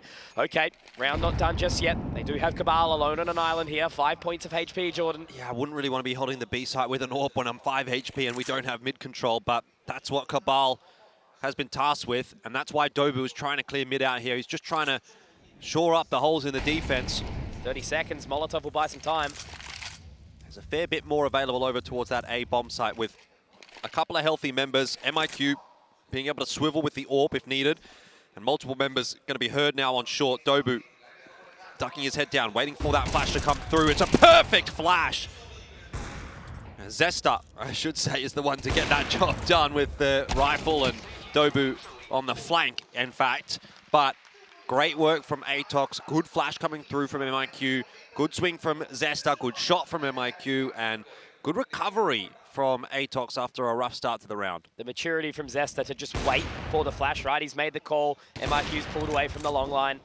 But yeah, look, I think, you know, if a different call, hindsight as always, GJ How could have overwhelmed Cabal. Maybe they didn't have that call that he was legged at the start of the round. It was through the door.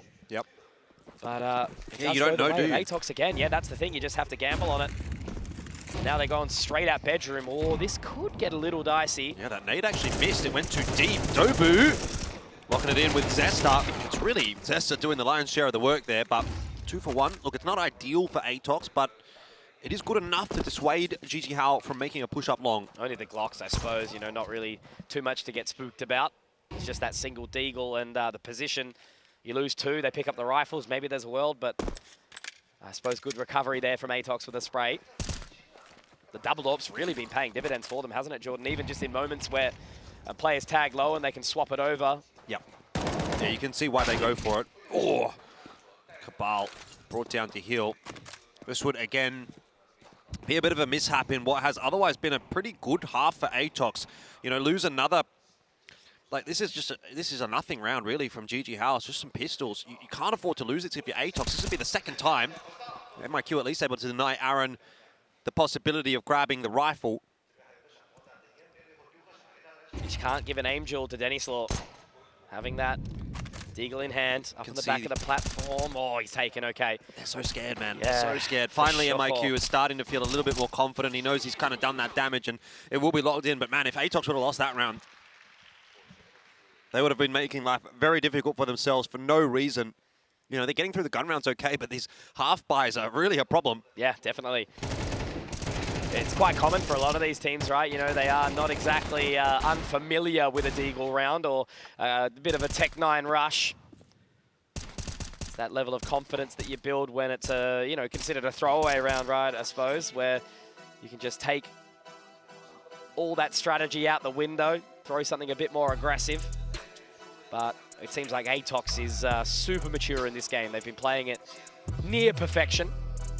And they forced another pause out of GJ How. I did see before that the EXO Esports guys, I don't know, maybe they just went off for lunch or something like that, but they're back and they're watching their Middle Eastern brothers here. Again, I was speaking to Minnie a little earlier about how there's been some former teammates. Yep. So representation from these guys from their minor regions, ever so important. Zesta now once again contesting that long line. Nades going in, should do a little bit of early damage. Bibu, is he going to be ready for this double up? Yes, he will, but MIQ, great trade. Yeah, that's a high stakes trade, honestly, from MIQ. Honestly, excellent shot onto Dobu, has to be said, but 1 for 1 is not enough for GG How just yet. They will be hunting for more, particularly given the fact that Cabal's just, he's gone for a bit of a jog. Yeah. A couple of times he's done it now, hey? In T-spawn right now. They were aware of it, though. Look at that. Maybe they've heard something in lowers. Are they, or is it just a timing-based thing? No, Aaron's ready. 100%. If he hits this shot. Oh, Aaron! Did you see him? I don't think so. No, I think Aaron might have seen Cabal.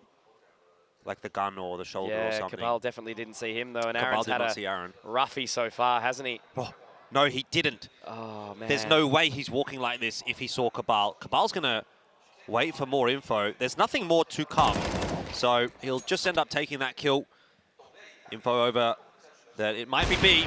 And accuracy confirming. He sees the bomb. Pops a flash out of his own. He wants to go for another peek. That's bold. There's going to be the double peek. It's Cabal. Be careful, to go Issa. down. And if accuracy drops right now, what a shot, though. Keeps himself in the mix, and now it's 2 warps on that line. You're never getting past that.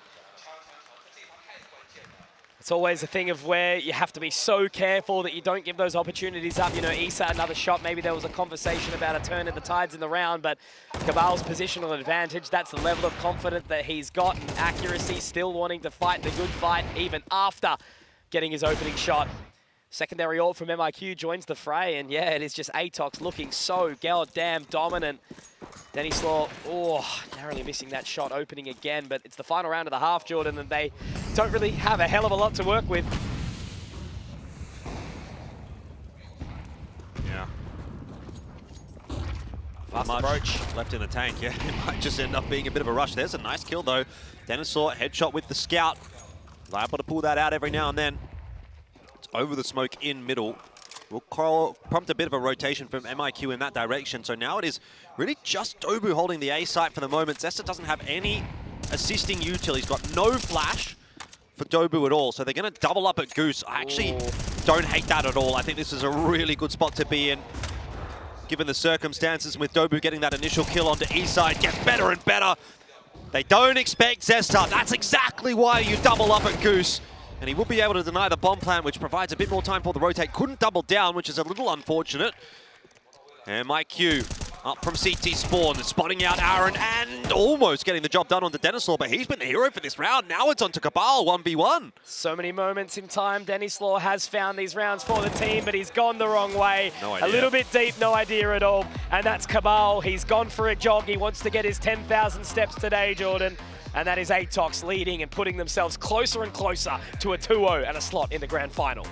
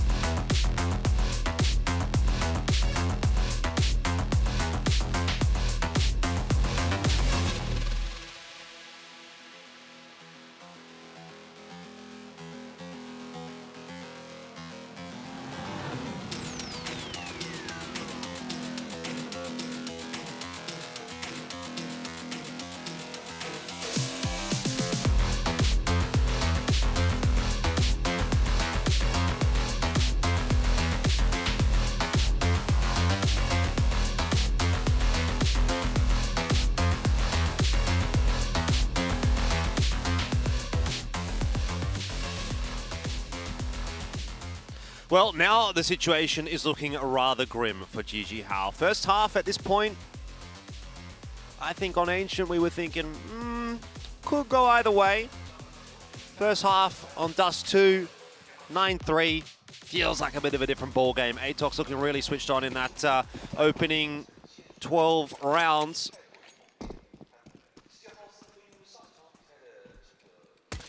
And now we're into the CT pistol here for GG Hao, and it feels like it's a must-win if they want to make their way through to that grand final and guarantee an all Middle Eastern affair. I think we only really had that one shout up on the stage there from the side of GG Hao when Issa pulled away the 1v3. Kind of in an unexpected moment. It's a team that has, again, been very, very loud and proud. But unfortunately, that is the emotional game of Counter-Strike, right? It's ups and downs, it's lefts and rights. And now Denislaw, he is sitting pretty up towards short. They are holding as best as possible. Those Julias are going to absolutely decimate if given the opportunity. But is he waiting for a flash? I think he's got a call for it. Yes, there it is. He's taken an opportunity squandered, unfortunately. Jordan MIQ making that one work. Now they choose to fall away from it. GG Hao. Yeah, I like that. They're taking short control. They're going to take long control here, or at least they're going to attempt to take long control.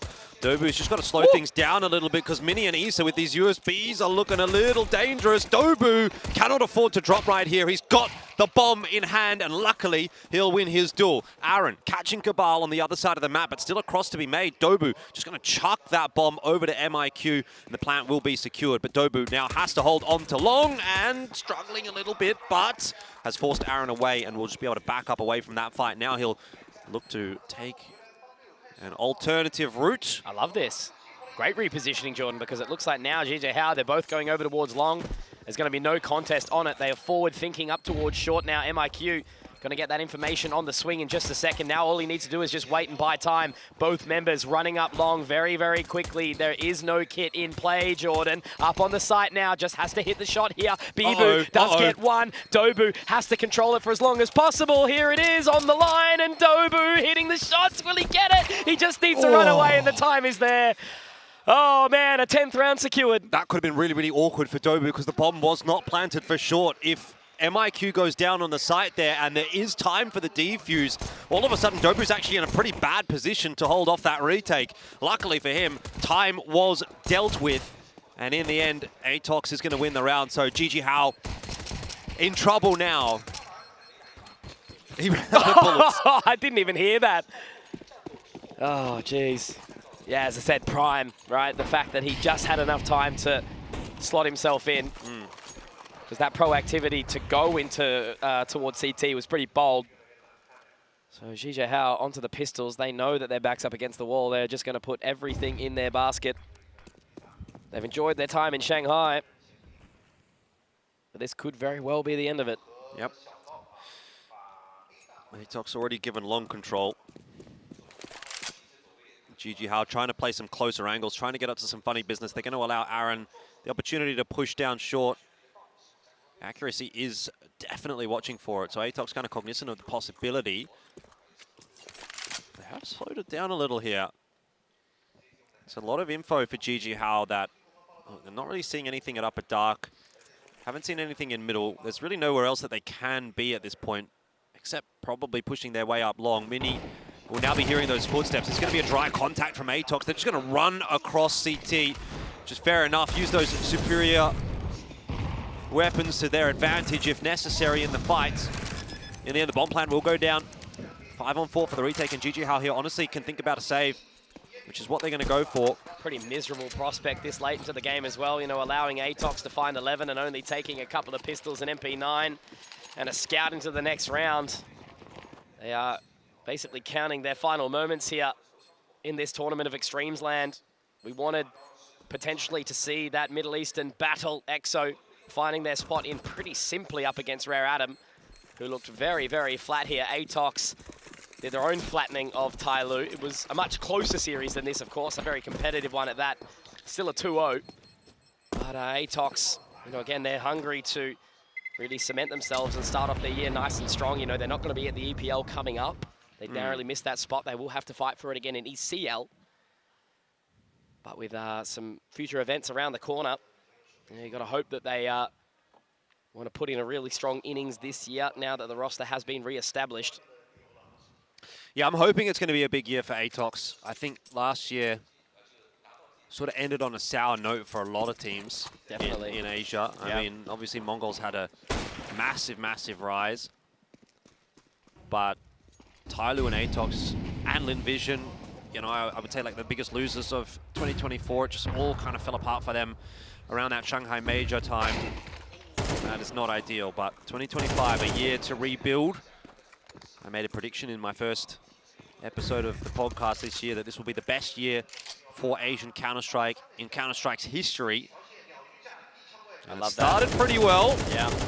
Zesta will hope it'll be the best year in Atox's history, but can't land his shots on long. And there is a hefty defense being put together right now by GG Hao in that area of the map. So Atox are being made to work for this accuracy. Will go down now to Dennis Law, and sticking around on a line like that one, he's going to get a few more opportunities. Nearly a headshot in, but MIQ, once again, the Terminator in this roster for Atox will push the issue forward and continue on going. Decent trade from Cabal, keeps it in play for Atox. 2-on-2. Doesn't look like there's any hits on the side of GG Hao, with a quick flank in from Issa. We'll be able to find Cabal, so it's going to be onto the junior in Zesta. He goes forward, finding one, now trying to hold this line as best as possible. Jordan creeping around the bend, but it's Issa again. How many times does this guy have to be the hero? He is not the star player on this roster. He's just the one with the tenure, with the experience, with the longevity. And he is keeping the team, dragging him across the line, kicking and screaming at this point. Well, I don't know if it's about how many times. I think it's, at this moment, about how many more times. Yeah. Because GG Hao are down 11-4. That win is going to give them something, at least, some kind of resurgence or at least hope. But is it hopium or copium rather than an actual proper chance back into this grand final? Atox already have their sights set on XO Esports, who are waiting for them. But it's not done quite yet. Whoa, what a shot. Great opener there. Again, you know, we haven't really had an opportunity to see the magic out of Dennis Law in this map, in this series, since the opening CT side of Ancient. He was the one that was basically responsible almost solely for destroying Semperfi's hopes and dreams. That previous series yesterday, where they did get taken down 2-0. GG Hao were making quite a case for a grand final slot just off the back of that performance alone, but when you have to overwhelm a team like Atox, even Tyloo if they lost, you know, both teams, veterans of the sport, now jumping up short as well. Issa, oh Jordan, he continues to do it, doesn't he? Just holding calmly. They've got a little bit of positioning up short, but Atox weakened. Now they control out long as well. Atox are so cooked in this round. Unless Zesta gets this kill. I mean, he's got the heads-up play. You are the curse, Jordan. That's crazy. It's still not a great spot to be in 4-on-3, but Topu's going to try and take matters into his own hands. You know, in fairness, they could get a plan on B. Zesta's making a bit of noise on long. Dennis Law goes down. That might start to draw some attention back in the direction of A. And Cabal is creeping out on a nice timing. Now Zesta just has to kind of slow it down a little bit. As long as he survives here, this will be a real problem. Oh, my God, he's got another one. Bibu down. Zesta. Oh, he nearly takes it. He nearly takes two. Aaron is low. Issa is low. Cabal, the veteran of Atox. The veteran of the Mongolian scene, he wants really. to go through. He wants to go through, Jordan. If he catches the timing onto Aaron, surely he'll hear the pitter-patter of the footsteps. He's just sitting behind the boxes. So bold, so brilliant. But will he clear the line? Yes, he will. Information gathered. Issa low has to clutch again. Information gathered onto the line. It is veteran versus veteran. Father in time. Cabal around the line. He looks to swing. Issa on the defuse. I don't think he knows. Cabal might not have the timing, and Issa has done it again, Jordan. GG Hao will not go out swinging clutch after clutch. You're going to breathe a sigh of relief if you're GG Hao there as they get that defuse through, and Cabal will just be sweating. That was his round. However... Oh, what a shot! Yeah, this was a crazy shot, but it is not GG Hao out of the hot water just yet. In fact, they're kind of still stuck between a rock and a hard place. This round is so expensive for them. Oh, God. They're still teetering on the brink of an economy break. This is the counter-strike that I need, Jordan. Inject it directly into my veins. I mean, it's a long way from home, as you mentioned, but Denny Slaw activating again, finally getting another opening shot, making his campaign. Will it be an Age of Empires for Zhizhe Hao? Throwback. Absolutely. The Nutrigrain box is a familiar one to many. I used to play as the Mongolians in Age of Empires. I was a weeb before I knew it. Japanese was always my jam. Oh, the Mongolian horse archers were kind of goated. Can't remember what they were called. A unique unit. Chinggis Warriors. They were definitely not called Chinggis Warriors. Yeah, but ATOC's going to slow this down a little just to see if they're going to get an inroad back into this round, courtesy of Zhizhe Hao doing anything too silly, but won't be any over-aggressive steps from the CTs now that they have the numbers advantage. Dennis Law's been quite good at getting that. ATOCs I'd like to see probably avoid those mid-peaks from now on. 30 seconds. Bibu right on the corner. Issa has to support his boys. A little bit of a kiss and a cuddle in the smoke. Bibu finding one and a second as well. That's massive from Bibu. All on MIQ, and they're going to be able to wrap around quickly. 15 seconds, bomb is dropped, and immediately Issa's got to rip it off again. Once more, it's not a clutch this time, it's just a supporting position. And Bibu, who has been having a rubbish game, finally picks up a couple of pieces as well. Yeah. This is the confidence piece. You can't let this happen for Zhizhe Hao. Yeah, really, really good round. Zhizhe Hao needed some help keeping these guns alive. It's going to start to put them in a bit of a better spot, and seems that ATOCs need a little bit of help here as well. So attack timeout is going to be called by them first of the map. Because of the fact that it's been so easy breezy up to this point for ATOCs, they haven't needed to use any, so they've got a lot of time to talk if they need it to close this game out, which is going to add to the difficulty for Zhizhe Hao. It's the first of many attack timeouts. We'll get to see the first of those adaptations on the behalf of ATOCs. Ooh, wow, look at all the B spawns here. There's a lot of B spawns. So are we just going to send it straight into B? Looks like it. Will be Boop be the one waiting for him. No, Molly. Keep them at bay. But they're still going to go. They're still going to go. They want to go through it. They want to go past it. And they do get past Bibu.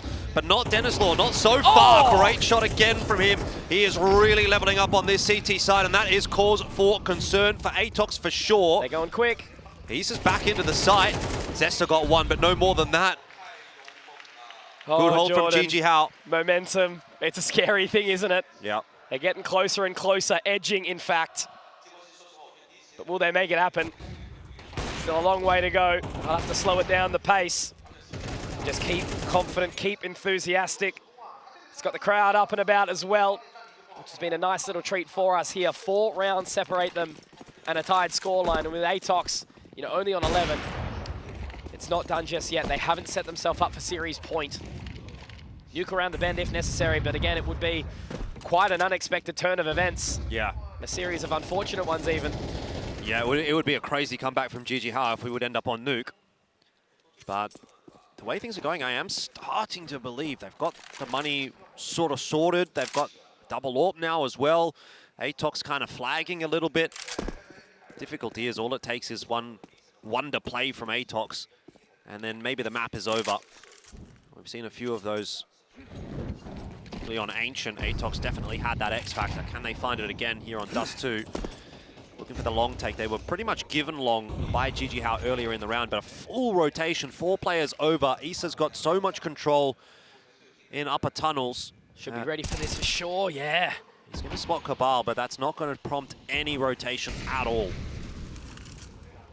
Don't think they're going to be aware of this at all now. Along the long line, Mini has to run away, has to peek into position. Aaron and Gandalf, and Zesta's going to get that opening as well. Denny Slaw forced away by the Molotov for now. Smoke to execute as well. Accuracy, dropping that plant. Open plant as well.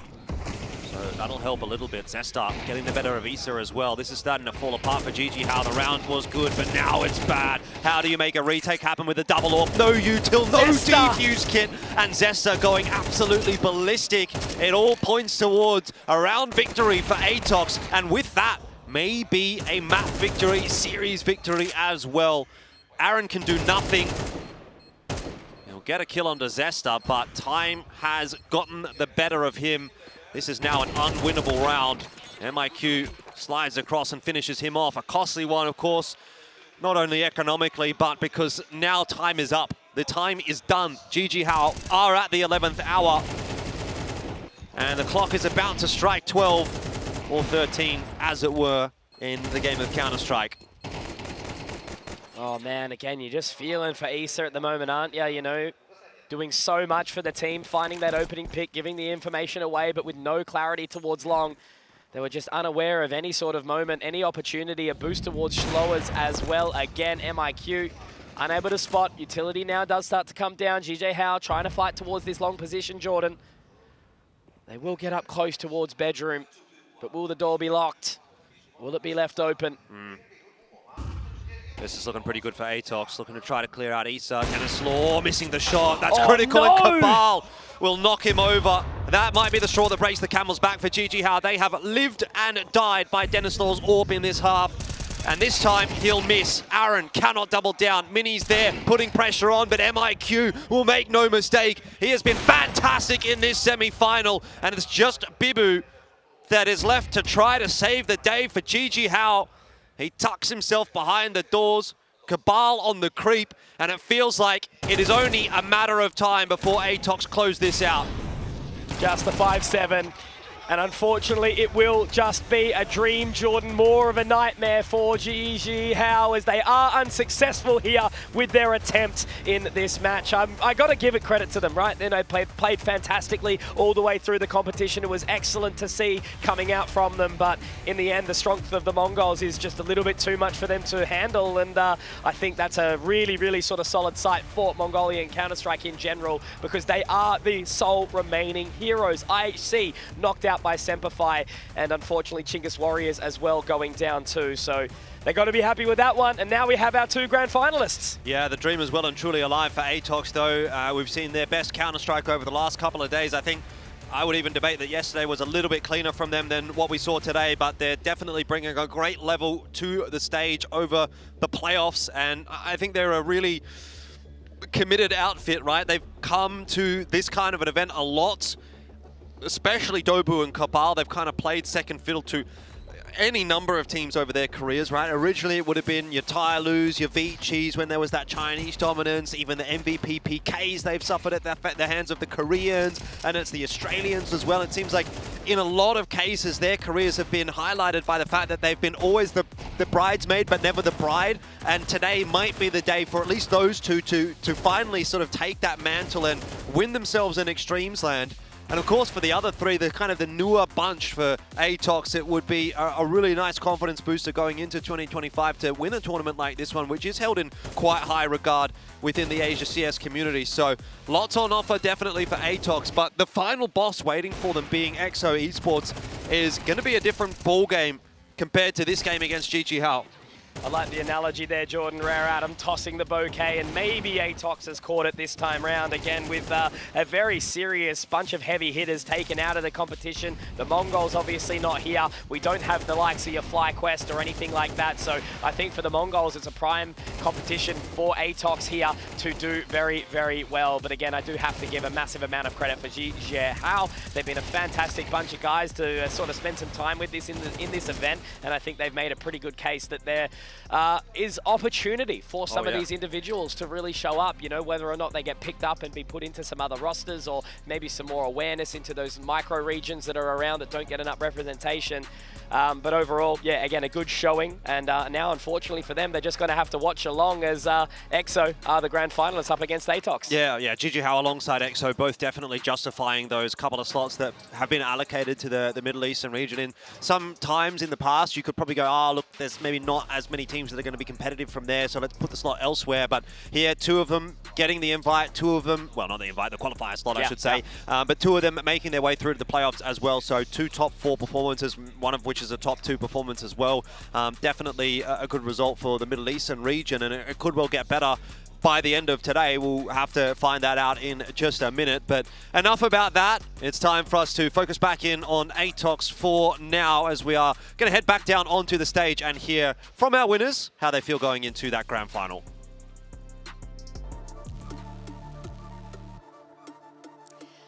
And our other grand finalist, eTalks Esports. 好，掌声送给 eTalks， 也是挺进了我们的总决赛。 Now I'm here with Cabal. Fantastic performance. And I heard it might run in the family. You have a daughter, from what I understand. A family might be watching at home. Can you tell me who's watching? Any message for her? Just I love your daughter. Yeah. 这个可彪的女儿是也在这个蒙古的家里在看比赛啊。她说我爱你啊。 So as I understand it, grandma, your wife, and the daughter's watching. Does she play any CS? They don't play. Just now they like understand the game, you know. Yeah, they don't play. Yeah. 啊，就是现在在蒙古的家里是我的祖母，然后我的老婆在照看我们的女儿啊。他们会看我们的比赛，但是他们现在慢慢明白 CS 是什么，慢慢看懂了啊。 Well, I'm expecting the next generation of eXTREMESLAND happening right there. Now, Jijahao, they had a really great run in this tournament. Do you have any words about things that you admired about your opponents today? 集结号这次比赛打得也是非常好啊，你觉得他们有什么可圈可点的地方？有什么优点？ Actually, they played very well, and they are Middle East team. They practice with the European teams, so that's why they are playing very well. And yeah, that's it. 集结号打得不错，因为他们在中东的话，他们经常有机会和欧洲的一些队伍去练啊，所以他们打得也是很棒。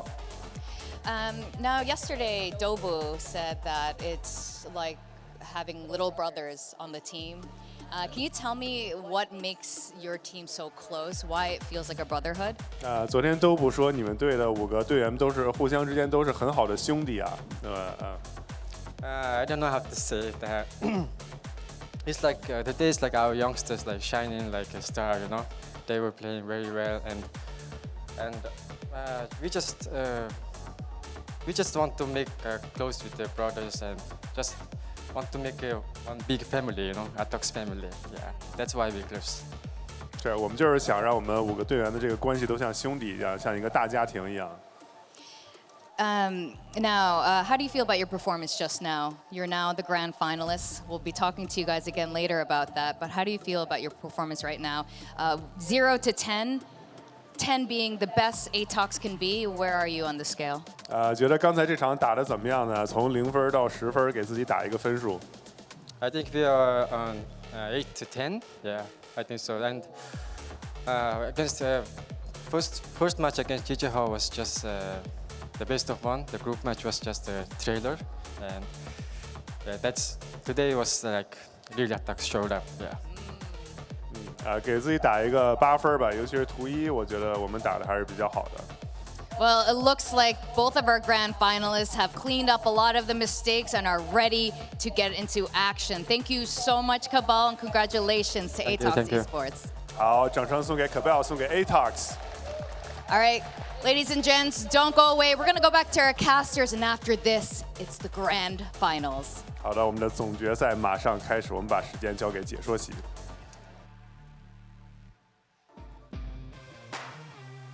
Yeah, lovely to hear from Cabal. I know he gets a little bit nervous when the English is involved, but he's a good fella. And shout out to the wife and kid back home. I'm sure they're watching along, having a good time. eTalks running towards that victory in the grand final. But look, we'll see whether or not they can make it all the way, because EXO is looking to be a pretty scary prospect. Having a look at the numbers, MIQ and accuracy. I mean, no surprises, the guys with the AWP in hand, the two to kind of top the charts there for eTalks. Denislaw, did he really go 12 and 17? I feel like he did better than that. If it was truly 12 and 17, those 12 kills were just super impactful AWP shots, but not enough of them apparently. And 13-7 was the result, 2-0 today for eTalks. Both of our semi-finals being a quick 2-0, but there is no doubt about it. Not only the MVP for that map, but the MVP for the series, and probably yesterday as well. MIQ has just been an absolute monster throughout the playoffs so far, and one more game to deliver in, being that grand final. A big one coming up for him. it all seems to be coming together for Atox, and I think we heard that from Cabal there, trying to make it like one big family. I think obviously it is a bit of a, the old bringing in the new in a way, and as you mentioned, Cabal and stuff, they've been fighting for so long. Dobu, the exact same. I think we actually saw them, wasn't Dobu like on August back in like 2019, that sort of thing. So they've been digging in for a hell of a lot of years, the Mongolian scene, back even to the original Mongols, a long way from home. So yeah, now this is the grand final that you're seeing up on your screen, Atox versus EXO Esports.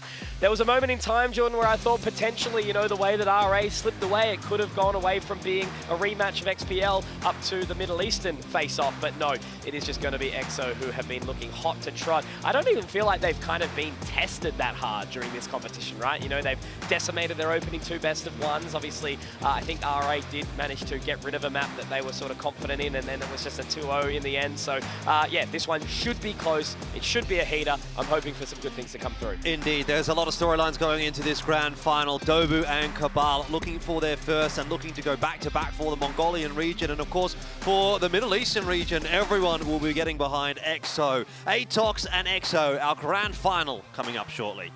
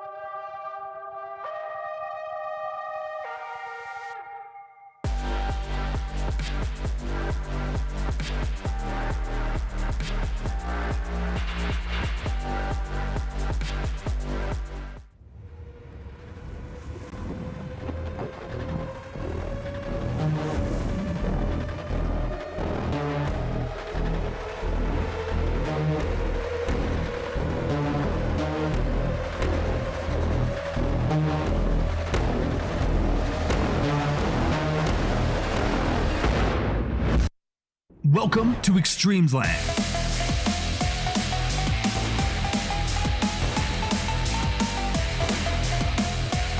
Since 2016, eXTREMESLAND has been the stage where many Asia-Pacific esports enthusiasts made it into world-class elites. Together, they strive to achieve dreams. Now, at the eXTREMESLAND, the horn has been sounded, the flames of war have been reignited. Let's go!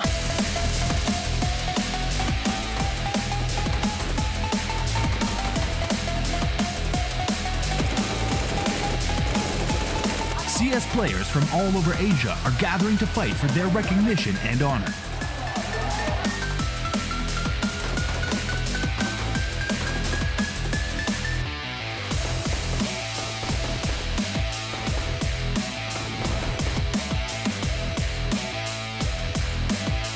Be prepared to embark on a new chapter.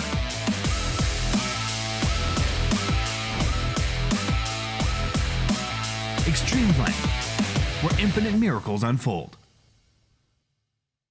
Fueled by the same passion as esports athletes, Zowie continuously develops tailored products, empowering gamers to bring their best out.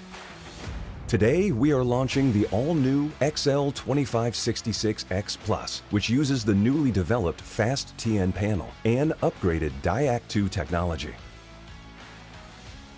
New Fast TN panels with Diac technology provide clearer and sharper images, helping you focus and avoid the distraction of unwanted after-images caused by rapid motion. Moreover, it enhances color performance for more vibrant colors and better enemy identification. The latest Diac 2 technology provides players with clearer visuals in dynamic aiming and spray control. The new monitor series continue to evolve, refining details to ensure players can perform their best consistently in games.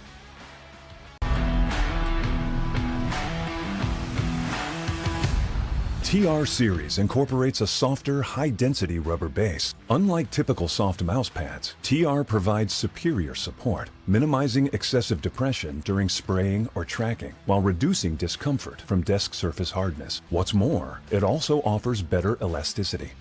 When players resume mouse movement after applying force, the base's elasticity provides a quick rebound of the mouse pad, which provides smooth and stable transitions from stop to motion. The TR series incorporates exclusive surface fabric technology, ensuring a controlled gliding experience. The top layer of cloth stays dry and avoids sticky glide feeling, often resulting from clogged moisture. Moreover, in addition to the TR series, the SR and SR SE models also feature Zowe's proprietary anti-slip technology, which enhances stability, reducing mousepad slip caused by intense gameplay.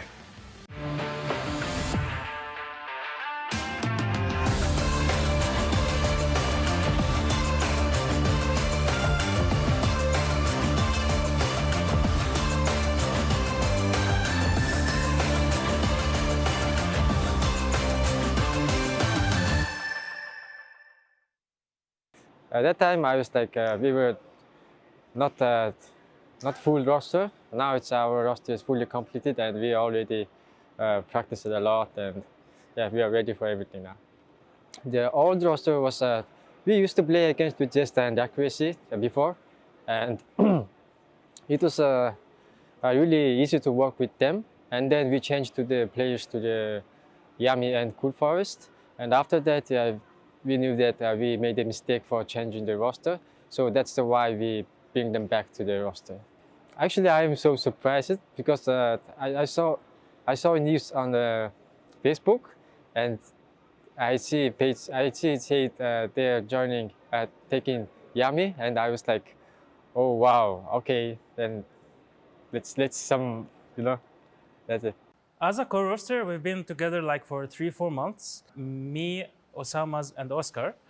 But recently we made 2 changes. We added 2 players, Senpai and Paul Pandana. I played with these players before, and they're good experienced players, and I hope we do our best. Our goals, of course, like every team, to try to finish top 1, to try to like lift the MENA scene to the whole world, to show our best, and I hope we do our best. Yeah. Our team playstyle is based on duels and like aggressive team. Like it's based on duels, winning duels every time. Some people call us like faithful players, but I don't think so. We have good team spirit. To the big teams coming to this tournament, just don't come in our face. You have no chance.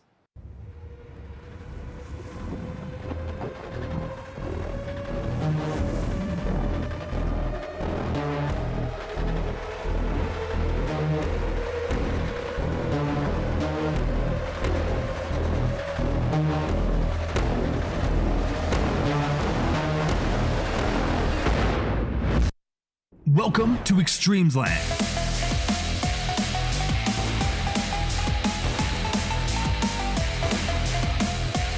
Since 2016, eXTREMESLAND has been the stage where many Asia-Pacific esports enthusiasts made it into world-class elites. Together, they strive to achieve dreams. Now, at the eXTREMESLAND, the horn has been sounded, the flames of war have been reignited. Let's go!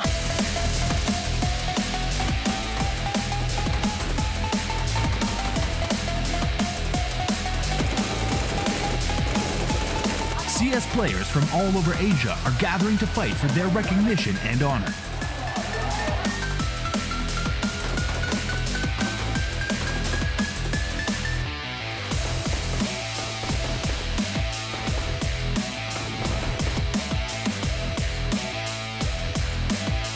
Be prepared to embark on a new chapter.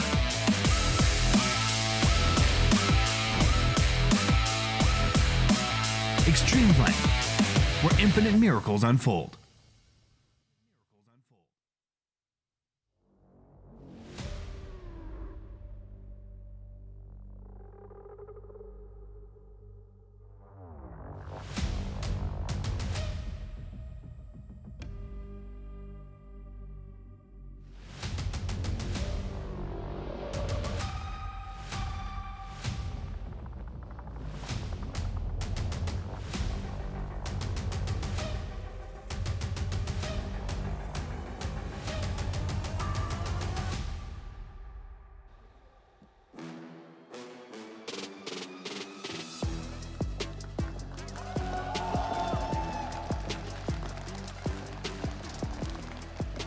大家好, and welcome to eXTREMESLAND CS Asia Open 2024.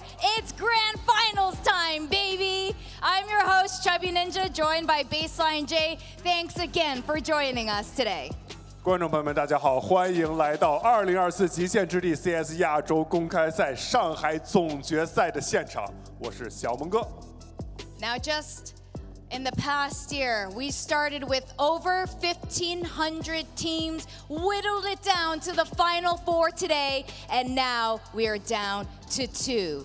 This event has been pretty incredible throughout this entire week, and of course, that would not be possible without our partner, Zoe, for supporting this event. In addition to Zoe, we have a fantastic lineup of sponsors, including Fire Open, Ducky, AMD, Keychron, Predator, Asus, Cooler Master, and Wu Ting. So thank you, sponsors, for all your incredible support for this event. And again, you can watch this tournament on YouTube or Twitch. 感谢卓威对极限之地一如既往的支持，也同样感谢本届比赛强大的赞助商阵容，感谢 Fire Open、迪瑞克斯、AMD、加达龙、华硕、掠夺者、酷冷至尊、乌挺的大力支持。大家可以在虎牙、哔哩哔哩、斗鱼、抖音这4个平台收看本次赛事的直播。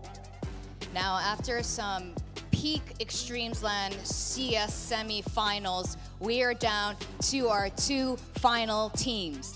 The finalists are EXO Esports and ATOX Esports. Both teams have shown immense performances throughout today. 好，我们的2场半决赛的也是结束了他们的角逐啊。我们最后总冠军的队伍呢是 EXO Esports， 然后还有 ATOX。And ladies and gentlemen, we are about to find out who is going to be crowned champions at eXTREMESLAND Asia 2024.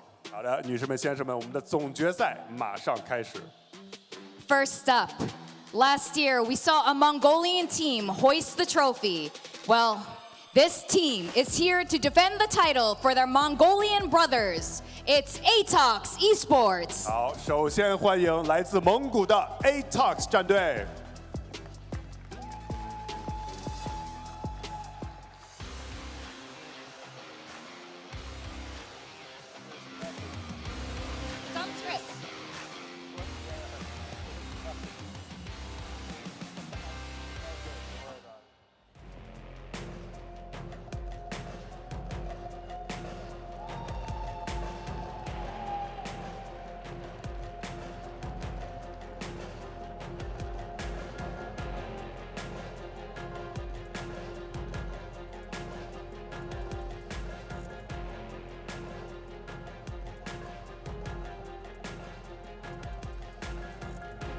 ATOX Esports. 掌声送给 ATOX。ATOX, please remain on the stage while we welcome your opponents. This team from MENA only put together their squad 3 weeks ago, but they've proven to be one of the best here at eXTREMESLAND. They're from Saudi Arabia. It's EXO Esports. 接下来欢迎来自沙特阿拉伯 EXO Esports。EXO Esports, ladies and gentlemen. Now, could I have EXO Esports take their spots on the stage and welcome the team captains to join me here next to the trophy. So I believe we're gonna have Oscar and Dobu. You could stand right between me. Don't fight yet. It's not 好的，我们请双方的队长先来到舞台前。Now, I want to ask Oscar first. It looks like your team, you came in strong, but today you looked even better. What changed from day 1 till now? Did you do any sort of prep yesterday? 感觉我们这个队伍一开始的状态就一直很好，但是今天的状态是非常非常的好啊。那你们在这几天都练什么了？ Yeah, we was talking about the final game, and for me, I believe and I trust my teammate. We will make this tournament, and I will take the proof to Saudi Arabia. That's all. 我们就非常的自信，在赛前我们也在说啊，我们一定要拿到这个奖杯，把奖杯带回沙特。And Dobu, you and Cabal have been here since the very first eXTREMESLAND in 2016. That's 9 years ago. Now, you have won some online tournaments, but there has yet to be this team to win a trophy. Is this going to be the year?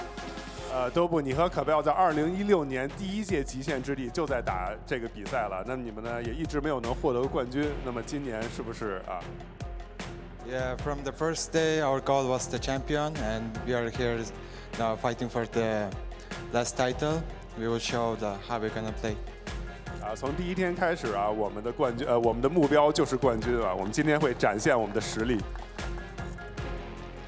And Oscar, no MENA team has ever hoisted a trophy. MENA team has made it to the grand finals before, but it's today the day for EXO Esports. 啊，在极限之地历史上还没有中东的队伍进过总决赛，然后拿过总冠军。那么今天会不会打破这个历史？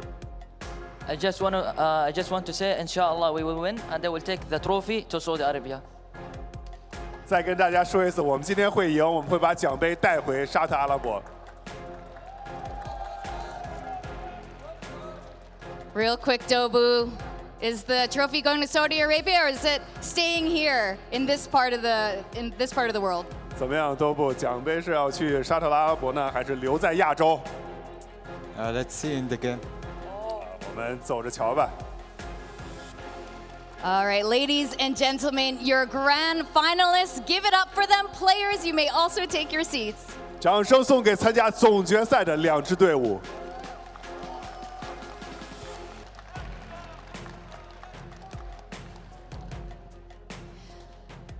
I hope you're ready for the grand finals.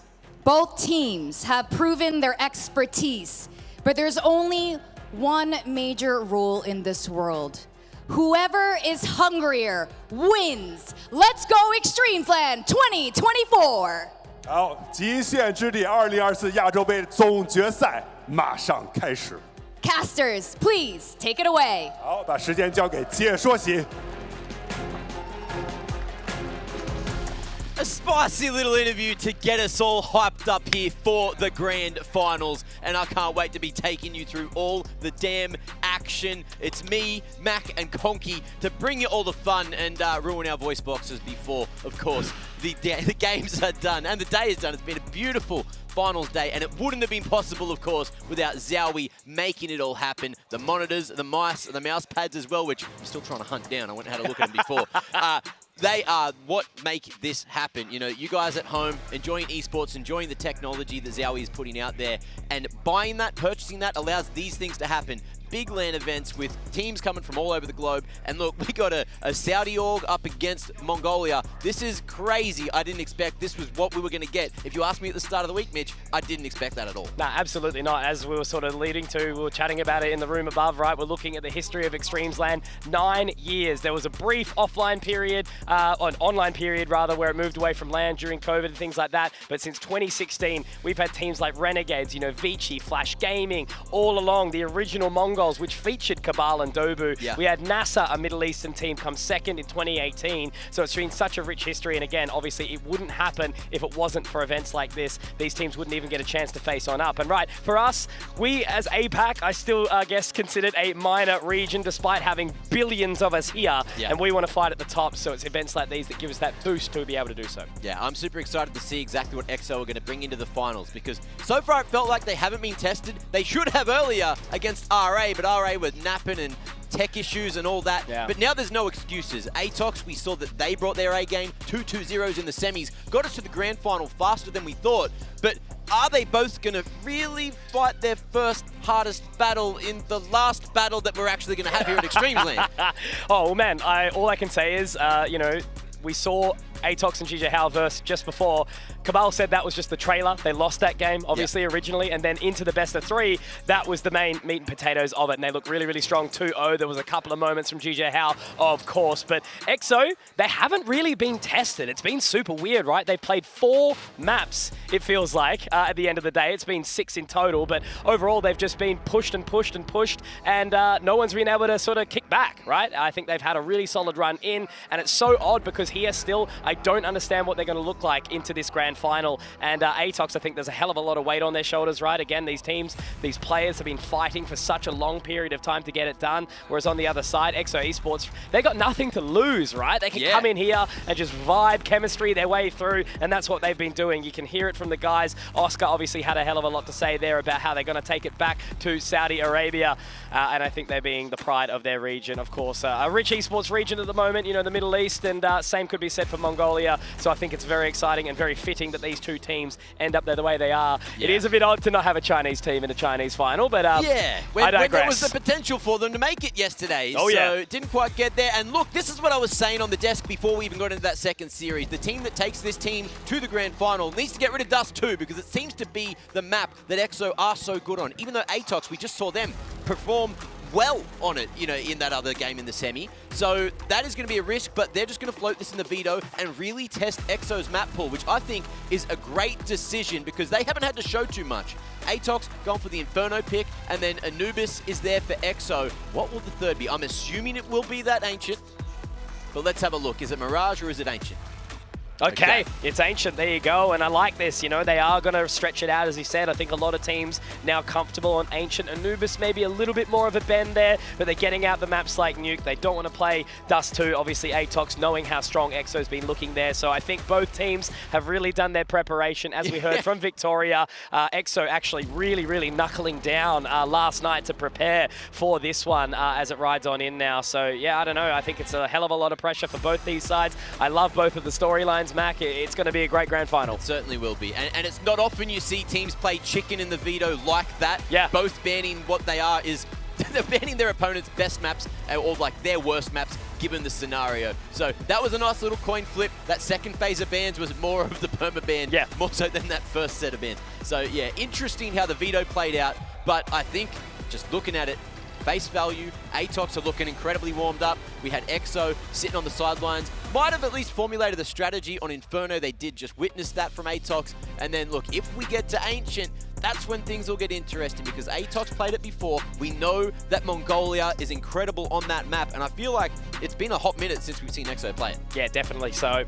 But it is time now, Matt. Grand final of Extremesland Asia 2024. It's been 6 days of Counter-Strike, best of 3s, best of 1s, a hell of a lot of Counter-Strike. And now we move into the meat and potatoes, the main course, the medium rare steak. It is on your table right now and we're ready to dine. Four-man stack towards the top of mid for EXO. Expecting this A-site bust. Cabal. Ooh, gonna prod his head in there, but Oscar not quite jiggling, so the info not coming across just yet. Hard crossfire. Oscar looking to swing on said contact. There we go, info found, and a smoke at Moto is gonna be paired up with that flash. Out to site they go, or at least to pit, and the CTs are swarming to try to stop the cross. No action just yet though. Pit control completely taken as Samas was able to find that opening shot, Mac, but he's now taken down quickly. Rotation is here already. Bilal coming through the archers and into Diggity. Oscar will start to take point here now. Dodds forcing a couple of members outside of the apartments, but they're just going to run away. Keeping attention is all they need to do right now, Mac. Yeah, it's been a little interesting. Short control is there. Bilal, one flash to try to get him into sight if he wants to drop that shortly. But Oscar having an odd fight in apps here. Will be able to snatch that one away from Freezer. Dodds in the meanwhile getting another, and this is the numbers thinning. Atox just on site now. Hard crossfire, and it's looking a bit too hard for Oscar to get back in. One body shot should do it, and we might even have to knife the disrespect in a situation like this. The opening round of the grand final, and Dobu just runs that time right down, looking for the knife. He won't get it. Extra $300 in the bank for Oscar, but it's the round for Atox. Number 1 round in the map, Mac, and we're already seeing stuff like that. The chaos ensues, but I love that information, just pulling one away from the apartments, right? He just barrels straight down second mid. It keeps the T's occupied for a mid-second. But yeah, I think they're going to be pretty happy with that one right now. An opening round for Atox, a pistol in tow, and EXO are going to be straight in with the Force Buy. There was a moment with that read with the 4-man stack at bracket that I thought, you know, this is looking incredible for EXO. But it went south real quick. Moto Smoke and the Flash really just breaking everything up. As well as that pick over towards the short side. Nana, aggression coming through now. Early from Atox, and Oscar will be isolated. Thought he could time that molly out a little bit, but now it is just going to be the 2 CTs here on the defense. Early rotation from Musamas, and the Force Buy as well. It's risky, but look, if you get that M4, you toss it across to someone that can use it well. And I think it might have been Bilal that did that, because, wait, not Bilal, it might have actually been Oscar. He didn't have too much here. Just the swag, but unfortunately swag is dead in the current climate, Mac. Although he's unbanned now. True. I think it's a couple of days away, right? Oh, actually, it's 25th, isn't it? Yeah. It's closing in 10 years since that fateful moment. All right, full stack, EXO leaning heavily towards A. I think they are going to be falling away without reward. Utility now for Atox, heading over towards the site of B. They're going to lock in quickly. Just leaving Zesta to watch the lurk to see if anyone's going to be coming their way, but I think it's going to be a little bit of a slow round into this one. Just dotting their T's. I'm doing it again. I won't finish that sentence. Plant down for Atox. Really good start to this half. I was going to say rubbing their eyes, because it's not looking too crash hot for EXO. Not quite as sad as you could have thought. If you do manage to keep all 4 of these guns across to the next, you can put yourself in a great position. Mate, you go like double boost up onto the awning, put towards CT at B. You just have the man with USP, the one that would sit in the theoretical smoke that will land on the ledge. Put a Deagle up, a 5-7 up, and rain chaos from above. But that's if Atox go B. So far, once towards A, once towards B, and twice towards success. That is going to be one of those guns gone, though. Bit of frisky business, looking for a primary weapon. Towards CT there. But Atox happy with their beginnings into the grand final. 2-0. 3 alive at the end of it. Atox having such a run into this competition as well, Mac. You know, losing to GJ Hao. Very, very strong group.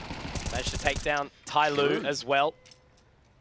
So I feel like Atox have really sort of been tested here. And again, you know, EXO, you could probably argue they had a couple of easy earlier games, but then to take out, you know, one of the favorites in Rare Adam. Yeah, well, that's it, right? It was the revenge game as that second semi of the day, and Atox, I'm sure that tasted sweet, but a grand final, a trophy for all these 5 Mongolian individuals. I'm sure that'd taste pretty sweet too. Dad buff for Cabal, hoping for family watching along at home. MIQ, very lucky to be finding that pick from Dodds. It was a good flash in, but Bilal unfortunately just has to be sitting there all on his lonesome. The rotation does start to come through. I don't think Atox are sold on this side of B. They are going to get the utility down over towards the Coffins and CT. And again, they're pulling the information away. Pole Bandana, completely unmoved, but I think it is going to be B where Atox end. Good placement on that molly, Bilal. Per ticking. These come these rotations. Dink might be enough to bait them for that smoke push. You saw Oscar thinking about it, but he's so low. It's a risky maneuver. Osamas as well. Going to be smacked by that HE. So both the CTs here are already thinking about getting out of dodge, looking to save the M4 at least into the next. We're going to see a boost up. Reverse. I like this. Well, is it a freebie? Oscar just hidden underneath that smoke there on the left side. It's bad at the timing. Smoke fading. Oscar, eyes up, should see this. Oh, there he is. Cabal wins the fight, and that's going to be 5 alive at the end of it. Atox. Perfection in the third. Yeah, absolutely. Really not a hell of a lot happening for EXO so far. Obviously, we'll, you know, give it some time. Takes a good little bit to soften that meat, Mac. Pole Bandana, great shot onto accuracy. But the main focus sort of for me has been Osama's managing to juggle around that M4. It's held now. So they'll have a reasonable buy into the fourth, you would hope, and AWP up. to allow for some space. Do you think Mongolians tenderize the meat, or do you think that they just cook it like fresh? I think Jordan needs to be here for this hunting discussion. He got some of that fresh meat when he was over there. Yeah, definitely hunter-gatherer, which is the opposite of Elfish Guy. Love him dearly. Well, EXO getting beaten as well right now. With Atox unable to fight for this banana control. You can see EXO definitely trying to stay respectable over towards the B side, and the aggression in apps is very risky given you've only got 2 CTs here, but it works out. The risk has given them a nice reward of a man advantage. Pole bandana quite low. There's still so much utility, and we're at that mid-map. It's the fact that they go together though, right, Mac? You know, they have been taken very, very low, but they invest together and they can pull away. So the man advantage held. Only sort of negative, I suppose, for EXO is that Atox are healthy and the 4 members alive. 3 HP, 6 and 9. My God, EXO have been peppered up, haven't they? Talking about tenderizing. It's a tantalizing prospect of this B side, it would look like right now. But 3 members here of EXO looking to deny the bodyguards of the site, hanging around the fountain. But will they get wet?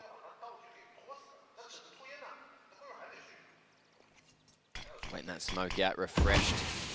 The 38-second mark. It's going to be 18 if they don't go through it. Dodds with a molly. Oh, how's the timing on it? Pretty bloody good. MIQ going to be blinded, stuck, and this is looking like Atox are getting locked on out of the 4th. EXO should be good to keep 5 alive here. And that'll be Atox just keeping the AWP, keeping the AK into round 5. But EXO finally showing some signs of life. Such is life on Inferno, isn't it, Max? So saving that AWP and the AK means that they've still got a pretty happy-looking economy here, Atox. Yeah. The loss bonus will boost them up. You know, it's a second buy even in the back pocket too, so they're not going to be stressed just yet. But EXO 5 alive is a hugely important round for them. 5.7 on Oscar. And again, you know, it's just that little bit of piece, such as the M4 being juggled around for a few save rounds, that gives EXO a pretty good run for success for a coupler at the very least.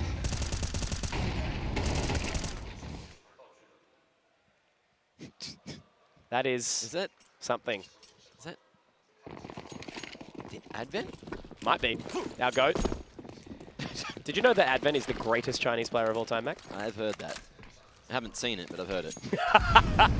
Smoke towards the top of mid just to deny that CT information and potentially let them know that there is some action going down. The CT's constantly fighting over towards Banana, over towards top mid, in through all these smokes. Just EXO hunting and fishing for something. It's a risky move, and they've lost Bilal for it. We still have Dodds here, who doesn't have any utility, but he's got an AK, and that thing can pack a punch. MIQ's been a member that we've been talking about all that previous series, Mac. You know, he was the hero and the MVP in both the maps, I'm pretty sure. Really able to step up individually. Now, a little bit low, but he swapped over to that AWP. We've seen him hit some shots with it, and now as they're into brackets, it's going to be a little bit awkward. Oscar might be in for a rude awakening, but my eyes are going to be on Pole Bandana, who has to invest early on, down towards Diggity. He gets 1 and 2. Now he can slot away. Mac Oscar onto the line, hits another shot. It's all falling apart here for Atox, and it all starts with Pole Bandana. Man is doing bits right now. They try to clear out the apartments. Kabal is stuck in position, and it has to go back onto this individual again. The Ukrainian king stands tall, and that is Atox forced out of the round again. There is no way Kabal can find this one. 4 alive for EXO. Lovely fend off, and the 4v5 gets turned on its head. Atox unable to traverse into a 4th. And with this much time remaining, I think EXO are switched on that it's a save. Pole Bandana already all the way down towards the T-stairs. It's always looking funny. at the CT economy. So the big question is, how much do you respect Atox? How much do you respect Kabal as an individual?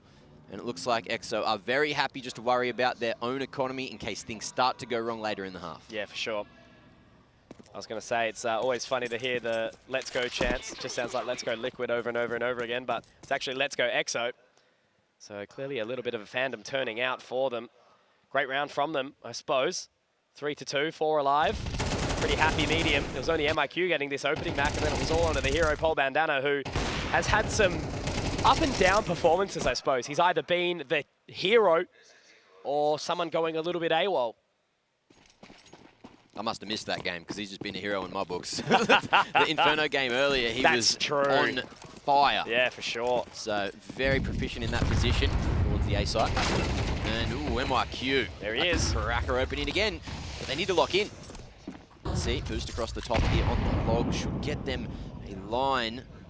Just depends on when that smoke fades. Not much to find so far. Ooh, good timing on the shot from MIQ. Some shot back, and Osama's playing a dangerous game. Close towards the top mid corner. Yeah, Bilal was playing from fire there as well. But look at this stack, Mac. They've got some level of a read. 4 members over towards the A site, and it's going to be Pole Bandana again taking point. This time he'll miss the shots out of Boiler, but Osama's! Oh! Clean up on Isle Diggity, baby. It's a murder on the dance floor. Great coordination, just to push through on that big contact. Pole Bandana finding 2, and Osama's immaculate timing on the smoke push for that flank. Attention just drawn away for long enough. He's able to find a couple in the back for free. You love to see it. And oh, look at that. The crowd, they're just loving the Counter-Strike right That's now. what I'm saying, man. You know, we saw it obviously at the Shanghai Major, how there was so many cheers for absolutely every team, no matter who. You know, sure, it was a little bit louder for G2, well, namely m0NESY. Yeah. They all love m0NESY, FaZe. But I think over and above, you know, Rare Atom, Mongols, FlyQuest, all were getting the big cheers, the big reps. But once that was all said and done, those teams weren't up there. The arena was still absolutely stacked and packed. The Chinese fans just love their Counter-Strike, and so do we. That's why we're here right now, Mac. After all these years, you know, again, it's been a long, long time of Extremesland. 9 total. 9 total longs. Years. Years and years and years. Well, into the technical we go. It seems, let me check. It seems to have been mic issue this time. Okay, very good. From the coach. For ATOX. Yes, indeedy. Whoa, what the hell? Mic issue for Mac. Yeah, I'm just pulling the bloody mic box everywhere. What are you My bloody bad. doing, mate? Sorry, cable's going everywhere, mate. My cable management's all over the place. At home, on the desk, Also. is what it is, mate. Don't look below the desk. You guys don't need to see it on the other Exactly. side of the camera. It's all the magic of cinema. We're both wearing board shorts. I'm not even wearing socks. For free in this economy? Toes out for the homies, mate. Well, back into the Counter-Strike, of course. We are live. Mic issue sorted. ATOX actually able to chat to their coach, which certainly is going to help with the mid-half adjustments. Of course, that round not going super well. All the ATOX fans, but EXO. Oh my God! You don't hit those. You Ow. don't hit those. Oscar, nut shot. Zesta's been a up and down player to watch as well. He's had some real individual moments of brilliance. He was very much the turn of the tides. With an ace on He's been Ancient. Nuts with the deagle though, bro. And like you even saw there, he got the headshot. It was just Oscar was so tucked on the corner, it just went through the concrete. Yeah. So when he he's still hot, hit the headshot. It just wasn't a kill this time. When he's hot, he's hot. A couple of missed nades there, but it's not going to matter when Pole Bandana's hitting shots as well. It's just been a individual approach from ATOX. Ooh, Not Cabal. able to quite connect with anything yet. Trying to snatch away the jump peak. Would have been a nice one of the Pole Bandana, but finish it off. Pre-fire. Baits out, or at least reveals his intentions and his position. So it's easy pickings for Osama's. Double aggression down short. And Osama's just waiting to land the final bullet. Nice reactions on him. All these EXO players are actually like incredibly mechanical. There's been no doubt about it since the beginning of the competition, right? You know, they came out absolutely swinging. It was a 13-3 opening on their first map of Dust 2. And then I think it was actually another 13-3 in their second best of 1. So they have been a force to be reckoned with, old EXO. Yeah. It's funny, you know, coming into the tournament, they were saying that people call them face-it players. But that being said, like, even if they are just puggers, they're much sharper than their opponents most of the time. And that can get you a long way. Strategically, what they've been doing is perfectly fine, and it's not too overthought. It's, you know, basic plays. But if you do basic plays well, hit the old KISS strat, you know, keep it simple, stupid, You can win tournaments. Mate, rock up to work on time every day and try, and you're ahead at 80% of the workforce. Something I've learned over the years, mate. Cole Bandana, exactly the same. He is nuts. 10-1 for this young man. Really forcing Atox to work for that one, weren't they? Yeah, for sure. Up towards the smoke. MIQ wants to try and slip the net here. He will be able to get up towards the first oranges. Dodds, I don't think he's going to spot him, but Bilal should be in position. This could be a workable round for Atox, Mac, if they're able to move quickly. That smoke will go down now, giving away the information. Dodds with that flash. Bilal, what a time! Able to get over the top. MIQ trying to be the hero now. But he doesn't have the bomb. Has to go and recollect. We'll be able to get towards the side, but he's actually going to drop through for CT. I think Osama's is going to be ready for it. Does get dropped, but Oscar's there for the trade. And it's teamwork making the dream work. Mac 5 for EXO on the trot, uncontested. They're loving it. They are loving the success. They're happy, unfazed, not feeling the pressure. Moisturized, flourishing, staying in their lane. But Atox, they need to find an answer soon. I guess, look, they are on T-side. It is their map pick. So let's just see how many EXO can get in the first half. For the moment, they've got 3 AKs. And the stopping power on those in the hands of these individuals is quite large. Atox now, that app's control, just creeping in at freezer, mollied off. And oh, come on. Bilal, lovely little one-tap. Fishing a bullet at a time. But it's connected onto Dobu, who at least, look, now has that bird's eye view to tell the rest of the troops what to do. Leaving the AK over towards Banana as well. Mac Dodds is going to get the opening. It doesn't pull away the rotation. The answer is no, but Zesta can find one, maybe a turn around, but Osamas finds one, traded accuracy. And that's a great flash to at least force Oscar off the line. Accuracy's got the AK now, Mac, which could be a potential prospect. Bomb going down, but a quick rotation. Oscar going to pick up that line straight away. The rotation is here, but they've slipped into the pit and the smoke gives the space. But no! Cabal! How's he found that? Picking up the AK and ripping the head off 2-on-2. And Oscar's been so sharp as well to miss an opportunity like that. Might be one that comes back to bite them. But the double push up short now. And a solid crossfire from the position of Atox. There's also that flash if they need to use it for accuracy. Creeping forward, offline in Graveyard, and now dropping down, finding cover. This is that much harder for Bilal, but he's gone for the free fire, finds it, gets it, and has the time. That is a beautiful work out of Bilal. Bilal wasn't even bloody on this team, Mac. He swapped in for Senpai, and he is looking like the master. What a play. Bilal clutching out the round, 1v2. That was not a round that you expected Atox to sort of turn the tide. It was the individual heroics from Zesta, accuracy, Cabal was there too. Mate, winning a clutch in a hard crossfire like that is egregious. Atox are going to be kicking themselves that they didn't lock that in from that position. Just so low on HP, right? And you can see what it means to these players up on the stage. The buy is there in full from Atox now, but there's still so much work to do. And Osama's just dry peeks.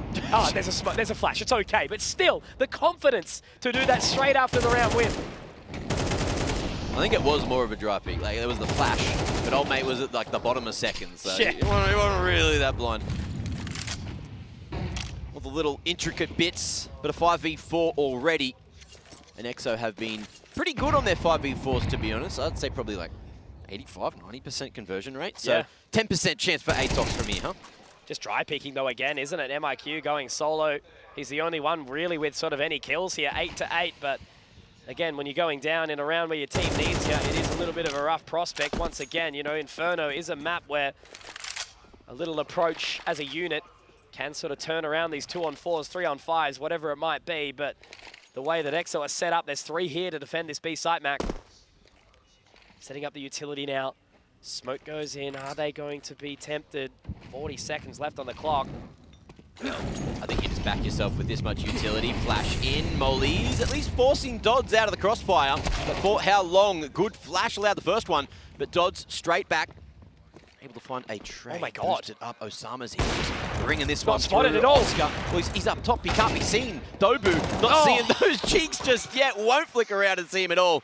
And that's it. Element of surprise held on to, and it was just long enough to make it happen. That'll be that. EXO off to the races on map 1 of the grand final. 7 rounds on the trot, Mac, uncontested, mostly clean, only having to have Bilal clutch that 1v2.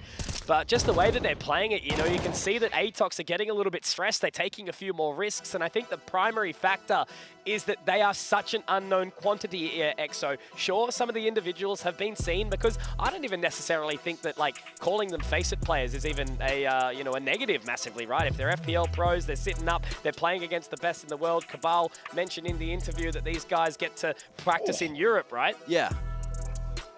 I'm just having a quick look at the team stats while this tactical's going. Yeah, go.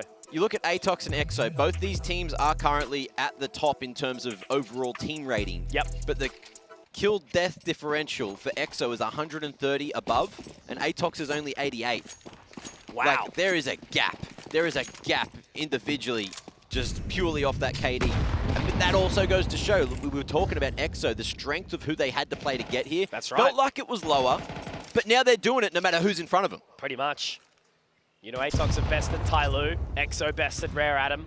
If EXO win this, you know, we have to sort of cheer them on without question. And all I can say is I hope, even no matter the result of this map, we see plenty more from them individually and as a squad going forward.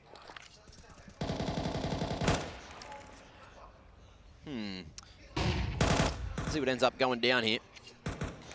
Flash. Just to try and bait more out from Atox. But it's all slowing back down. EXO still 3 members here. So much faith in both Pol Bandana and Oscar, and understandably so. 7 and 5 for Oscar, 10 and 2 for Pol Bandana. He's just a turret.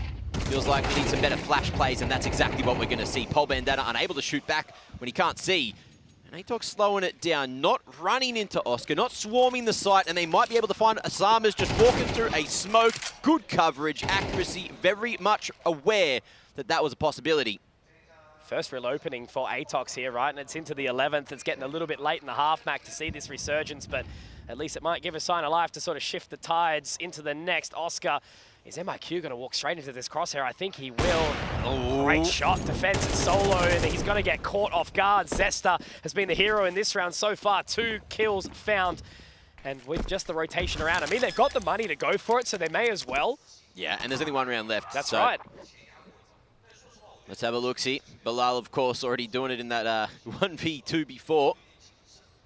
Good trade game. But now, how do they reapproach? Dodds has full utility. Everything you need. Smoke, molly, double banger. If we can see Bilal make his way towards Apps, he could just get flashed on out.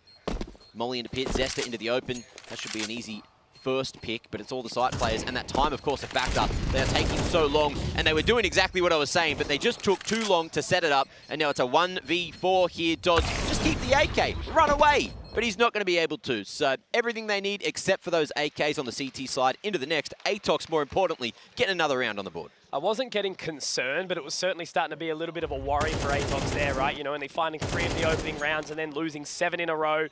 Good to get 1 back, because at least that way the momentum might shift slightly. It's not going to let them have a lead into the round or anything like that, but 4 is okay. It's workable, right? They can make something happen into the next half. And I think it is Advent hitting the whip or something. Or the nay-nay. Well, Molly's stacked up towards the sandbag. That's awkward, but accuracy in front of that smoke. What? And that's the power of that smoke as well. It allows you to get aggressive. Hold Is, though, EXO, they ain't done. Bilal going to be able to lock onto the B site single-handedly with a couple of swift ones. Dodds as well falling down in the meanwhile. Over towards that other site, Pol Bandana locking it in. And in this 3v3, we know Atox don't, but that B site's open for business. It's thrown everyone into disarray right now. Hey, you know, EXO's rotating all the way around over towards this side of A. They've got 3 here. It's just a gamble stack. They'll play for the retake. But I think for Atox, you know, even after finding 2, noticing that there was still some utility being sent over, they didn't want to second guess it. They didn't want to shift into high gear, Mac. No overdrive necessary.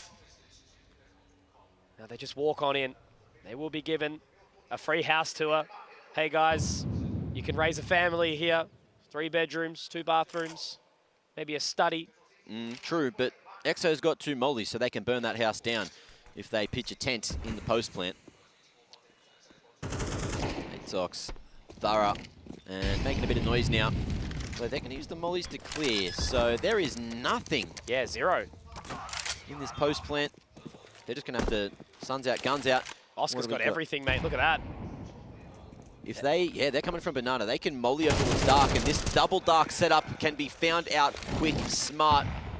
I'd argue it's better if they split right now. Oscar, though, missing a flick. You don't say that often. Oh, fishing for him through the new box. And this is not looking too likely. But are they aware that Cabal's here as well? Molly to the right position. Dobu reveals his hand. Cabal on the trade game, but now he's known. That time is ticking. 5 seconds to get the job done. And EXO, there's Kits, there's time, and there's an 8th.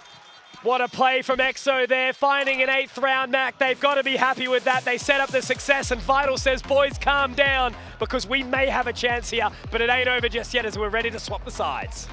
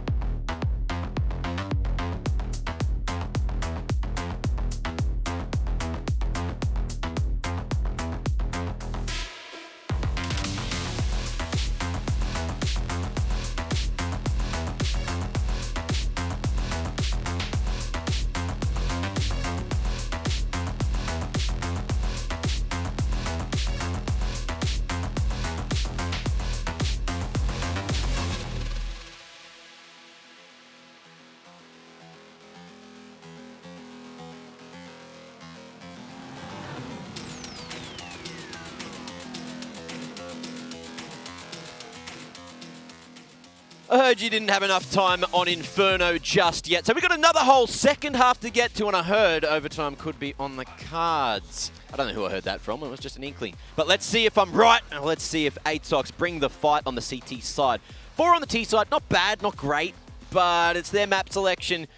And surely someone gave them a little hype up, little motivational speech there during the break to get them all ready. Let's see if they can take a pistol, because EXO, they're pretty good on these rounds. They absolutely are. Really sort of working well on that aggressive T side, but ATOX, we know they've got the capacity to lock it in. 4 stacked over towards the site of B, Mac, and just leaving Zesta to spot. He's one that we need to see activate if we're going to see an ATOX victory into this grand final. But they head over towards the apartments. It's going to be a full retake here. I like that. I always forget that's open now. That being said, Flashes opening up the site now, and it is just Zesta here. He's going to get smoked off and happily posture for the retake. Instant push all the way down Banana. Oh, and Bilal, yeah, Bilal's in a decent spot though. Look at this. He's going to hear everything coming in, that boiler position.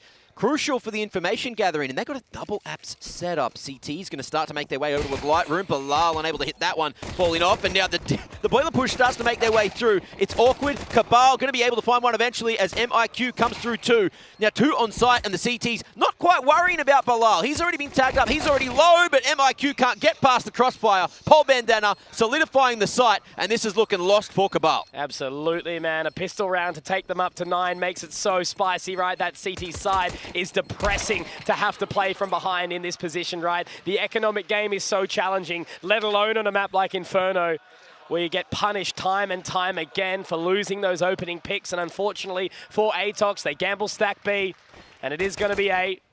You have to wait for the team to join you. Poor Zesta. This is the 8th map, I think, that EXO are playing, and I think that's the 2nd pistol that they've lost. Damn, maybe the... Oh, no, they've only lost 2 pistols, rather. Yeah. That's actually insane. Pretty good. Pretty bloody good. Yeah, and 9 now, already on the T side. If they get through these USPs stacked up on B, which they should, they got Mac 10s, they're just looking the wrong direction. And unfortunate for them, they've walked into a crossfire. There is still numbers here. Atox even sending Cabal across. Let's see if he's going to be able to find anything. No, running into the spray. Osamas and Oscar saving the day. Zesta, maybe they've seen him. He could get one more. Bilal so low and disrespecting the molly, but without that armor, mate, you're done. You're burnt. You're crispy and ready to go. There was a world where we thought maybe an opportunity there. A couple of members pretty low, but the confidence there. The spot back banana means that the round does occur. So very well done again from EXO. They put this mission up towards 10 in the opening map here on Inferno. They are looking very, very good. As I said, Mac, they haven't really been contested at all up until the final position of the previous half. 1 round after their opening 3 Atox. Yeah, this is where Atox have to bring it back. First gun round of the half. And not a lot of room for error. The pace. Yeah, Mac 10s, you know, send it, why not? CT's not quite ready, and they might have already established that the CTs love to go early 3 at B, but watch this on site. Zesta needs to help out his old mate on the middle. Osama's going to be snatching that one away from behind, but the trade game's good. Zesta, Dobu flooding through. Zesta dropping in the pit side, but Paul Bandana gets his head ripped off. This is looking a little bit messy. Bomb hasn't made its way down. It's down in mini pit now, and Oscar, if anyone, can maybe split the wickets here. They just need to slow down the pace of the round now, Atox, don't they? I don't know if they have information as to where the bomb is. They might have seen it drop out of the hands, spilling away. But Oscar picking up the AWP. He wants to try and isolate these 1v1s, but Dobu gets it done. He is the hero in that round for sure. A veteran, again, here since 2016, where he donned the Mongols jersey alongside his brother in arms, Cabal. Yeah. But that is such an important pick. You know, finding the opening 2 there, Zesta, still living on. But the lack of motorway smoke, Mac, really makes it tough. All right. Tensions rising into the 16th. Atox winning that first gun round, barely. It got a little scary. And EXO, of course, that was just a bonus. A bit of a mixed bag because they lost some individuals in the previous, so that's why you've got the AWP there. Double AK, Tech-9 and the Deagle. And the utility already quite light, so EXO looking to fight just with the firepower. Guns out, and let's see, they're going to get to boiler. They can time this peak nicely. They could have traded. Bilal goes a little early. Osama's not quite ready, but the short control's there. They heard the retreat into pit. 4 players for Atox in the best positions to deal with this, and Cabal starts to stop that push. Info gather 2 into Diggity. There we go. Paul Bandana now trying to make his way up. Instead, he pulls away. Accuracy also has to fall off the line. I think he actually got a leg shot onto Oscar there, maybe an exchange through the walls, both tagging each other. A little bit of a slap back and forth, but both still standing. Smoke down towards jungle as well, so giving a little bit of extra space to Dobu. Look at this lurk up from Dodds. He's trying to find something at B solo. MIQ in a pretty solid position. Won't allow that push in towards CT or to sight from Newbox, but Atox making the wrong read. There is the hard crossfire though. That's going to be Paul Bandana hitting the ground. And we'll see if Dodds is going to be able to draw the attention away. Oscar fully committed to going out A late.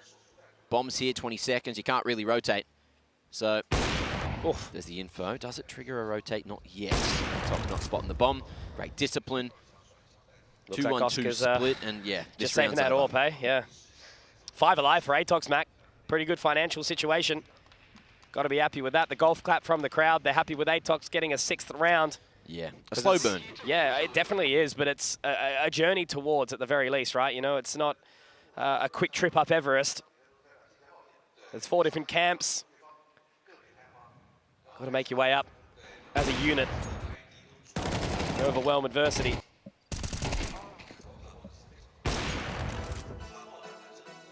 Sounds like another pause coming out as well. Good time to chat. Who's it going to be, though? Would make sense for it to be EXO. Oh, the leak. See, now, look. Hey. The one thing that they don't tell you guys watching along is they hand the casters the script. It's all scripted, guys. At the very, very beginning of the show. I said I hard could have predicted a Saudi team at the top from Middle East representation, you know. Definitely would have put these 2 teams in the final. Where's Middle Easter? Is that like lunchtime? It's between Easter and Anzac Day. Ah, of course, of course. It's when all the eggs go on sale. Of course. Most people not knowing what Anzac Day even is watching the broadcast. What do you mean? It's just a couple of hundred Australians, isn't it? Let's have a look. See, Atox just going for the 3-2 split. Starting stronger on the A site this time. Thinking maybe EXO, we're going to go for something faster. Just with these pistols, and they'd be bloody right. Bilal with the double bangers.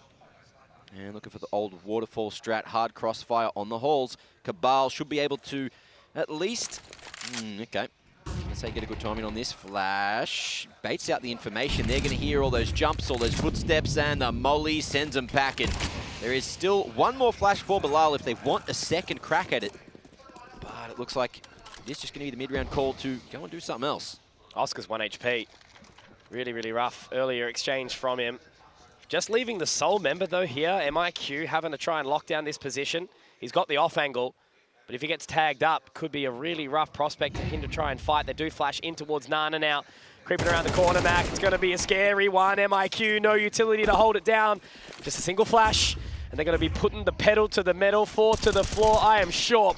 Dobu smoked off, might have to try and get in towards the fight. Not a single member taken down. MIQ has to be the hero on the site now. Dobu peeks through, but Pole Bandana will find another. Thankfully, accuracy through the smoke, completely blind, and MIQ. Whoa, we can breathe easy as Oscar gets sent the unfortunate task of saving that AWP for a 3rd round now. One's in the chat. 1 HP remaining. And that comes down to I'd say a flawless flash. You know, accuracy, just that 3rd man in. First thing he did was flash for the back of sight. And MIQ able to swing off and stop that push, draws attention away. Dobu sends his life in for the cause. Gets 1, but the 2-for-1 trade makes things that much easier, you know. You see it there happening again. And then MIQ able to find another, which solidified. But 3 rounds of the difference now, and this is what I was talking about. Even though Atox had a bit of a rough first half, they are solid. Their CT sides have been some of the better CT sides out of any team here at the tournament. A few teams have been struggling with it. But that being said, EXO's T side on every map we've seen have been explosive so far, bar maybe, I think, an Ancient against Chinggis Warriors. Yep. So keep that in the back of your mind if we go all the way to 3 here. Accuracy, lovely opening. It is just pistols, but again, it's a similar opening, right? Bilal falling early, not timing or coordinating that peak with someone else, you know, either next to him or in boiler or like a pump out of apps at the same time. It's just a peak, and he's getting punished. Little bit of a repeat, as you mentioned, Groundhog Day for EXO this round. But they do slow down the pace. Trying to get into jungle now, Dobu just waiting patiently. Cabal does have the support from the cubby. Bomb's still a hell of a long way away, though, in the hands of Dodds. Still down towards bottom mid. Once again, they're happy to leave MIQ. They're pretty solo. It's a heavy lean over towards A here. Atox now shouldering the corner. Zesta should get some information in just a second. Accuracy has to fire the warning shot. They are pulling away a little bit, though, here, Mac. It's a little dicey. Osamas. This is what's the scary thing. They're actually going to go around the world. MIQ, he's going to have to invest. Actually not a bad call. The bomb is still at the bottom of mid, and we'll see if Pole Bandana can get this opening. MIQ in a solid position to deal with the full round the world. Oscar's got another. And arguably they could just go back to A. We'll see how this fight goes. Zesta hitting the ground, and now they know MIQ is over towards Church, so that's going to be a free plant on the A side. MIQ winning this one. The 1v4, it's very unlikely, given this position from Osama's, who'll at least get the information. But can he get the kill? MIQ. Oh, if he clears this, maybe. Does he? I don't know. Nah. What a round from Osama's. Big 3 for him. 4K. Beautiful. He got the double on the Tech 9, upgrade, pick into A, and then closing it out as well. Here you go. Oh, look at that. Watch it one more time. Boom, boom. Actually, it was Oscar that snatched that one away. Bam, boom, bada bing, bam. Great round from Osama's. 16 and 9 now. Definitely someone stepping up here. 11 rounds. Got to be happy with that for EXO. As you sort of said, right, you know, the closer and closer it gets, that CT side can be damning. A harsh mistress. Ooh. Last tactical already going to get used by Atox. So backs against the wall from this point. It's all going to have to be Dobu calling. No help from the coach unless EXO go for some timeouts themselves. So let's see what they have up their sleeves. No reason to really save anything at this point. And we haven't seen Atox go aggressive, to be fair. Usually just passive, feeling out the rounds, which arguably is a nice strategy on Inferno, but there are some aggressive things that you can do that can be incredibly effective. And decent utility. All across the board here, Atox forcing this one out. Broke as hell. Yeah, squeezing that MP9. So if they lose this round, it will be pretty easy final round for EXO, theoretically. Little bit of a change up as well this time. Not having Bilal up mid. Similar line being held by Cabal. Rotation now coming back around from Dobu. So again, they're a little bit confused about where they want to send it. There's been no kind of early prod utility from EXO, has there? Accuracy just holding that CT line, a flash in to maybe stem the bleeding a little bit. Now they at least make their journey up. Molotov to clear out Cubby, but that's about it really from EXO. They've parked it pretty heavily this round so far.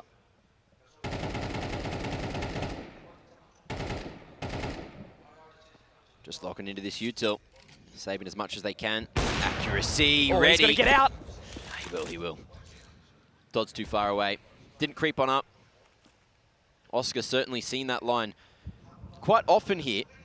A relatively common spot for the Orpers. Molly invested just to buy the 5 seconds. But we're going to see EXO creeping on up, pushing that smoke at Banana. MIQ not too far away.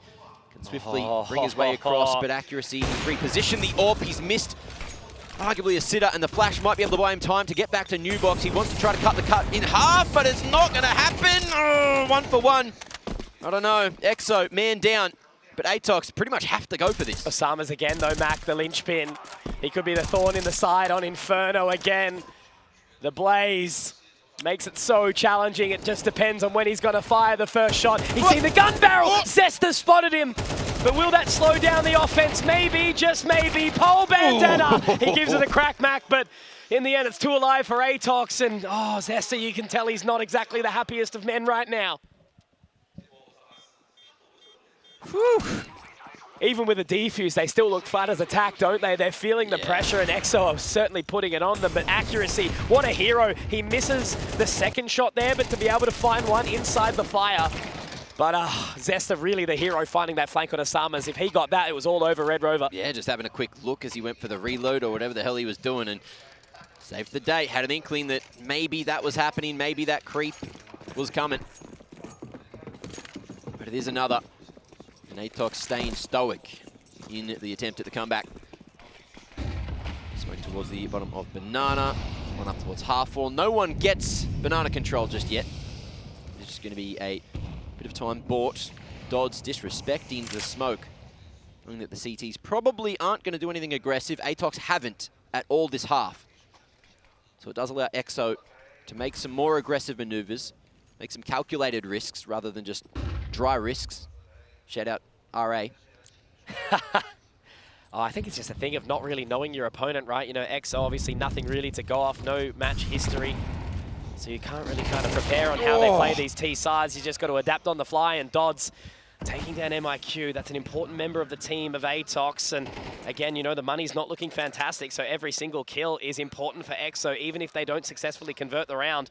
And now, again, they're looking to get a little bit closer. Accuracy on the line. Dobu taking point. Oh, they're coming. They are indeed ready to go. How much utility are they going to send over here, Mac? It's going to be all onto Accuracy, trying to hit that shot again. It's Oscar, dry. the right-eye peek. It is completely dry. The leg shot. Dobu, 1 and 2, but no, it's 1.5. And now Accuracy has to try and do it again. The pace is here. Cabal trying to join. They don't have the Molotov over just yet. It actually allows Accuracy to get into a better position. And now, as that smoke goes down, Cabal feeling a little bit helpless. They do try to cross, and it's Paul Bandana. What a shot! Head off the swivel, but Cabal trying to make it work. And Zesta is sitting there all on his lonesome, wondering what the hell has gone awry. EXO, map point. Mate, you compliment Paul Bandana. I think I compliment the four-man perfectly coordinated swing. No, it's just one man. making sure that even if he missed or hit that shot, rather, they were able to flood onto that site. Great spacing from EXO, going at multiple different levels as well. Yeah, high and low. They definitely did buy low and sell high in that round, Mac. That's it. They're just the basic strategy. I was looking, I was like, they got one flash. Yeah. Accuracy, he's on this line. They're not going to be able to flash that at all unless you put it in the perfect spot. They didn't need to.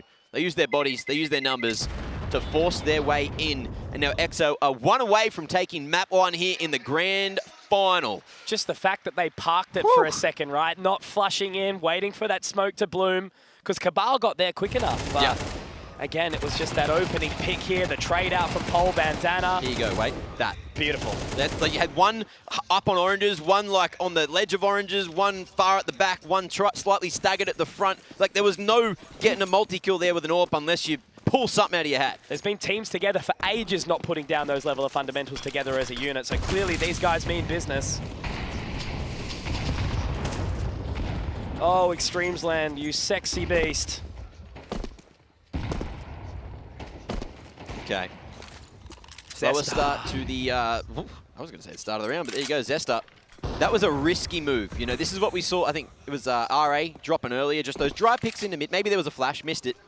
But Zesta didn't miss this time. It was Comes deep out onto unscathed. the balcony, you know, like, that's a long way down.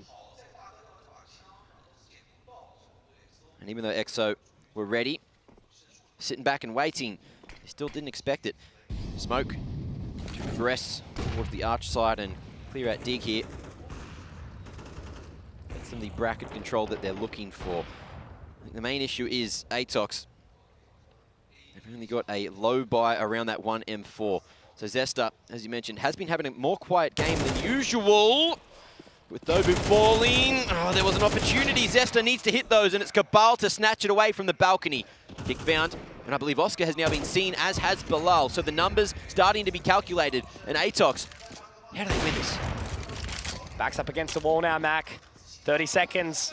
One opportunity for Atox to try and hold on to this. Overtime is the only option. Zesta taken down. Dodds looking for another Cabal somehow. Somehow holding on to DL life here now. Oscar needs to be the hero. The sole man in position. Can he split them up? Can he find the frags? Or will it be Cabal, who is rich in history, to take it home and hold them on? All my homies hate Cabal, and now all my ex-homies hate Cabal too. God damn.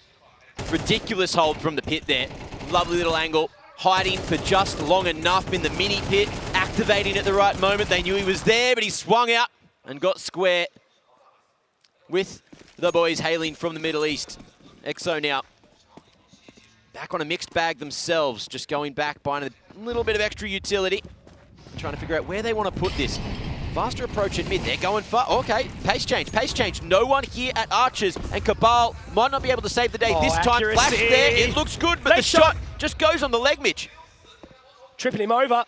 They have managed to freeze time for a second, though. Accuracy does connect with the second, but Paul Bandana gets another. Osama baits Cabal in. Accuracy has to be the hero, Mac. Can he hit the no-scope? It's a leg shot. Oscar gonna trade him out. And MIQ, I don't know if they know his position. Paul Bandana up in the graveyard. Will he be able to hold on? No. Getting the first onto the line. Oscar gonna be able to hold with that AWP, but they're so low. It's awkward. He has to shoulder this shot out. He's still not peeking. Mac, it's gonna be everything here, but it is gonna be Oscar. Danger finding the opening, and EXO make a mission. They are scaling, they're on their pilgrimage, and they are closing in to be the victors of Extremeland Asia. One more map to go.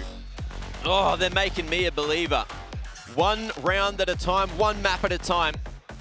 And taking the map selection of Atox make this one get a little more awkward. Moving into Anubis, we could see curtains getting closed here on Extremesland. 2-0s to finish the day. I don't know about that one, Chief. Atox played so well earlier. Where'd that go, huh? EXO mechanically looking stellar here in the second half.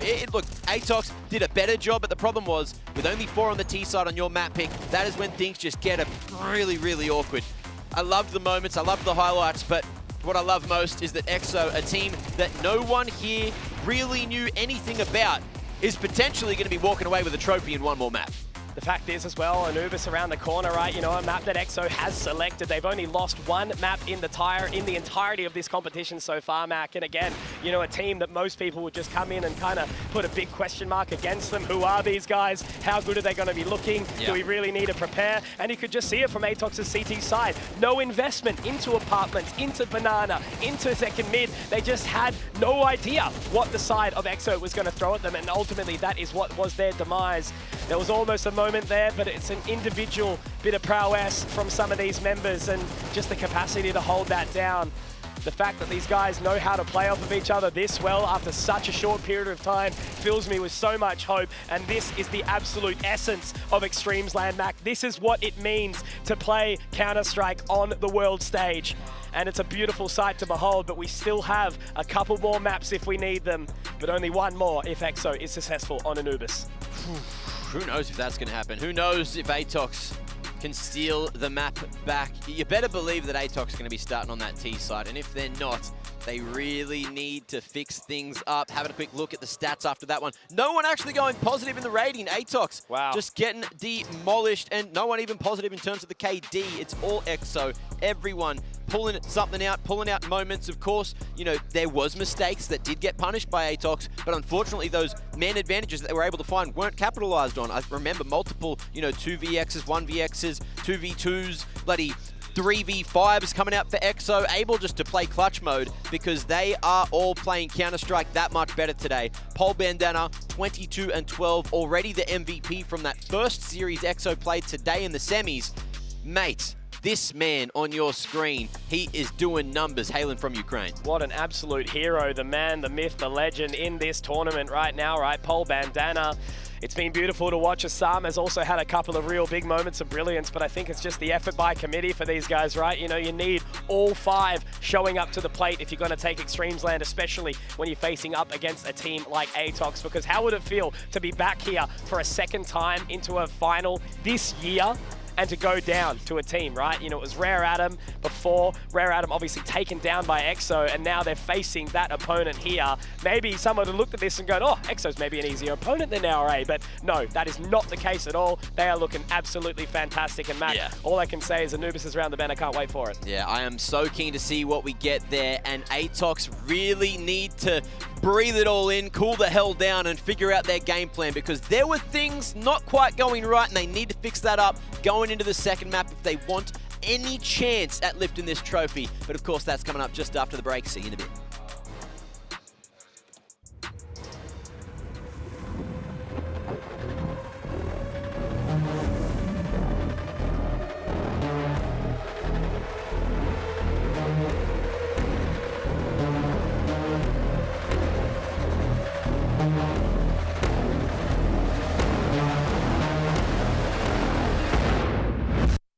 Welcome to Extremesland.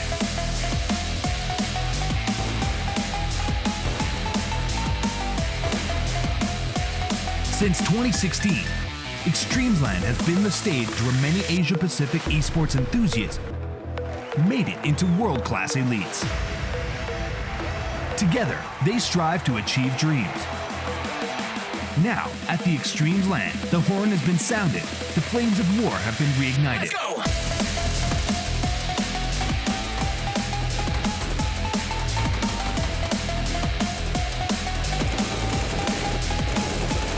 See LCS players from all over Asia are gathering to fight for their recognition and honor.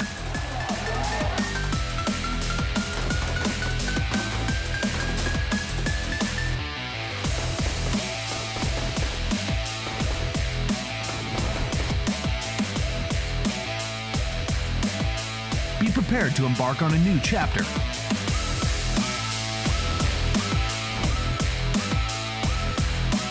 eXTREMESLAND, where infinite miracles unfold. Fueled by the same passion as esports athletes, Zowie continuously develops tailored products, empowering gamers to bring their best out. Today, we are launching the all-new XL2566X Plus, which uses the newly developed Fast TN panel and upgraded Diac2 technology. New Fast TN panels with Diac technology provide clearer and sharper images, helping you focus and avoid the distraction of unwanted afterimages caused by rapid motion. Moreover, it enhances color performance for more vibrant colors and better enemy identification. The latest Diac2 technology provides players with clearer visuals in dynamic aiming and spray control. The new monitor series continue to evolve, refining details to ensure players can perform their best consistently in games.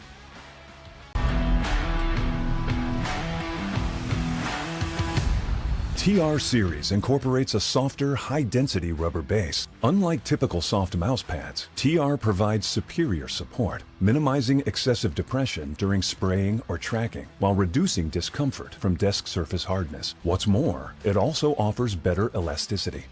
When players resume mouse movement after applying force, the base's elasticity provides a quick rebound of the mouse pad, which provides smooth and stable transitions from stop to motion. The TR series incorporates exclusive surface fabric technology, ensuring a controlled gliding experience. The top layer of cloth stays dry and avoids sticky glide feeling, often resulting from clogged moisture. Moreover, in addition to the TR series, the SR and SR-SE models also feature Zowie's proprietary anti-slip technology, which enhances stability, reducing mousepad slip caused by intense gameplay.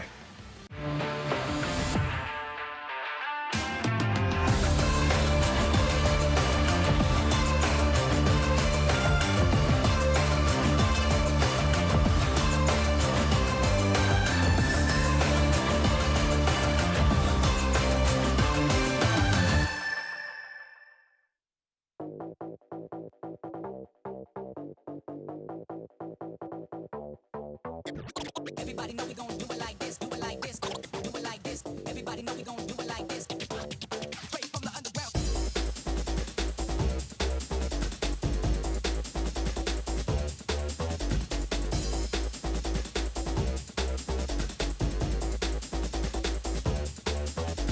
Everybody know we gon' do it like this, do it like this, do it like this. Everybody know we gon' do it like this, do it like this. Straight from the underground. Everybody know we gon' do it like this, do it like this, do it like this. Everybody know we gon' do it like this. Straight from the underground.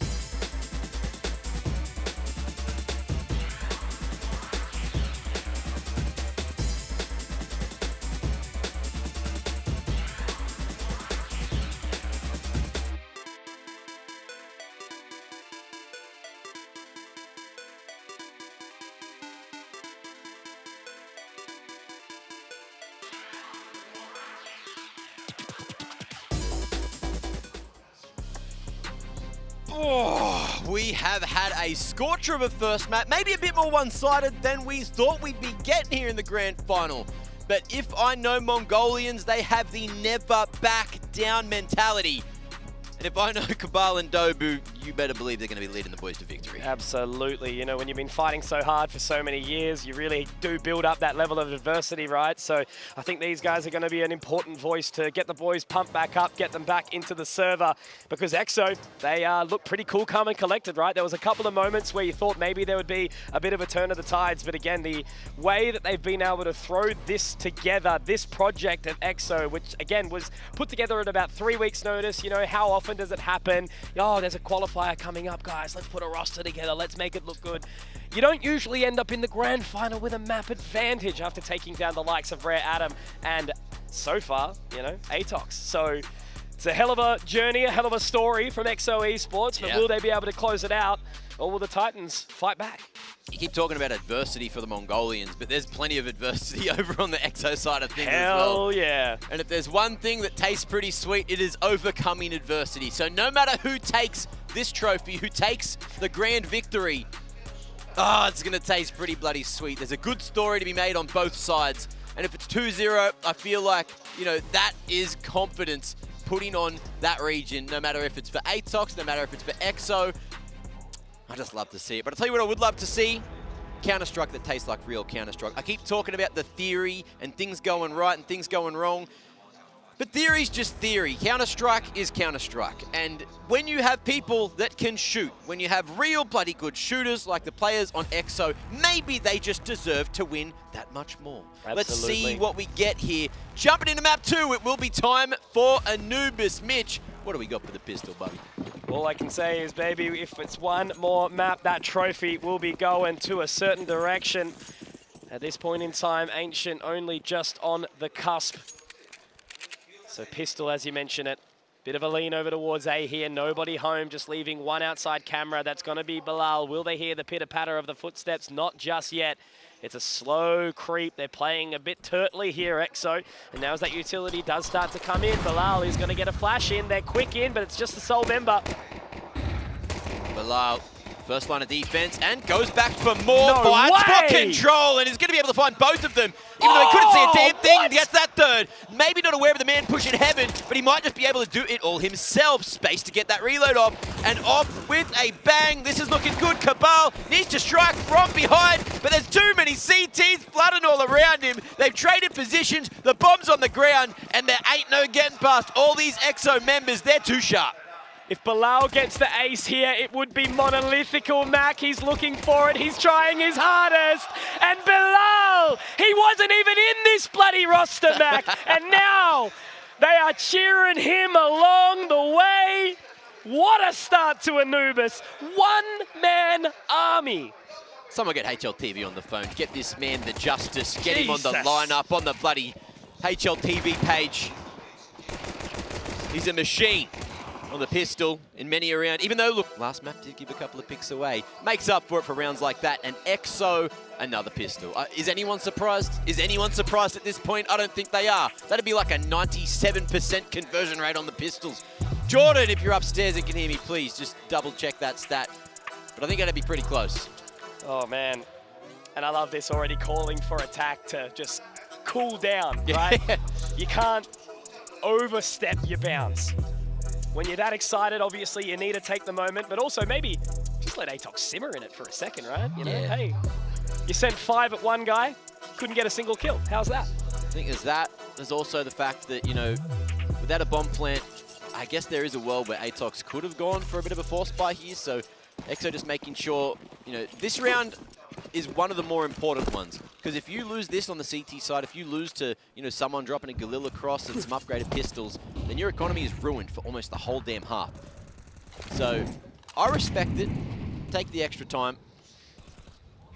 Maybe Bilal was just saying, oh, the adrenaline's actually making me shaky. Can we just hold off a moment? That's it. I forgot to breathe for 30 seconds. I got the jitters. I do that when I'm watching reels. I forget to breathe, and Emily has to slap me and remind me to live. What? I'm really invested, Mac. Sorry, that was actually not even... Is Jim in the building? Yeah, listen. Big part of my life, that, man. I don't know what Atox... They are all turtled. I think this is a live round, obviously. They're just taking their time to cruise on through. Nothing really invested into it anyway.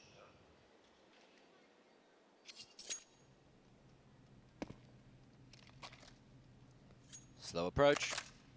EXO not hunting for anything and happy to allow Atox to make that first move, which they will eventually. T-side, you don't die, you don't plant, you don't do anything. You don't get any money in the next round, and you need that. That's the whole bloody point here, Mitch. Molly at the ready. Pole Bandana going to buy 5 seconds or so, and mop them up if they run through it. Those incendiaries don't do a lot of damage, but the MP9 against unarmored opponents are certainly going to do it. That is beautiful. The mop up, and it looked too easy. Do the math on that one, ladies and gentlemen. 3,000 buckaroos in the bank account for Pole Bandana. And it's not often we have back-to-back aces. It's only just in the pistol in the second round. It's against the Glocks, but it's still a pretty happy telltale story as I look around, and it's very much the tune being sung of the Middle Eastern side, right? You know, the crowd has really sort of been backing them. All right, whose turn is it now? Osama's, Dodds, or Oscar?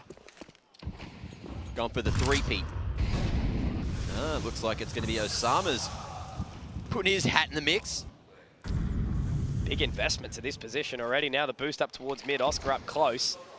Not going to be spotted yet until that smoke starts to fade. They are walking through here. Matt, can he get away with one?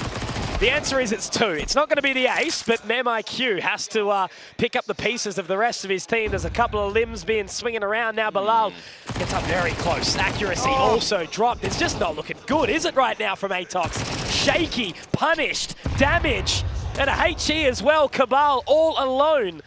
And the bombs drop mid.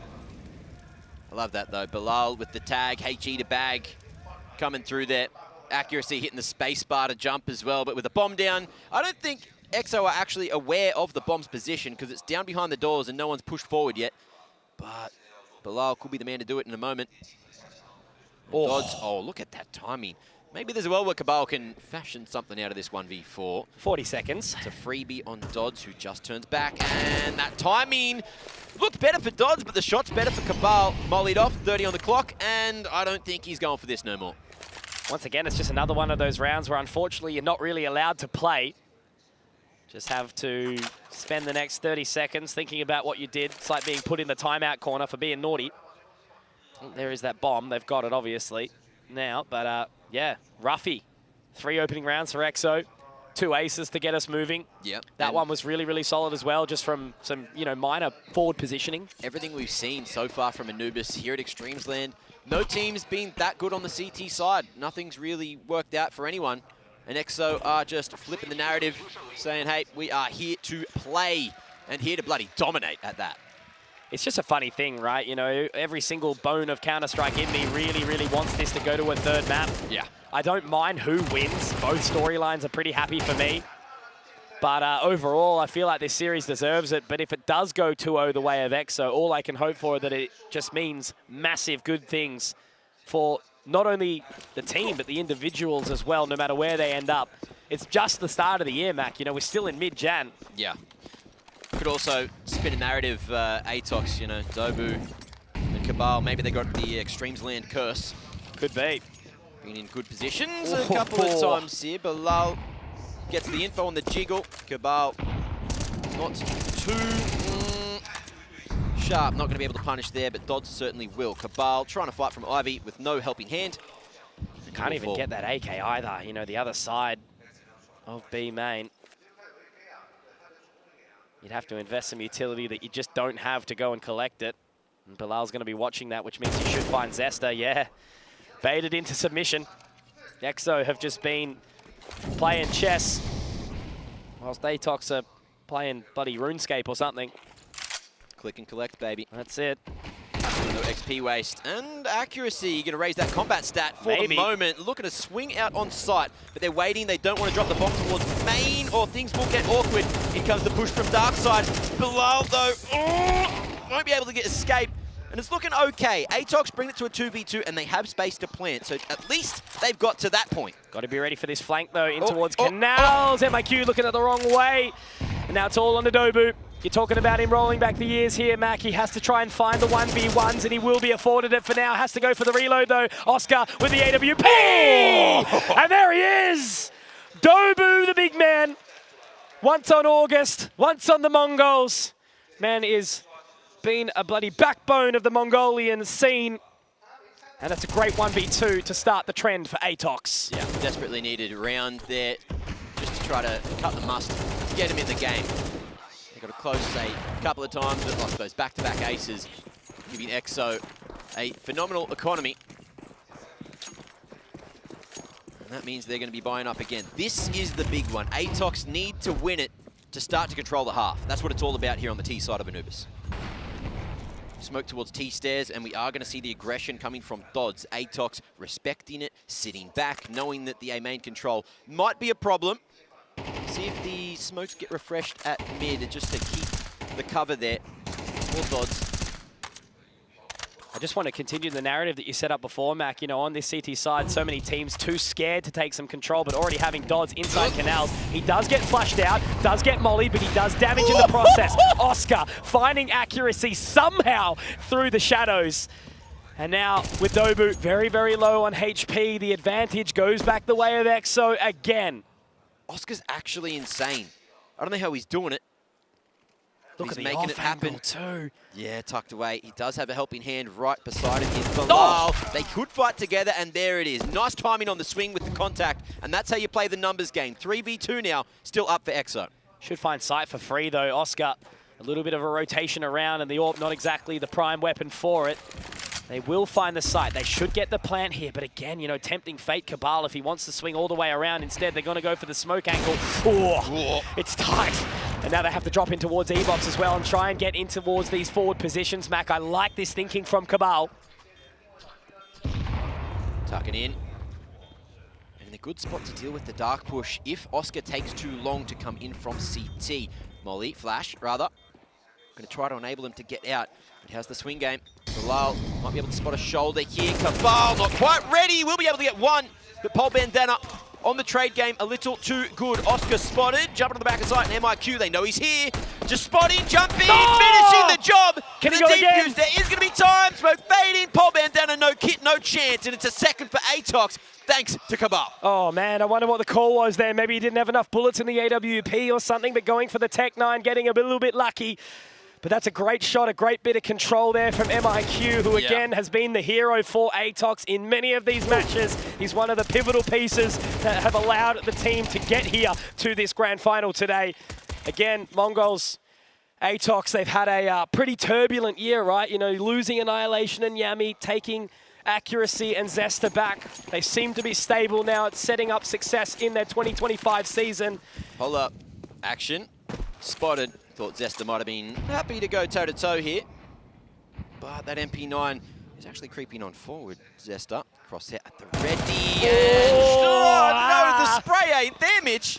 It's not at all. Bilal got to be pretty happy with that one, right? MP9, 600 in the back pocket. MIQ inside A main, but obviously that bomb a hell of a long way away. Look at the investment in space here from EXO. Again, you know, a team thrown together last minute, able to take these positions. They know how to space themselves out now. Are they ready? No, Dobu gets one, but Pole Bandana has found MIQ with a re-aggression in towards main Mac, and now their only option is the side of B, and it's a 2v4. Utility out, Osama's is going to be flashed, but they're set up for success here, Mac. Flash no good, and a beautiful positioning. Oscar ending that round in style. Big 3K out of him to make up for losing his teammate over towards B main. But damn, putting him on the skewer like that, that's just insult to injury. Nothing more beautiful than a collateral, Mac, from a Call of Duty background of my own. It's a nice round there, but again, it's this forward thinking from EXO, the proactivity to take that control and perfection on your screen right now to cross it down. Oh, you gotta be happy with that if you are EXO. They have got their eyes firmly on the prize. Bro, Oscar's a better AWPer than half of the bloody people in Tier 2 right now. Like, actual. Yeah. Yes, indeed, man. I hope a hell of a lot of people are watching. I was going to say Tier 1, but of course the competition here, not quite at that level. Best of the rest. You know, if Mongols were here, he was going toe-to-toe with a couple of those individuals. Maybe FlyQuest. A bit of 9-10 action. Maybe Lin Vision. Would have certainly elevated, but still, you know, that's what this competition's all about, Mac. It's about showing these moments. Lin Vision lost to Narikobo, didn't they? Or Faded Rise. Faded Rise. Yeah. Hey, come on. We wanted Zaka here. Yeah. Missed Would have opportunity. been nice. Starry as well. West Melone. Oh, AWPing conversation. Oh, come on. Cares about the rest of them. True. Bilal, though, caring about that B side, trying to lock it in. Dodds, though, just that MP9 is going to be taken out of the mix. The MAC-10s and that low buy is starting to work out for Atox. Man advantage, Molly going to be disrespectful. Cabal's just going to be running at him. Won't get the damage done, but that allows him to be brought back to that 3v3. Dangerous cross with the bomb going to default. I was going to say this would normally be a save territory, Mac, right? But the pace behind EXO, finding that pick onto Cabal, flushing him forward with the flames. Now all of a sudden this is a conversation that we can start to have. The flash goes out, Zesta holding onto that line. Probably should have never been an opportunity for Atox, but it will be anyway. Oscar getting into position, fires a warning shot, but swinging around the pillar now. They've got so many angles to watch, and it's Zesta. He is locking it in. Osama's now has to make the call, has to pull away, and Atox are in with a third. Atox, I thought they were thinking about going for the hunt there. Just doubling up, looking to push towards E-Box, but it will just be a locked-in third. You need to worry about your own economy. They've gone for the little upgrade. Zesta picking up the M4 in time. AWP as well, retrieved by MIQ. And all three will survive from the explosion. Anubis, a little less punishing in those post plants. But that'll be another necessary adjustment. The pace change, I like to see it. You see, like, what was that, 30 seconds, they're into the site. EXO not quite ready. And then the retake just looked a little bit lost, unable to dislodge the player there over towards the hieroglyphic. Now time to tie things up for Atox. EXO now down on the mixed bag. Yeah, a bit of a swing round here potentially, right? You know, EXO probably already 4 rounds CT pass mark in some other places, but look at Osama, it's just straight down the barrel. He's not going to find anything with it, but at least he tries to make the effort. Confidence. Yeah, that's it. Ride it high. Cabal starting to disrespect the stairs smoke, but realizing, okay, water is all ours. We'll see if maybe what we saw earlier will force Atox to invest a molly in that water cutout. Look at this fight, though, towards AMAC. They're going in. They're thinking about it. No flash. Dry. Come on. Oh, the cover ain't there. They're not going to know. They're not going to be ready for this, Mac. There's so many here. Oh, Osama's does the job for Atox. Doesn't At least even takes matter. one out. 4 versus 2. And that's the bomb. It's down in front of him at the bottom of the stairs. Incendiary buying 5 seconds. But Dobu and Zesta need to team up to make this happen, and it's double in the cutout. This is going to be a nasty one. Bilal with the contact, and surely not expecting the second man. Oh, you can't be going alone. Wait, Osama's? Hold up. Okay. That should be enough. All right, Osama's. I see you. Maybe it's the old bait and switch. A little bit of a ruse there, Mac. But again, EXO, you know, Atox find a moment where you think maybe they're in it, maybe they can reset the economy. Again, 4 rounds, probably a pass mark on the CT side. But just that force in towards A main, MIQ spotted for free. Yeah. It's one of those situations. You really need someone watching that A main line from an advanced angle if you have that AWPer posted onto Dark. That's just basics, and it feels like Atox were a little lost. That being said, it was a change of pace. We haven't seen that from EXO yet, not at that stage of it, but that was a lower buy. They had to take a risk. They didn't have the utility, and going dry worked out this time. It's all about the readjustments and trying to counter what your opponents have been throwing. So let's see what Atox do with this tack pause and where we end up from here. 5 on the CT side is getting to par, if not already past it. And Atox are backs against the wall, going to be going for the force buy again because some were double and they're going to have to back themselves. It worked before, Mitch. Why wouldn't it work again? Absolutely. All I start to think about is, you know, maybe what EXO would look like at like the lower end of an EPL or something like that, just getting a few more runs on the board, a bit more practice up against some of this Tier 1 opposition, right? You know, I don't think that they'll be able to push Tier 1 as hard in any way yet, but there's signs, and that's all we care about, right? A little bit of positivity around the region. You're talking about me and Jordan being bloody doomers. Mac will park that now because it's going to be Pole Bandana again. Gets a couple, and he will be traded. Cabal, quick with it, but again, inside the flames, Osama should be able to lock it down, and unfortunately, accuracy will be too far in tow, and the Tech-9s do not work out for Atox. Once again, back to the drawing board. It should be a buy, but it's getting sweaty now. For the record, I never called you guys doomers. You just started to get emotional when the game was on. It's just because I love you, man.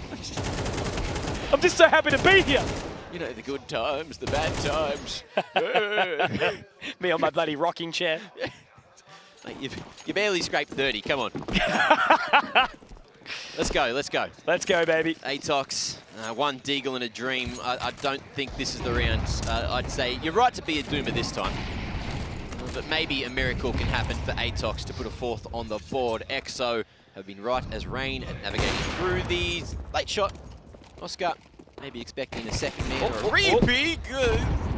But saves Pole Bandana's bacon. Aggression through water. Maybe Cabal can snatch him away. Lineup was there, but the high-low works out. And it feels like EXO never get caught off with utility, never get caught off with their knife out. They've always got their guns out. They're always ready to fight. And that is like a tiny difference that I've definitely noticed. However, this time Dobu gets the AK, but the firepower not enough to go toe-to-toe with Dodds. And that is going to be exactly as we expected it. An 8th? Is it an 8th? 7th now. 7th for EXO. Pretty crazy, Mate, right? That is so many CT slides on Anubis. Yeah. Oh, really, like, you have to have kind of the worst T side to not put up a pretty good case to close this 2-0 now, hey? Yeah, maybe the back-to-back series just burn them out a little bit. That's all I can think of, because during that semi-final, ATOX were hitting. Yeah. They were smacking GG Hao. God, yeah, they were. You're starting to wonder, you know, is it ATOX maybe losing the wheels a little bit, or are EXO just that bloody good? I don't mind either way. As I said, the storyline has been very, very entertaining to follow this week for us all here. Dobu getting an opening, very necessary here. Man advantage. Let's see if the conversion can follow. T-side Anubis, 5v4. Decent amount of util to still take this map control, and EXO actually have a bit more. Paul Bandana even disrespecting with the edge in front of that main smoke. Zesta. Oh, he's got to be careful. The re-peek, man, the re-peek. Play your life, brother. What are you doing? 4v4 now. A little bit of immaturity in the server from Zesta, right? You know, he's so keen to try and make these plays. And even accuracy, you know, getting a little bit lucky there that Paul Bandana ran out of bullets. Oscar spotted out, but still continues to live on. Dodds is low, but look how separated ATOX are, Mac. They're just leaving the one member in accuracy to try pull something over. He's found the shot, but again, they're still heading over towards this side of B. Creeping out now. Bilal drops Dobu. Bomb all alone. Going so far through. They've got 35 seconds to try and make this work. They have pulled away. There could very well be a plant off the back of it here, but ATOX shouldn't have that information just yet. Oh, and MIQ's worried. 30 seconds. He's waiting for accuracy. In the meanwhile, you see EXO. They've started to walk out A. There's no one here. The timing might allow them to go the whole way back, or at least go for the double walk into A main, clear that out, retake B from water. Yeah, it's an awkward one, but ATOX at least play it patiently, cross those T's, got those I's, not the opposite way around, and get this bomb planted for CT and PAL. They've got to get into position so quickly though, Mac, right? You know, they've spent all this time clearing it out. Oh, wait, no, no, no! Wait, what? Oh! Oh! What? In the grand final, boys! What? I hope that was a keyboard issue. I don't think it was. I think it was just nerves. Can we get I just want a replay on that. If production can hear us, please give us a replay on the plant if it exists. Did they do it after the 4-second mark, or did they just let go accidentally? They let go, pretty sure. Let's see it. Oh, no, didn't have it, but I'm 99% sure they just let go and retried it. And then they only had 1 second left. Now the pace picked up. Zesta is at the helm. But Jesus Christ, that is a blunder upon blunders. I've never seen anything worse in that moment. Zesta getting a second at the very least, but again, I'm kind of stonewalled, stunned as a mullet. Unbelievable. And that could have been the 5 to 7 half for ATOX to at least give him a chance, man. To give him a bloody chance. Keyboard gapped. Come on. Literally a skill issue. That's right. And now the fact that Zesta's found 2 openings, but they've traded it back quickly, right? Once again, Paul Bandana on his lonesome, but he's not been struggling in these 1-on-X situations. Okay. MIQ and Dobu now. Okay, they've got enough time. Hold. Planted. All right, first hurdle. We go. Crossed. Love to see it. Oscar. Let's see what he can do here, coming in from that beach side, making sure that no one is too aggressive towards Heaven. And MIQ ready as anything. Wants to pivot off of the contact. You've got Dobu right behind him on the stairs, waiting for this smoke to fade on camera. Still another 5 seconds or so left on that one. Here comes the swing. There's the pick. Dodds now wants to go all himself. Knows the footsteps are there. He's heard the warning shots. Dodds, it's his moment to try and shine, and he does get one, but Dobu will find the trade. And Mac, as he said, this should have very well been a 7 to 5 half, but in the end, they've only got 4 to push their mission forward. And we'll have to find out if it's going to be a victor of EXO just after this half.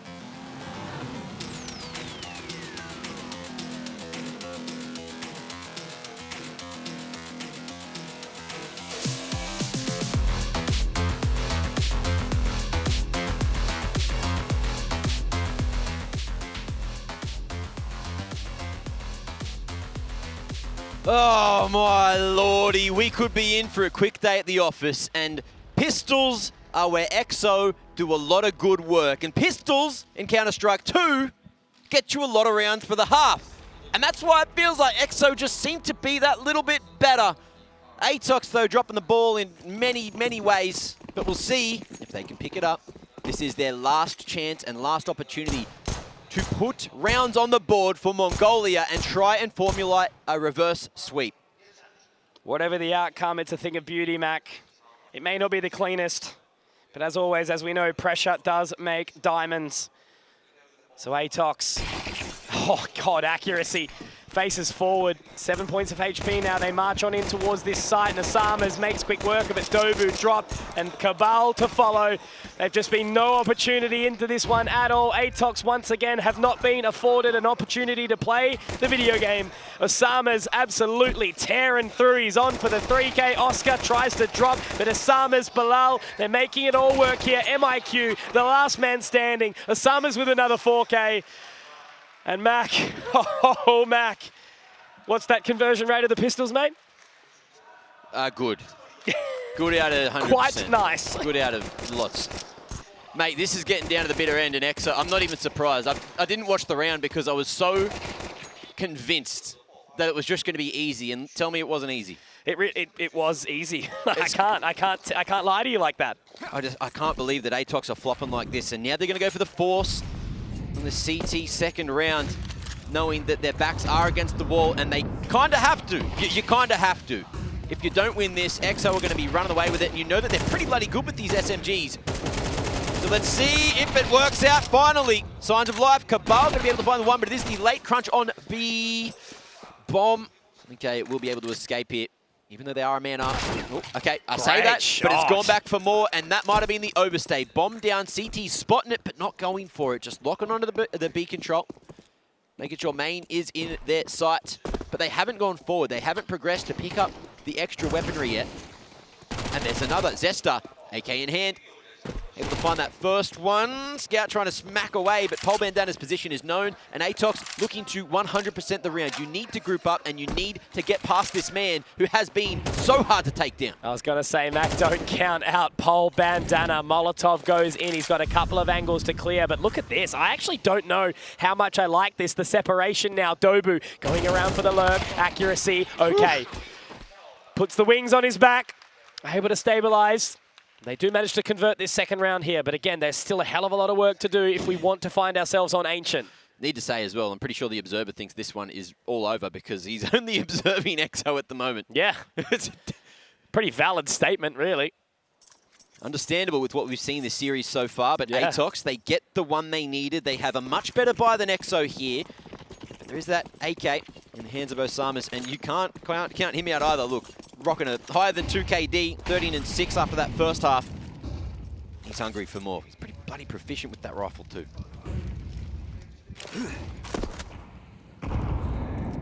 Nade over. They are postured outside in the water, ready to look towards 8. Cabal on his lonesome, 5 and 13. Hasn't had the most stellar of games, but the same could be said for basically everyone here. Everyone just slightly lagging behind. As I said, I just can't help but feel like it's Atox maybe being underprepared for this. It's definitely not showing lack of respect on either side, but accuracy spots out one. Now he has to drop the Molotov. Good stuff from Zesta. He has started to activate a little bit more now. Nade might go in well to take down Osama's, but not quite. He's low, 25 HP, but they are still keen on heading out towards this site of B now, Mac. MIQ has some more utility, trying to send that down. The smoke is in. Cabal, oh man, you can't be doing that, because now that gives an opportunity, a gap, an opening. Dobu has to lift now. 50 on the clock, so much time to rotate. You can't give your life like that. He just wasn't in a safe position, tried to tuck his shoulders away, but he's too jacked, man. Those delts poking out, and now Dobu will at least get his way behind Kate, but in the meanwhile, Osama stayed. He heard the rotate out. He's going to try and advance forward. Bomb coming back. Rotations coming through, and MIQ going to be able to hear all these footsteps. My God. Doesn't go for the drop. Plays patiently. Ooh, Bomb is there. Taps. Pole Bandana looking for the fight. 20 seconds. Rotation around from MIQ as we know it. Oscar swings on in. Mac, there is no way this round should be going their way. Pole Bandana is one scout shot away, but Dobu has to move in close. Oscar is going for this contest inside E-Box. It's all going to be a matter of timing. Who finds the opening shot? Caught reloading will be Oscar. And now it's on to Pole Bandana. He wants one. He wants the second. Another clutch would be a miracle for this man. He's certainly got the capacity to do it. And now Ring Around the Rosie will be denied. Oh man, every single time I just breathe a sigh of relief that this game will keep on, keep on. Whew. I don't know when this one's going to end. And somehow there's only a 3-round difference when EXO felt like they were so far out in the lead. That's the Heads up craziest play. part, hey? Accuracy saving that by spinning around and dealing with the pal push. It's incredible. The positions that EXO would just keep on almost finding themselves in. I think it's like every single moment where just one little shift happens, you're like, my God, EXO are going to win this round now. The pressure just constantly feels like it's on Atox. It's just chaos. Yeah. Atox almost thriving in it. Are they going dry here? Flash, no good at all. You need to fix that util because you've lost a man. And this is looking rough now. Accuracy with an A1 that close to B main with Tech9 running at him. I don't back him here at all. MIQ looking to hold the line. they're doing it again! The flash wasn't effective the first time. Second a little better. At least able to equalize the numbers. And MIQ as well. Spotting that shoulder. I am stressed. I know. I can hear it. Makes for a good broadcast. That's all I'll say. It's good Counter-Strike, though. Certainly gets us up and about. Because, again, the awareness, the proactivity of EXO, able to adapt. They're understanding where that AWP is now. They spotted out MIQ on that swing. I think Cabal was barely seen there as well. At the 50-second mark, it is just the double back towards B main. MIQ still here at CT. No smokes to cut him off, so he can take a pick, fall back onto a nice line. Oh, he's off. They're adjusting the CT setup at a weird moment. Accuracy going into dark. There's the flash. At least they're further away, and MIQ going to be able to pick him today, but not for Accuracy. Won't be able to spray him down in time. And a safer plant, not behind the thin wall. Bilal gets that down. 3v3 for the retake. 2 from CT, 1 from Water. And it looks like Cabal is potentially going to be spotted again. Warning shot goes out. There's only the single flash here, Mac, but there's got the back of Oscar! Oh my God! Jeez Louise, Cabal. Oh, it's messy. It's can so hold messy. a spray, but yeah, you're exactly right. You know, MIQ, that timing. I wonder what the call was there potentially, Mac, to swing around and check CT. The pressure causing almost mistakes. Arguably, those mistakes coming from EXO. We weren't seeing him miss those kind of shots over on Inferno or even earlier today. So now we can have a conversation about EXO's closing issues if Atox keep up this style of play. It is always a test for an IGL in a grand final to close out the game, make the right calls. You know, they've had full reliance on pretty much the aim of EXO so far. But the aim can only go so deep. If Atox start to shoot a little better, or if your aim sort of doesn't keep shooting, that's when you start to run into a wall. Certainly been a few walls hit in and amongst these series at eXTREMESLAND 2024. EXO this time slowing down the pace, looking for that mid-prod. Pole Bandana waiting to see if there's any proactivity out towards way, but it will not be happening. It's that 3-man lean again towards B. Cabal now going walkabout, but again, got to be so careful giving up that opportunity, EXO. You know how quickly they'll turn.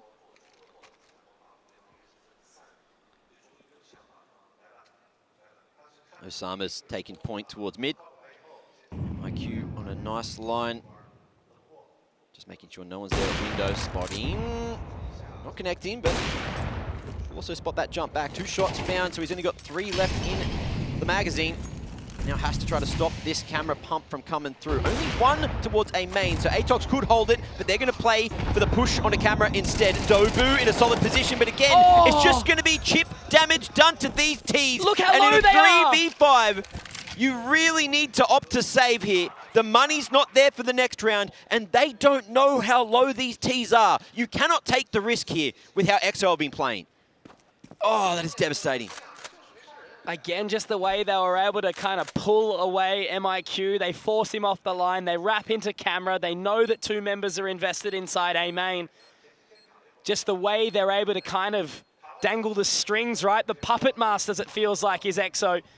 And MIQ's playing up very, very close, just trying to pull a couple of exits, but he's just going to walk to his death. And that's an AWP dropped with not a hell of a lot of money. Yeah, what's going on there? I guess, arguably, look, 2 people can buy themselves, 1 person can buy themselves into the next, and you can drop across. Yeah, Cabal's got enough money for the AWP. It's just interesting choice. Maybe he was going to pull the old Spirit strat, going late with everyone already leaving the vicinity, hoping you can just snag a little cheeky defuse. But if you're going to do that, you know, the AWP's valuable. Drop that across to one of the other boys. So 10 rounds back. Whew. That'll be what's in store for EXO. Another pause will be called, assuming on the side of Atox. They have been taking them quite proactively here to try and nut it out. The coach is speaking. Flynn, a few words for the squad, because it's not done just yet. Certainly starting to close the gap. But again, that CT-sided prospect is so challenging, right? And the way that they've lost that money, they're probably going to be buying down to the bare bones here, and a round lost here should very well mean a closed competition for Atox and a shutdown of their hopes and dreams. And flash coming through. EXO gonna take the line nice and early. Oscar unsuccessful with the pick. Just a lot of early utility traded. Zesta having an inkling that maybe they're trying to force their hand at the B side of things. Oscar, where's he got that pick to? Over towards Palace. Might have boosted across the top. Either way, Zesta shoots some shots back. And we ain't seeing none of it. Yeah, Temple down. That's a great shot, I suppose. Very, very blind there, right? Straight through the smoke. But the response is at very least there. Limited utility though, Mac. That's all she wrote. A flash and a HE now to spend a minute 5. Okay. Dodds trying to throw a fake smoke at B, but it's bounced the wrong way. So lands at B main instead, and we are going to see the gravitation of that bomb back towards the A side. It has been quite weak. Cabal, unfortunately, hasn't been able to convert a couple of these kills. Eyes on his position. Will get one and snatch away. Better crosshair placement this time, and Dobu here to try and reinforce. We'll see if it goes better this time. Flashes across the top, mollies everywhere. Cabal up against the tarpaulin. 16 in the clip, 3 in front of him, and won't even hit that trigger. 2v3 to try to save it here, and accuracy. Oh, he's going to give it a crack. Oh, man. Just one by one by one. No trade setups, no utility, no defensive mechanisms. And accuracy is going to fall from Bilal. That is one of the many important nails into the coffin. And as you mentioned, right, all EXO need to do is just remain vigilant, keep those emotions stable. It's your boys' time to shine, and only 2 more rounds separate you and that trophy. Oh, and you can just feel it in Dobu. Feel it in all of them. Yeah, heart's breaking. It's like, what's going on? 3v3 looked good, and then it just didn't. Oscar disrespecting T-Stairs smoke. Atox not doing anything off the back of it, but they will go double aggressive towards B main. These pistols, it worked before, it did net them around, and they're looking to make it happen. But this time, EXO have that read. Straight into A, not going to find any CTs here. Dobu looking like that first point of contact. That camera, or bandana spotting, but a smoke should force them out. Oh, they're just going to get mopped right on up, and Atox looking so lost no matter what they do here on Anubis. Oh, what a way to potentially finish, hey? You know, you might have thought that potentially just holding fire for a second, retaking as a 5, they had a little bit of utility in tow to actually try and make something happen, but Atox just looked deflated, dejected. The bubble has been burst. I love that, though. Oscar disrespecting the T-Stairs smoke, going straight towards A main. Nothing there. Boys just run on in, huh? Flashed them in, nothing. And they just get so much space for free. You cannot afford to do that if you're Atox. If you're throwing that T-Stairs smoke, you need to do something with it. They tried to do it at B. That got red with a couple of flashes, and the bomb was straight at A, well, like 25 seconds in. Too telegraphed. Atox, I think they're thinking a little bit too hard here. Need to do more shooting. 6 days of competition. And we could be staring down the barrel of the final round of eXTREMESLAND. 16 teams from many regions across Asia Pacific. And EXO an unexpected, an unknown quantity. Now 1 round away from raising that trophy at this event for the first time for the Middle East in 9 years of Extremesland. Oh, brother, what, unranked team? Unranked team. Not even ranked on HLTV, No going to be history. coming in and lifting a bloody trophy. That is insane to say. Let's see what happens here. Good flash. Cabal gets at least the information. Won't get tagged up for it. So knows that there is going to be a couple of lurkers towards a main. Pole bandana, he is so confident, just dry peeking in a main, clearing all the lines. And with the reflash in, will force him back. Spacing so much better for EXO though. And that is going to be untradeable if Cabal fell. And again, they've got limited utility to try and deny it, right? Osama's now tagged up with pole bandana. Osama's, they're getting it done. 3 versus 5 now. Matt Cabal so low. A gentle breeze will blow him over, and it will be Dodds. More than gentle. Winds of Fury. Zesta makes it work. 1 shot found. Hold up. And maybe just not done yet. Mac Daddy-O. Dodds will dunk. It's Zesta to be the sole hero. 1 more chance. And we will hold on for dear life. I thought that was done. I thought that was over. Mate. What a round. He was huge in the semis. He was huge yesterday as well for Atox. Lovely gameplay out of him, but he's been a little quiet. But maybe, just maybe, he's dug deep soon enough, just at the right moment, to keep it alive for the Mongolians. Dinked his teammate too, even in the process. Who cares? I told you, turn your Gloves brain off. off, start bloody shooting. That's it. And that's what he did. He did indeed.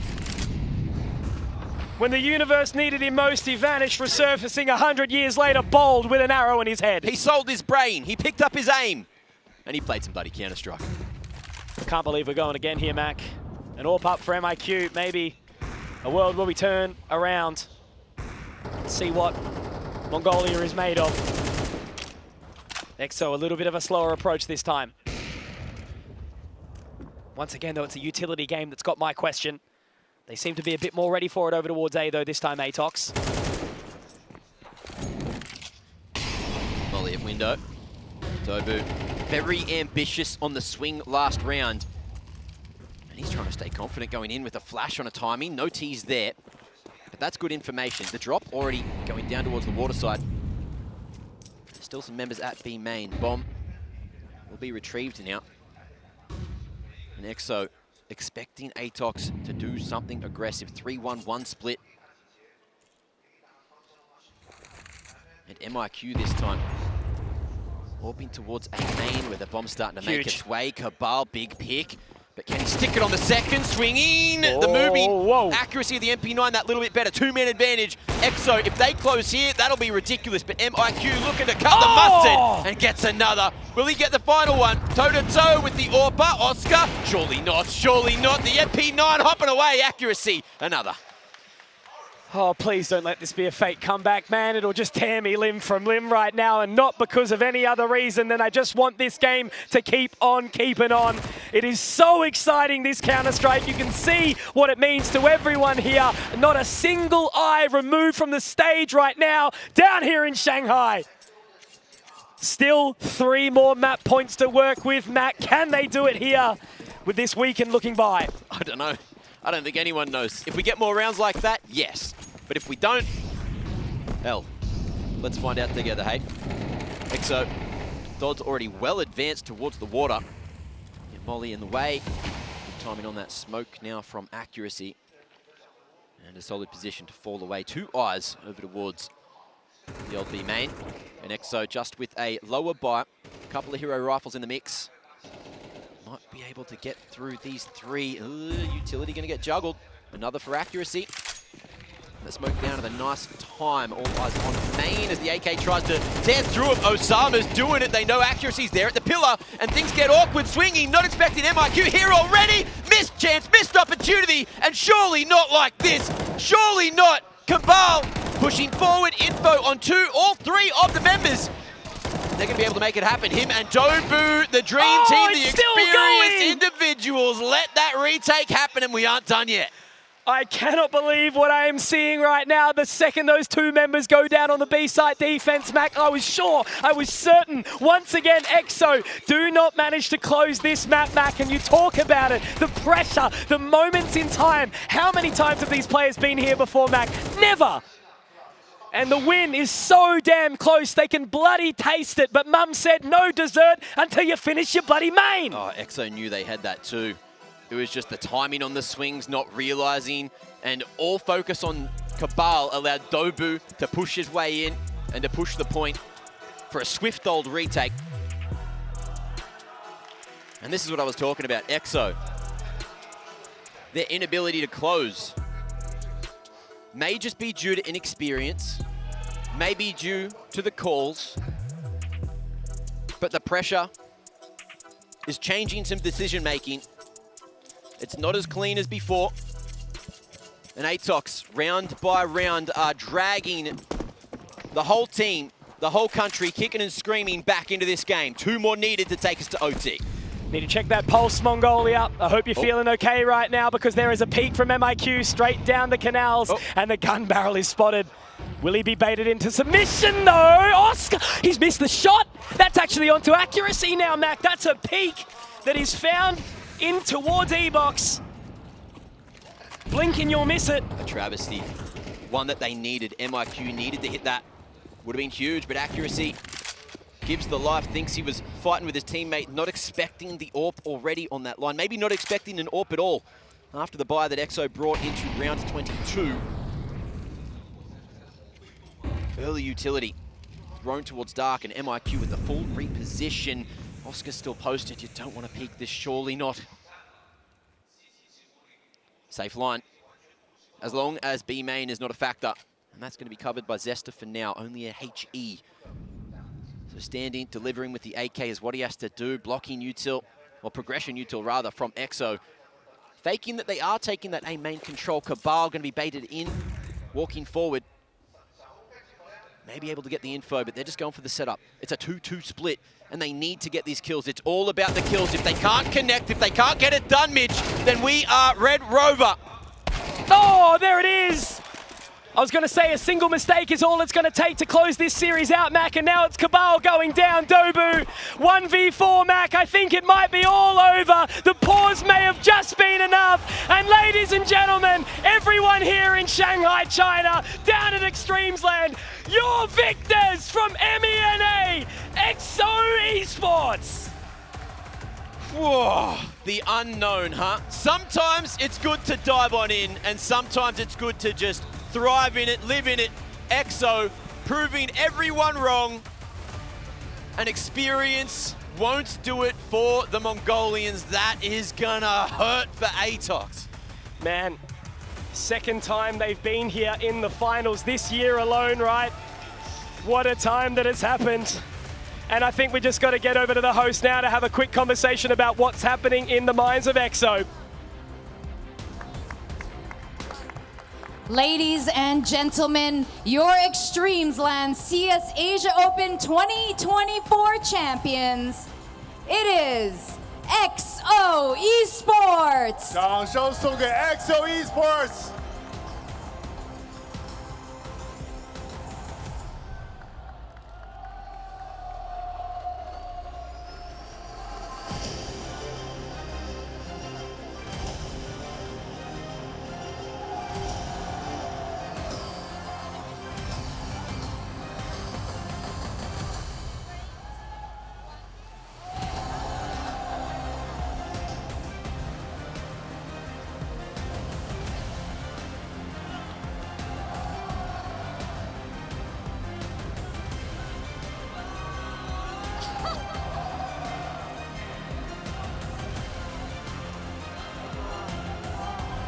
Whoa!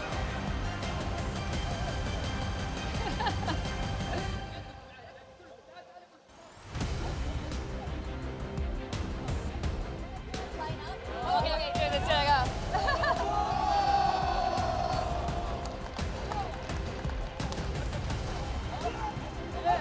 We're gonna do interview, yeah. Never go to Saudi Arabia. Huh? I tell you before, we'll take the trip for to Saudi Arabia. 之前跟你们说了，我们会把奖杯带到沙特阿拉伯。Can I have you guys line up? I'm going to do an interview. Let's hand them one of. Yeah. So we'll just go one by one and hand it down. 来，我们每人说一句啊。 I'll ask you one question and then I'll hand it down. Now, when you guys first came into this tournament, I have to be honest, no one knew who EXO Esports was. We just knew you came from Saudi Arabia. We knew that you said that you were good at this game. But look at today. Could you guys hear the fans cheering for you? I don't know what happened in 6 days, but now you have a Chinese crowd cheering for you. How does that make you feel? 你们真的赢得了中国观众的心啊！大家都在为你们欢呼。 First of all, thanks for everyone here and thanks for support. 好，感谢在场所有人的支持。 Also, we are a friends only. We are a family. So we start like a mix, 3 weeks only. And we actually face a good teams with a good rank. And actually we beat them. Thank you guys and thank you everyone. Let's go! 我们都是朋友，我们都是家人。虽然我们只组建了3个星期，我们决赛的对手也非常的强大，但是我们战胜了他们。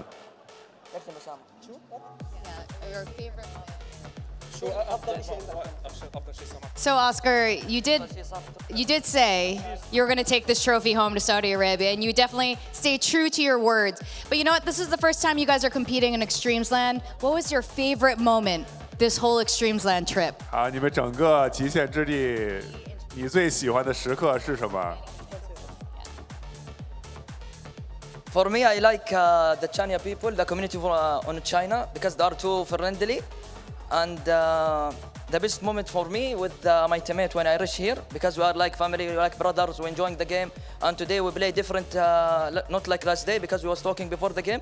So today all the game we play was well played, and we trust each other. You can see that. حلوة؟ It's okay. يلا بلبل. 啊，感谢中国的观众们啊！然后我们一直在训练啊，就是目的就是变成我们这次最强的队伍。 Now, Paul Bandana, you got pulled into the squad even more last minute than them coming together. How is it playing together with them for your first eXTREMESLAND experience? 这个在最后时刻被拉进了这个阵容啊，你的这个经历是怎么样的？ Especially for me, it's kind of surprised. I'm impressed that we won the tournament. To be honest, like I didn't even expect anything, but I'm like proud for these boys, these beautiful faces I see here, these amazing fans I see like next to me. You're amazing, Shanghai. I love you all, and just wanna say thank you, thank you. 对于我来说，我还是很惊讶的。刚刚组建就能赢冠军，我没有想到我们能赢冠军。但是谢谢大家，谢谢上海的观众朋友们。 Real quick, EXO Esports, what do you think of Paul Bandana? He's great. He's my Habibi, my brother. 这是我的兄弟啊。 All right. Now, we've been talking about shawarma. We've been talking about a lot of food here on stage. And this is a special moment for you guys to carry this trophy. The very first win for the MENA region. Do you want to dedicate this win to anybody? 这也是非常特殊的时刻啊！我们极限之地历史上唯一第一个啊中东的冠军，你想把这个冠军献给谁呢？ I give this one to all Middle Eastern players, since we are the first team to win outside our region. Yeah, so I just give it because we have a lot of great players in this region, and I just hope forward we'll see a lot of teams from our region to come outside, to China to play. And also I want to say thank you to Zoe staff for taking care of my teammate when he was sick. Yeah, to Paul, they took him to hospital, and now he feels great. Yeah, thank you, Mr. Kai. Yeah. 好，我们想把这个冠军献给所有中东的 CS 选手，所有中东的 CS 战队。这也是我们中东的战队第一次在中东以外的比赛获得冠军。中东有很多非常好的选手，也是希望他们这个冠军能激励他们。我还想感谢在上海的观众们，还有在卓威然后还有卓威的人们啊，我们队员们生病了之后也带我们去医院啊，感谢Mr. K。 Now, Coach, Yes. You were originally part of the squad, and I believe that's why they ended up getting Pole Bandana. You had to go to university studies, and now you became their coach. But you know what? Do you guys want to see more EXO esports next year? 怎么样？明年还想不想看 EXO esports 打比赛 Coach, Yes. are we going to keep the squad together? What's going to happen? What's next? 怎么样，教练？那这个阵容以后会怎么样呢？会还在一起打比赛吗？ I mean, as everyone said before, we came in here as fans to enjoy the tournament like first. Paul Bandana came last second. I came in as a coach also last second. I was never a coach before. So it was all like a first time experience for us. And thank you, Zoe, for making a tournament open for our region because like we don't have like a scene to compete and like show our talent. And I want to also thank Sky again because he took care of all of us so much. We had someone who was sick, he took care of him. Like we all had some issues and he fixed it. And most importantly, like I believe in our region and especially in our my teammates. And if anyone have better offers and want to continue like in European scene or someone, it's his choice. But if we can continue together, I would be glad to play with them again. 也是再一次感谢卓威的工作人员照顾我们，然后呢，也感谢卓威创造了一个给这个中东的选手们比赛的这么一个平台，因为我们在中东自己没有什么比赛。然后呢，如果像比如我们的，比如 Osamas 这种选手，如果有欧洲队想要他的话，那么我们肯定是不会留他的。但如果不要的话，我们就接着一块打。Now, Dodds, you had an interview on the screen before the match, and it sounded like you guys originally first came here to hang with your friends, right? Have fun in Shanghai, play some good CS, but now you're champs. That was a huge transformation in 6 days, like Oscar was saying, even from yesterday to today. What do you think of this transformation, and maybe what was the biggest improvement that you saw on your team? 对 ，Das 在这个赛前采访的时候，你说大家其实就是一帮朋友、一帮兄弟来玩的，大家也没有就根本也没有想过是要拿冠军或者怎么着的。但是你们在这个6天的成长，也是非常可观的。你觉得都发生了什么？ I mean, as I said in the interview, there's no chances for the big teams. And really made it. We came here to have fun, but the fun was a little more spicy, boys. I want to say one more to the Chinese people. What's up? Woo! 谢谢 guys， 谢谢。我在采访里也说了，我们其实就是来 have fun 的，就是来玩一圈的。但是这个打着打着。 是吧？然后这接下来的事情就不用说了，他最后那句话我也不翻译了。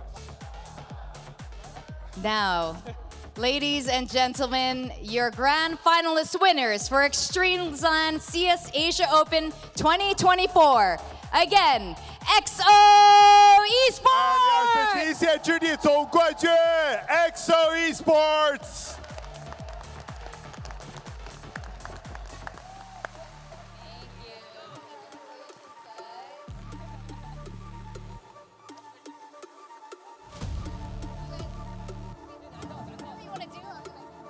I'm just gonna send this back to our casters to talk about all the action in our grand finals.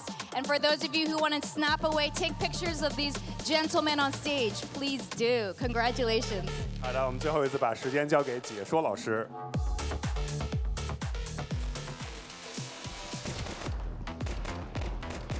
What a bloody trophy lift, what a ceremony, and what's out?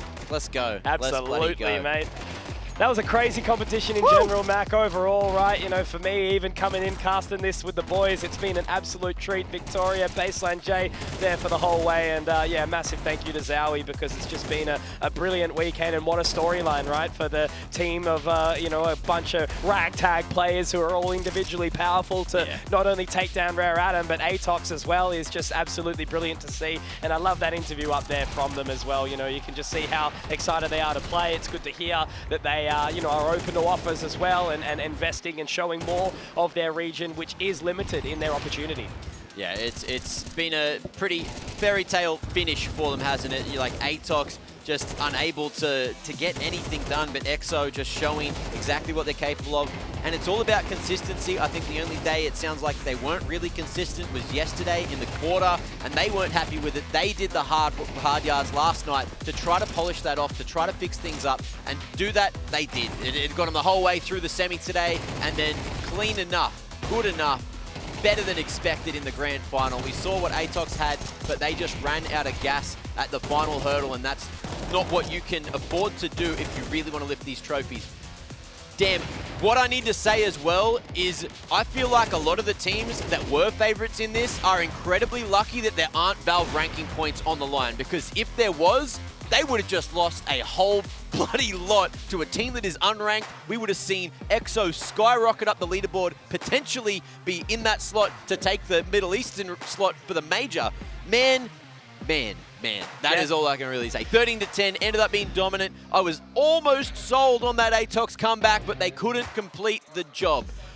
Having a look at the scoreboard, Zesta with a decent job. I feel like there were moments, especially over towards that B site on the first half, where it just wasn't quite working out for him, or second half rather. And then EXO as well. Honestly, it felt like no one really putting a foot wrong. Oscar with the highest amount of kills.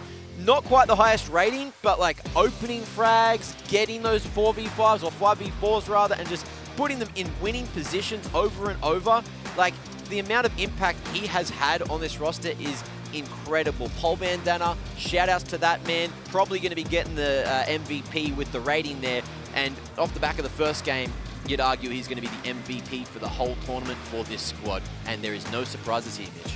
Got to say as well, you know, it all felt like it started with that pistol 5K on Anubis from Bilal as well. It was just a brilliant sort of moment of so much individual brilliance, how quickly the team was able to adapt. But I think exactly right, Pole Bandana has been the MVP time and time again. And I think, you know, he's a great prospect, right? For him to come in pretty late to the competition, pretty late to the group, and to show up as well as he did, yeah, definitely going to have a few eyes on him. Because I think, as you sort of said, right, overall, if you're any other team, you'd be sweating pretty hard if you can let a team like EXO come in and just murk half of you. But obviously, you know, this tournament was made through every single team that arrived here, who hung around to watch, who made this event as special as it was. And to all the minor regions who have been watching along at home, you know, get into the next qualifier, right? We're hoping that Extremesland will be back next year. There's no guarantee on that just yet, but there's events coming around the bend. The calendar year for 2025, pretty big, so we can hope for more opportunities, especially with 5 slots for APAC in the major. If you do want Extremesland back next year, you know exactly what to do. We've been telling you before every single game. Those products from Zowie, buy them, purchase them, use the hell out of these products, because you better believe that that is going to set us up in the right direction to get another Extremesland on the board. So, you know, I've already told you, you've seen it there all week, Zowie. Without them, this wouldn't have happened. This fairy tale finish wouldn't have been a possibility. And of course, you know, obviously the tech's going to be great as well. I'm going to go pinch a mouse on one of those mouse pads before we close up, so I can take them home with me. But look, unfortunately not a monitor. Those 600 hertz monitors, I wish I could take one back, but my bag's too full. I don't have the capacity. It's unfortunate. It's unfortunate. So I'll have to buy one when I get back to Europe. But that has been a beautiful, beautiful whole bloody day, grand final day it provided. It was shorter, all 2 zeros across the board. That's it from me. Mitch, any final words? Mate, shout out to Zowie. Thanks so much for having us. And all I can say is support Asian Pacific Counter-Strike. It's a beautiful region. We want to fight with the best. And all I can say is in 2025, we are so bloody back.